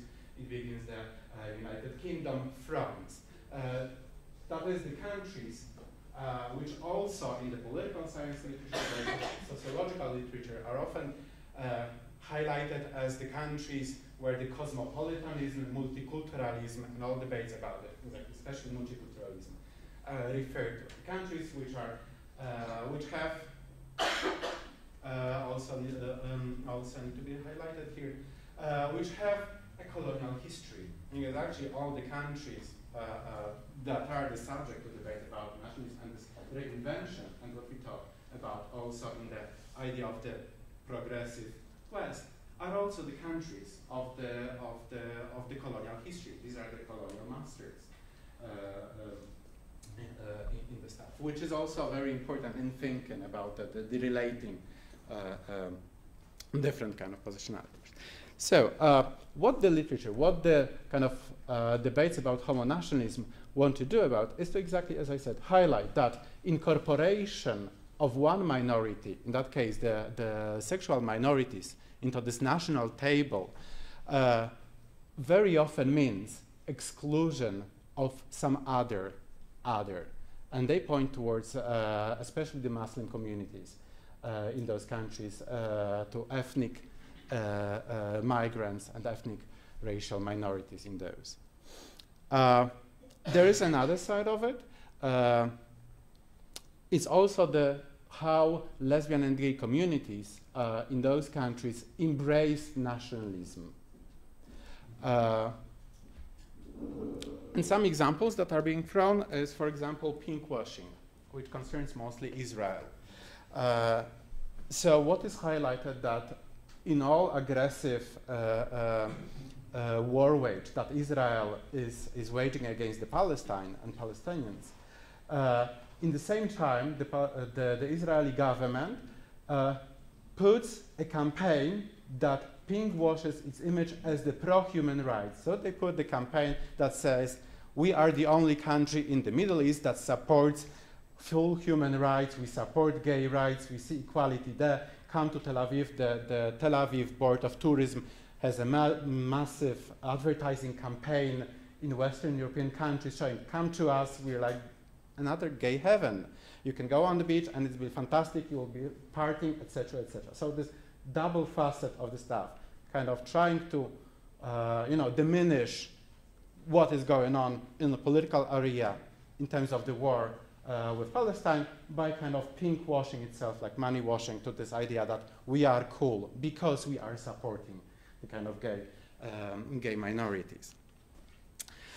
So that's the second framework, the homo-nationalism or sexual nationalism framework that I would like to bring in thinking about Eastern Europe and the West and sexual rights, because although the debates about homo-nationalism are very much focused on the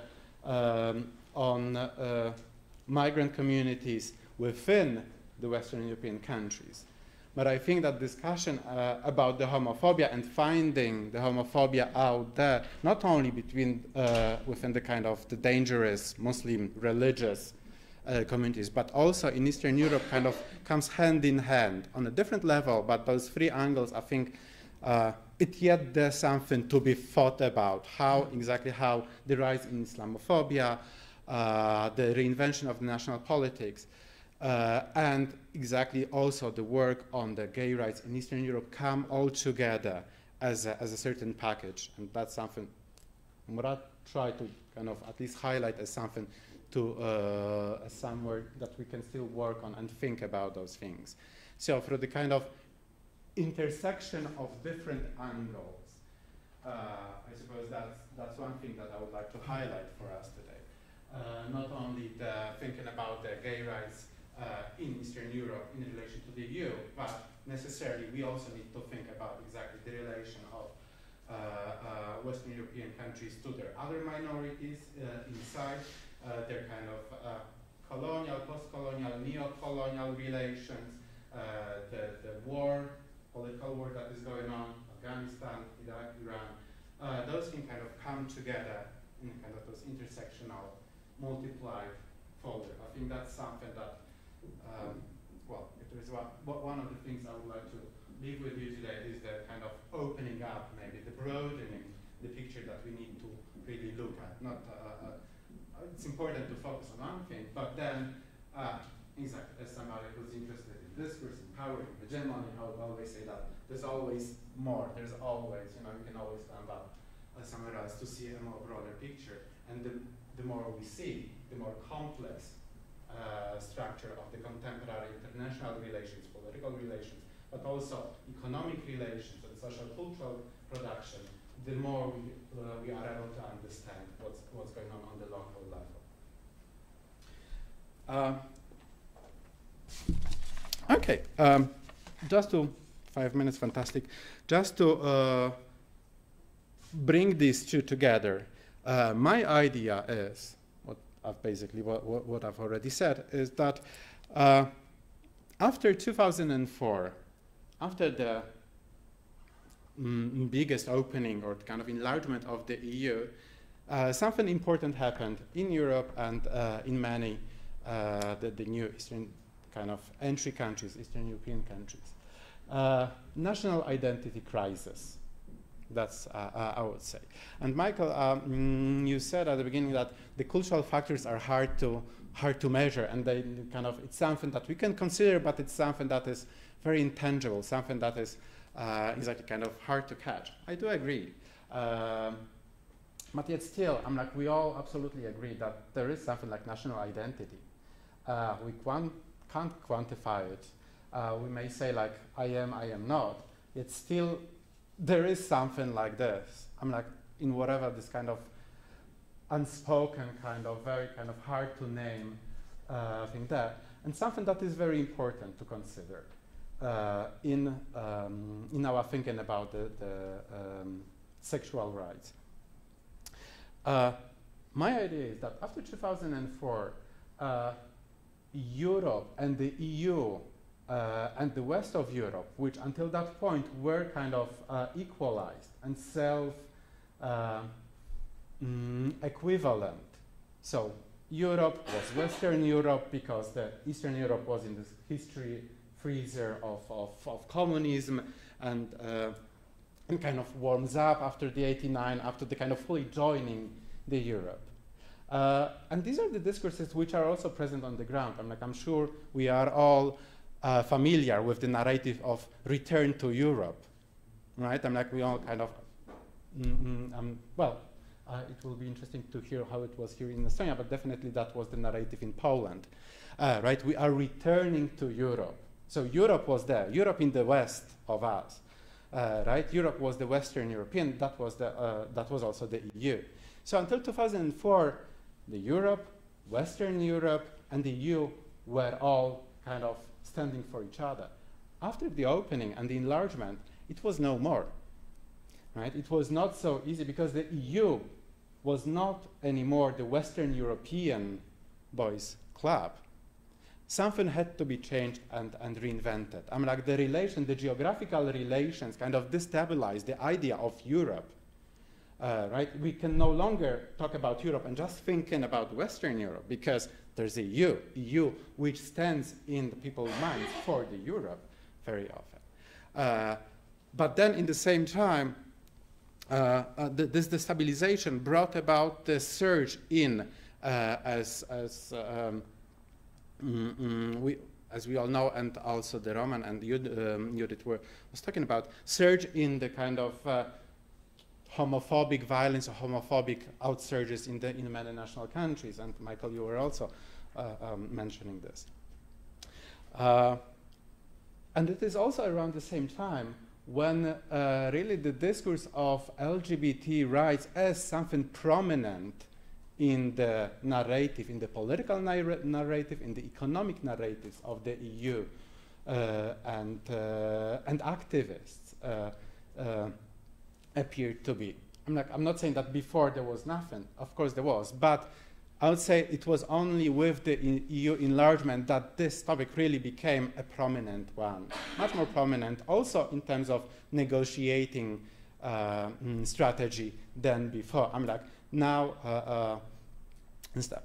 So my claim is, I would say, and that's the kind of something for you to engage in debate, is that 2004 brought the identity crisis into Europe, and the surge in homophobia, political homophobia mostly, in many new Eastern European countries, but also surge in this let's save poor gays in the East narratives in the Western European countries, was about reinstating the order and the relations of the cultural hegemony within the EU. It was the way of reinscribing the Western European liberal narrative of the self into the notion of Europe and of the EU.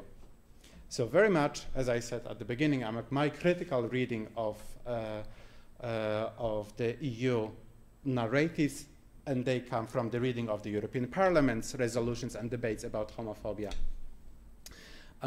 show the kind of unequal relations of power, the unequal pedagogy, or we could say economy of inequality.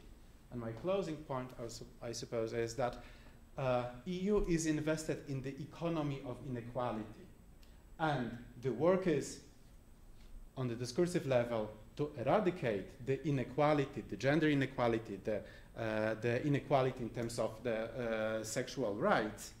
But I would claim that the EU is economically invested in maintaining the equality. Therefore, I would say there will always be something else to which the Eastern European countries will have to aspire in terms of the standard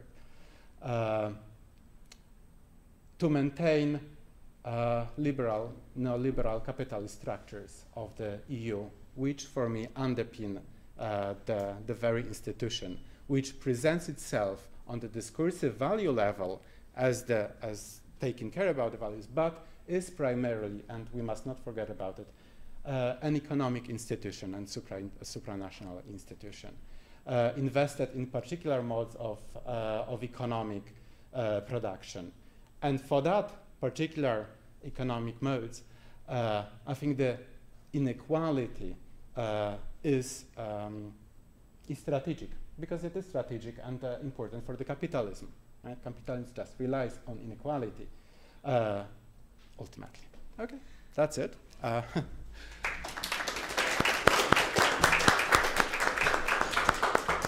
I'm happy to take questions for myself, but as I said, I think we should open the floor to all of us, so please feel free also to shout questions at all other presenters.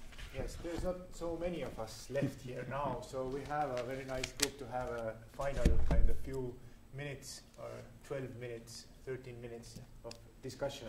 So, Michael? Well, thank you very much. It was a very interesting presentation, and certainly it's approaching the topic from a somewhat different angle, which is always appreciated. I agree in many respects that the process of European enlargement is an asymmetrical process, particularly the downloading of pre-Unitarian and massive, 80,000 pages of text. Certainly not all countries have the capacity to implement those in ways that allow their voices to be heard during that process. So I totally understand where you're coming from. My question, though, is you referenced at the end of your presentation the EU as a neoliberal capitalist order that by necessity requires inequality, which is a debate in and of itself. But I'm wondering what the linkage is with human rights. So where does human rights? So are you suggesting that the EU requires inequality within the field of human rights as well? Because I'm not sure if I see the connection to a neoliberal order. But so yeah, that would be very helpful. Yes, in these terms, I'm like literally saying, EU requires inequality also in human rights. So it may work towards the eradication of inequalities. It may work towards the gender equality, do the gender mainstreaming, put all the kind of discursive value and other resources to kind of eradicate the homophobia. But the very kind of discursive mode and the policy mode of how it is done, because through the kind of hegemonic top-down, not dialogic, way of doing this, by setting up, this is our standard, this is what you need to do, irrespectively of what do you want to do in a way, and irrespectively of the cultures, will always maintain the inequality there. So it requires inequality not in the physical sense, but the inequality will always be there. In other sense, the constant post-communist transformation, the constant progress will be there. And it's been 20 years, and I could argue and, bet that the narration of the post-communist transformation and the catching up with the West, catching up on this uneven slope, will continue for the next decades, because this is the sort of narrative that is required to perpetuate the kind of dynamic in the contemporary neoliberal world order, when there's always, there is a movement, we work, but the movement needs to be going. And the movement, as it is for the capitalist economy, is the movement on the kind of hierarchical top-down approach that will kind of perpetuates it, and the idea that there's always something else to do. We always need to invest more there and this stuff. So in this sense, yeah. Okay, you have that? Yeah, I would like to start with two tiny little stories, and then I have a question for you. When Croatia adopted a civil partnership legislation what was it, Sasha, a few months ago? Oh no. Or was it already a year? That's a year. The time is flying. The older I get, the faster it is. What one would quite often hear in Slovenia from, and that would be either LGBT activists or even some politicians would say, see, now even Croatia overtook us. So we need a better legislation. And I was always a bit reluctant to say something like that and uncomfortable. But what was meant by even Croatia overtook us was that there is this process of othering, which I agree with you, is happening between the West and the East, is also happening in the, I don't know whether it's happening in the West, it is happening within the Eastern European countries. Croatia is, of course, not as good as Slovenia, so we should show, you know. So, and I guess this kind of othering is occurring within the Eastern Europe as such. The second story, the second thing that I would like to say, and then I would like to connect it to a question, is a few years ago I was quite heavily criticized by supporting the rights of, Ljubljana is one of the countries where there is no mosque.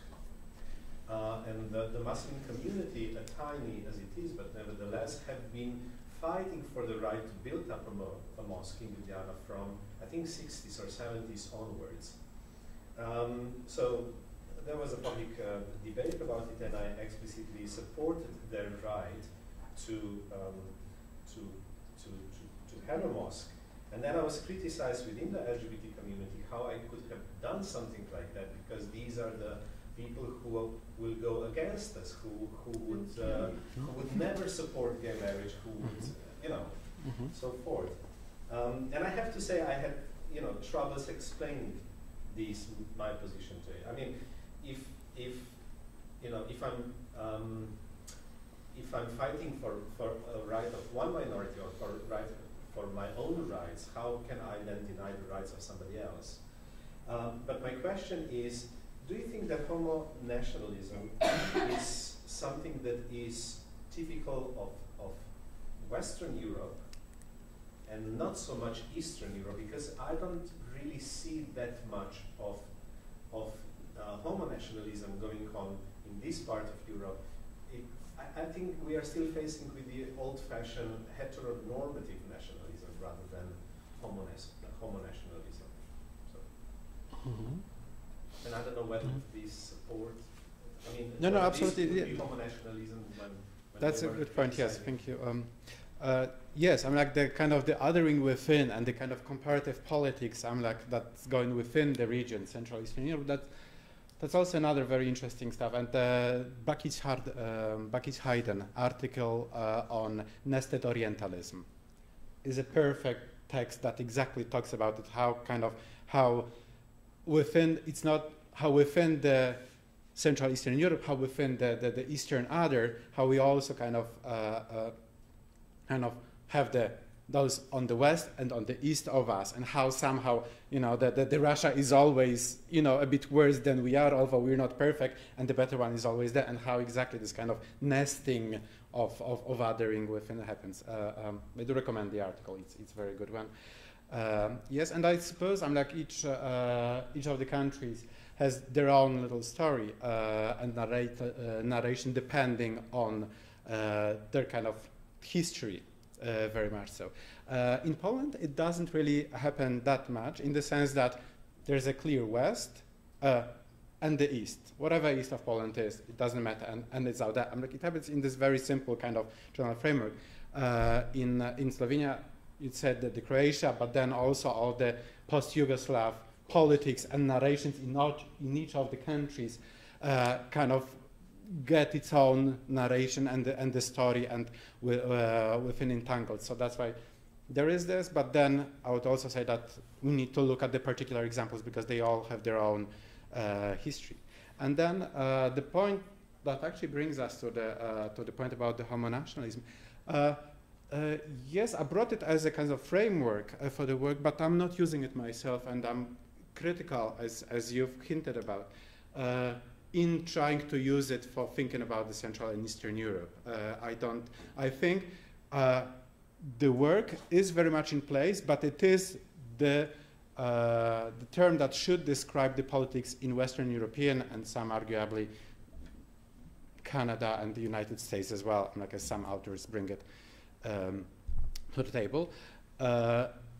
The idea of this kind of buying into the nationalism exactly through the gay rights, that I don't think it occurs, and it occurs on the ethnic relations and ethnic politics, and is different.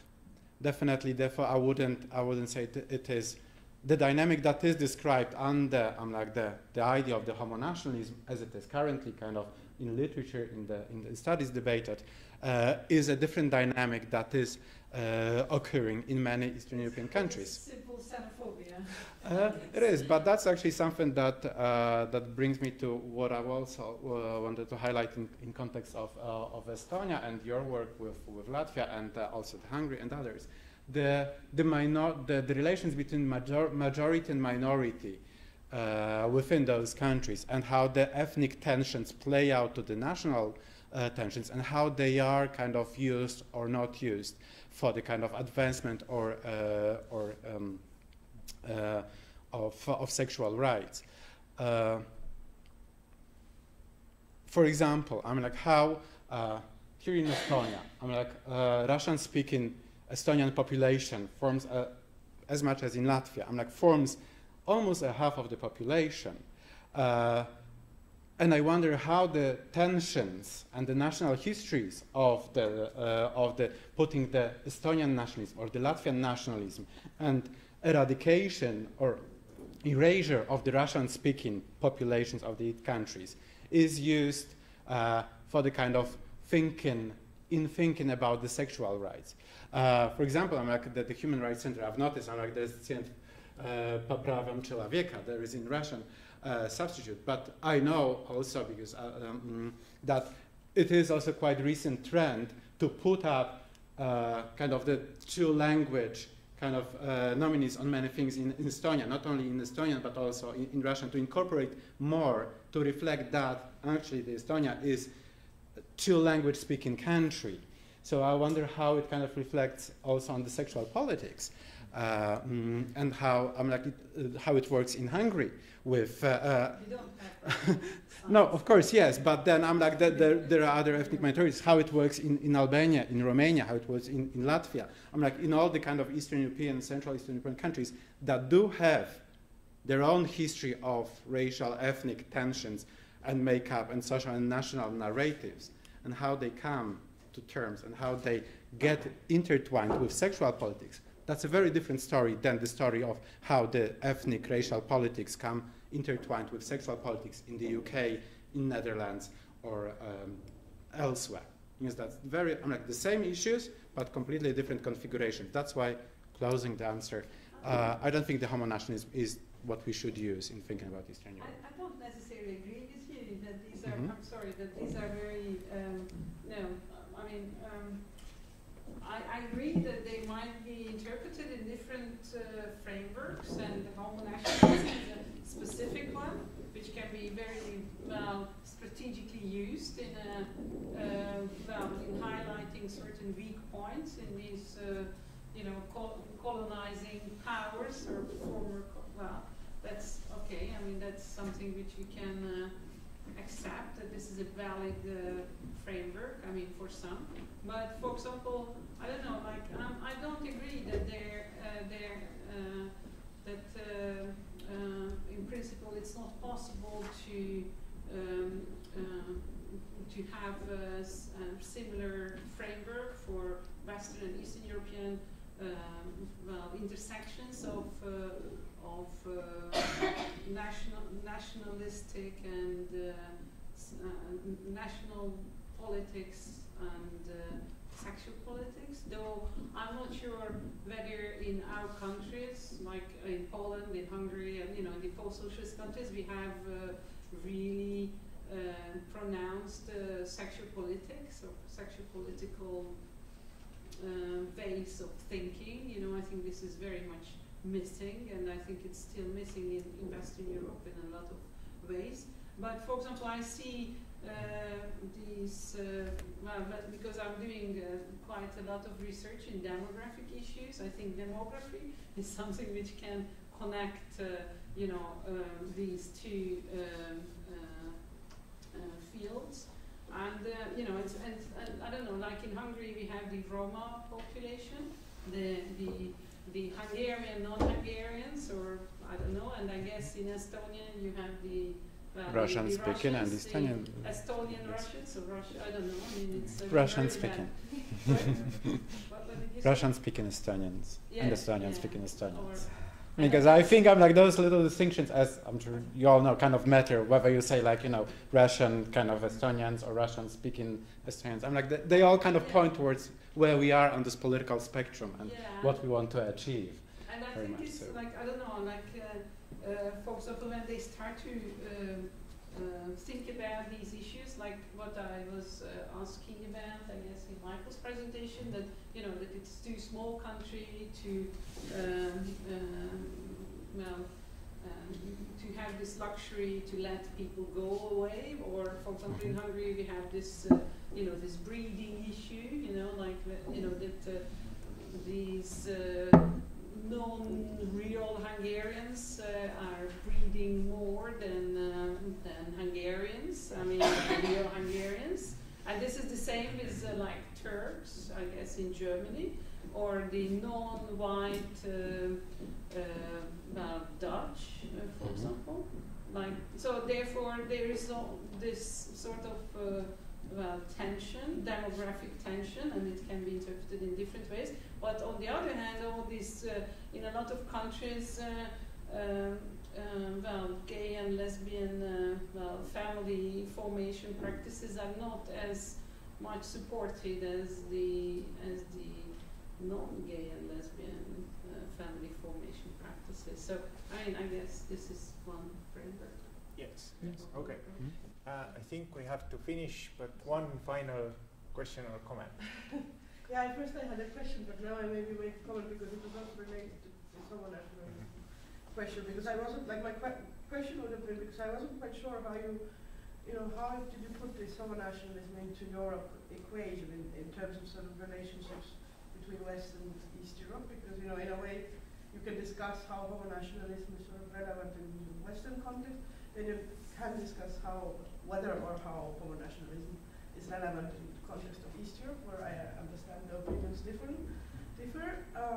But then the question is also how do you put those, how does homo-nationalism work from the perspective of West Europe in its sort of complex relations and this kind of inequalities that you were referring to. But then maybe I still also make my comment. I would like to say that I think also in relation to this question whether you can speak about homo-nationalism in Eastern European context.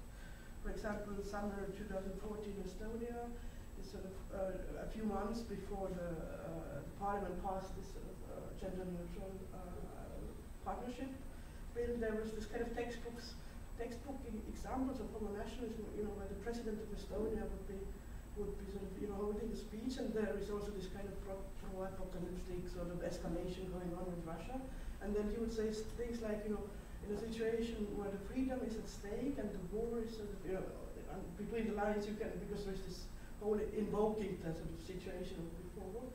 In a situation where the freedom is at stake, you don't ask who is the partner at home. So you combine this sort of pro-apocalyptic war, language of war with this kind of solidarity discourse, a well-meant one, and that's a textbook example. Even gays are included there.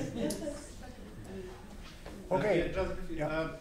I bring it as a framework, as a kind of inspiration to thinking about the relations of sides, not directly to think whether there is or not homo-nationalism. That's not the kind of concern for me, but as a kind of inspiration for also the academic work, because that's also kind of meta-narrative as a kind of theoretical framework and methodological framework for me, where I come from, and what kind of, how I came to think about certain issues is the kind of the literature that discusses these notions and connections between the nation, nationhood, nationalism, and sexual politics.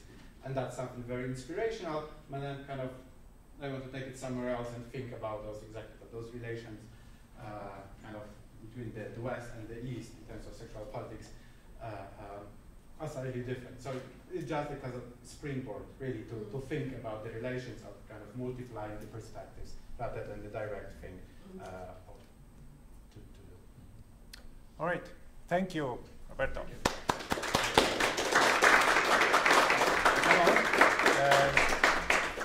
The closing remarks, I will keep very short, so just don't worry. I will not go over what everyone said and how it all turned out. The outcomes that I was hoping for from the seminar, I think, for me, these were reached. I hope you think the same, that this was really an interesting discussion, thought-provoking for sure. I would like to thank our sponsors, the people who have funded this, the European Union Progress Program, the Ministry of Social Affairs of Estonia, Tallinn University of Technology. I also thank the team at the Human Rights Center for organizing, my team organizing everything, for our volunteers who were here, for the tech crew who were recording everything. And in conjunction with that, let's make an applause to everyone.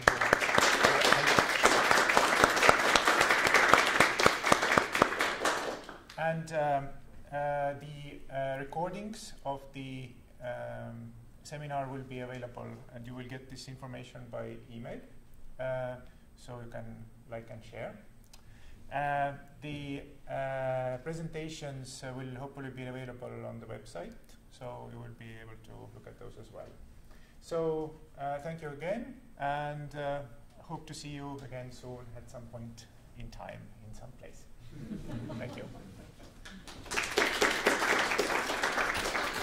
Oh, one more thing. I was asked also to say that for those of you who are here also tomorrow, there is at Tallinn University a screening of the film Dieti 404, which is a film about the homophobia or the anti-gay propaganda law in Russia and how it impacts the youth there who are LGBT. And this is a very important film. I think we have shown it ourselves a couple of times here in Estonia. So at Tallinn University, if you go on Facebook, you will find the event, so you are most welcome. So thank you again, and hope to see you soon again.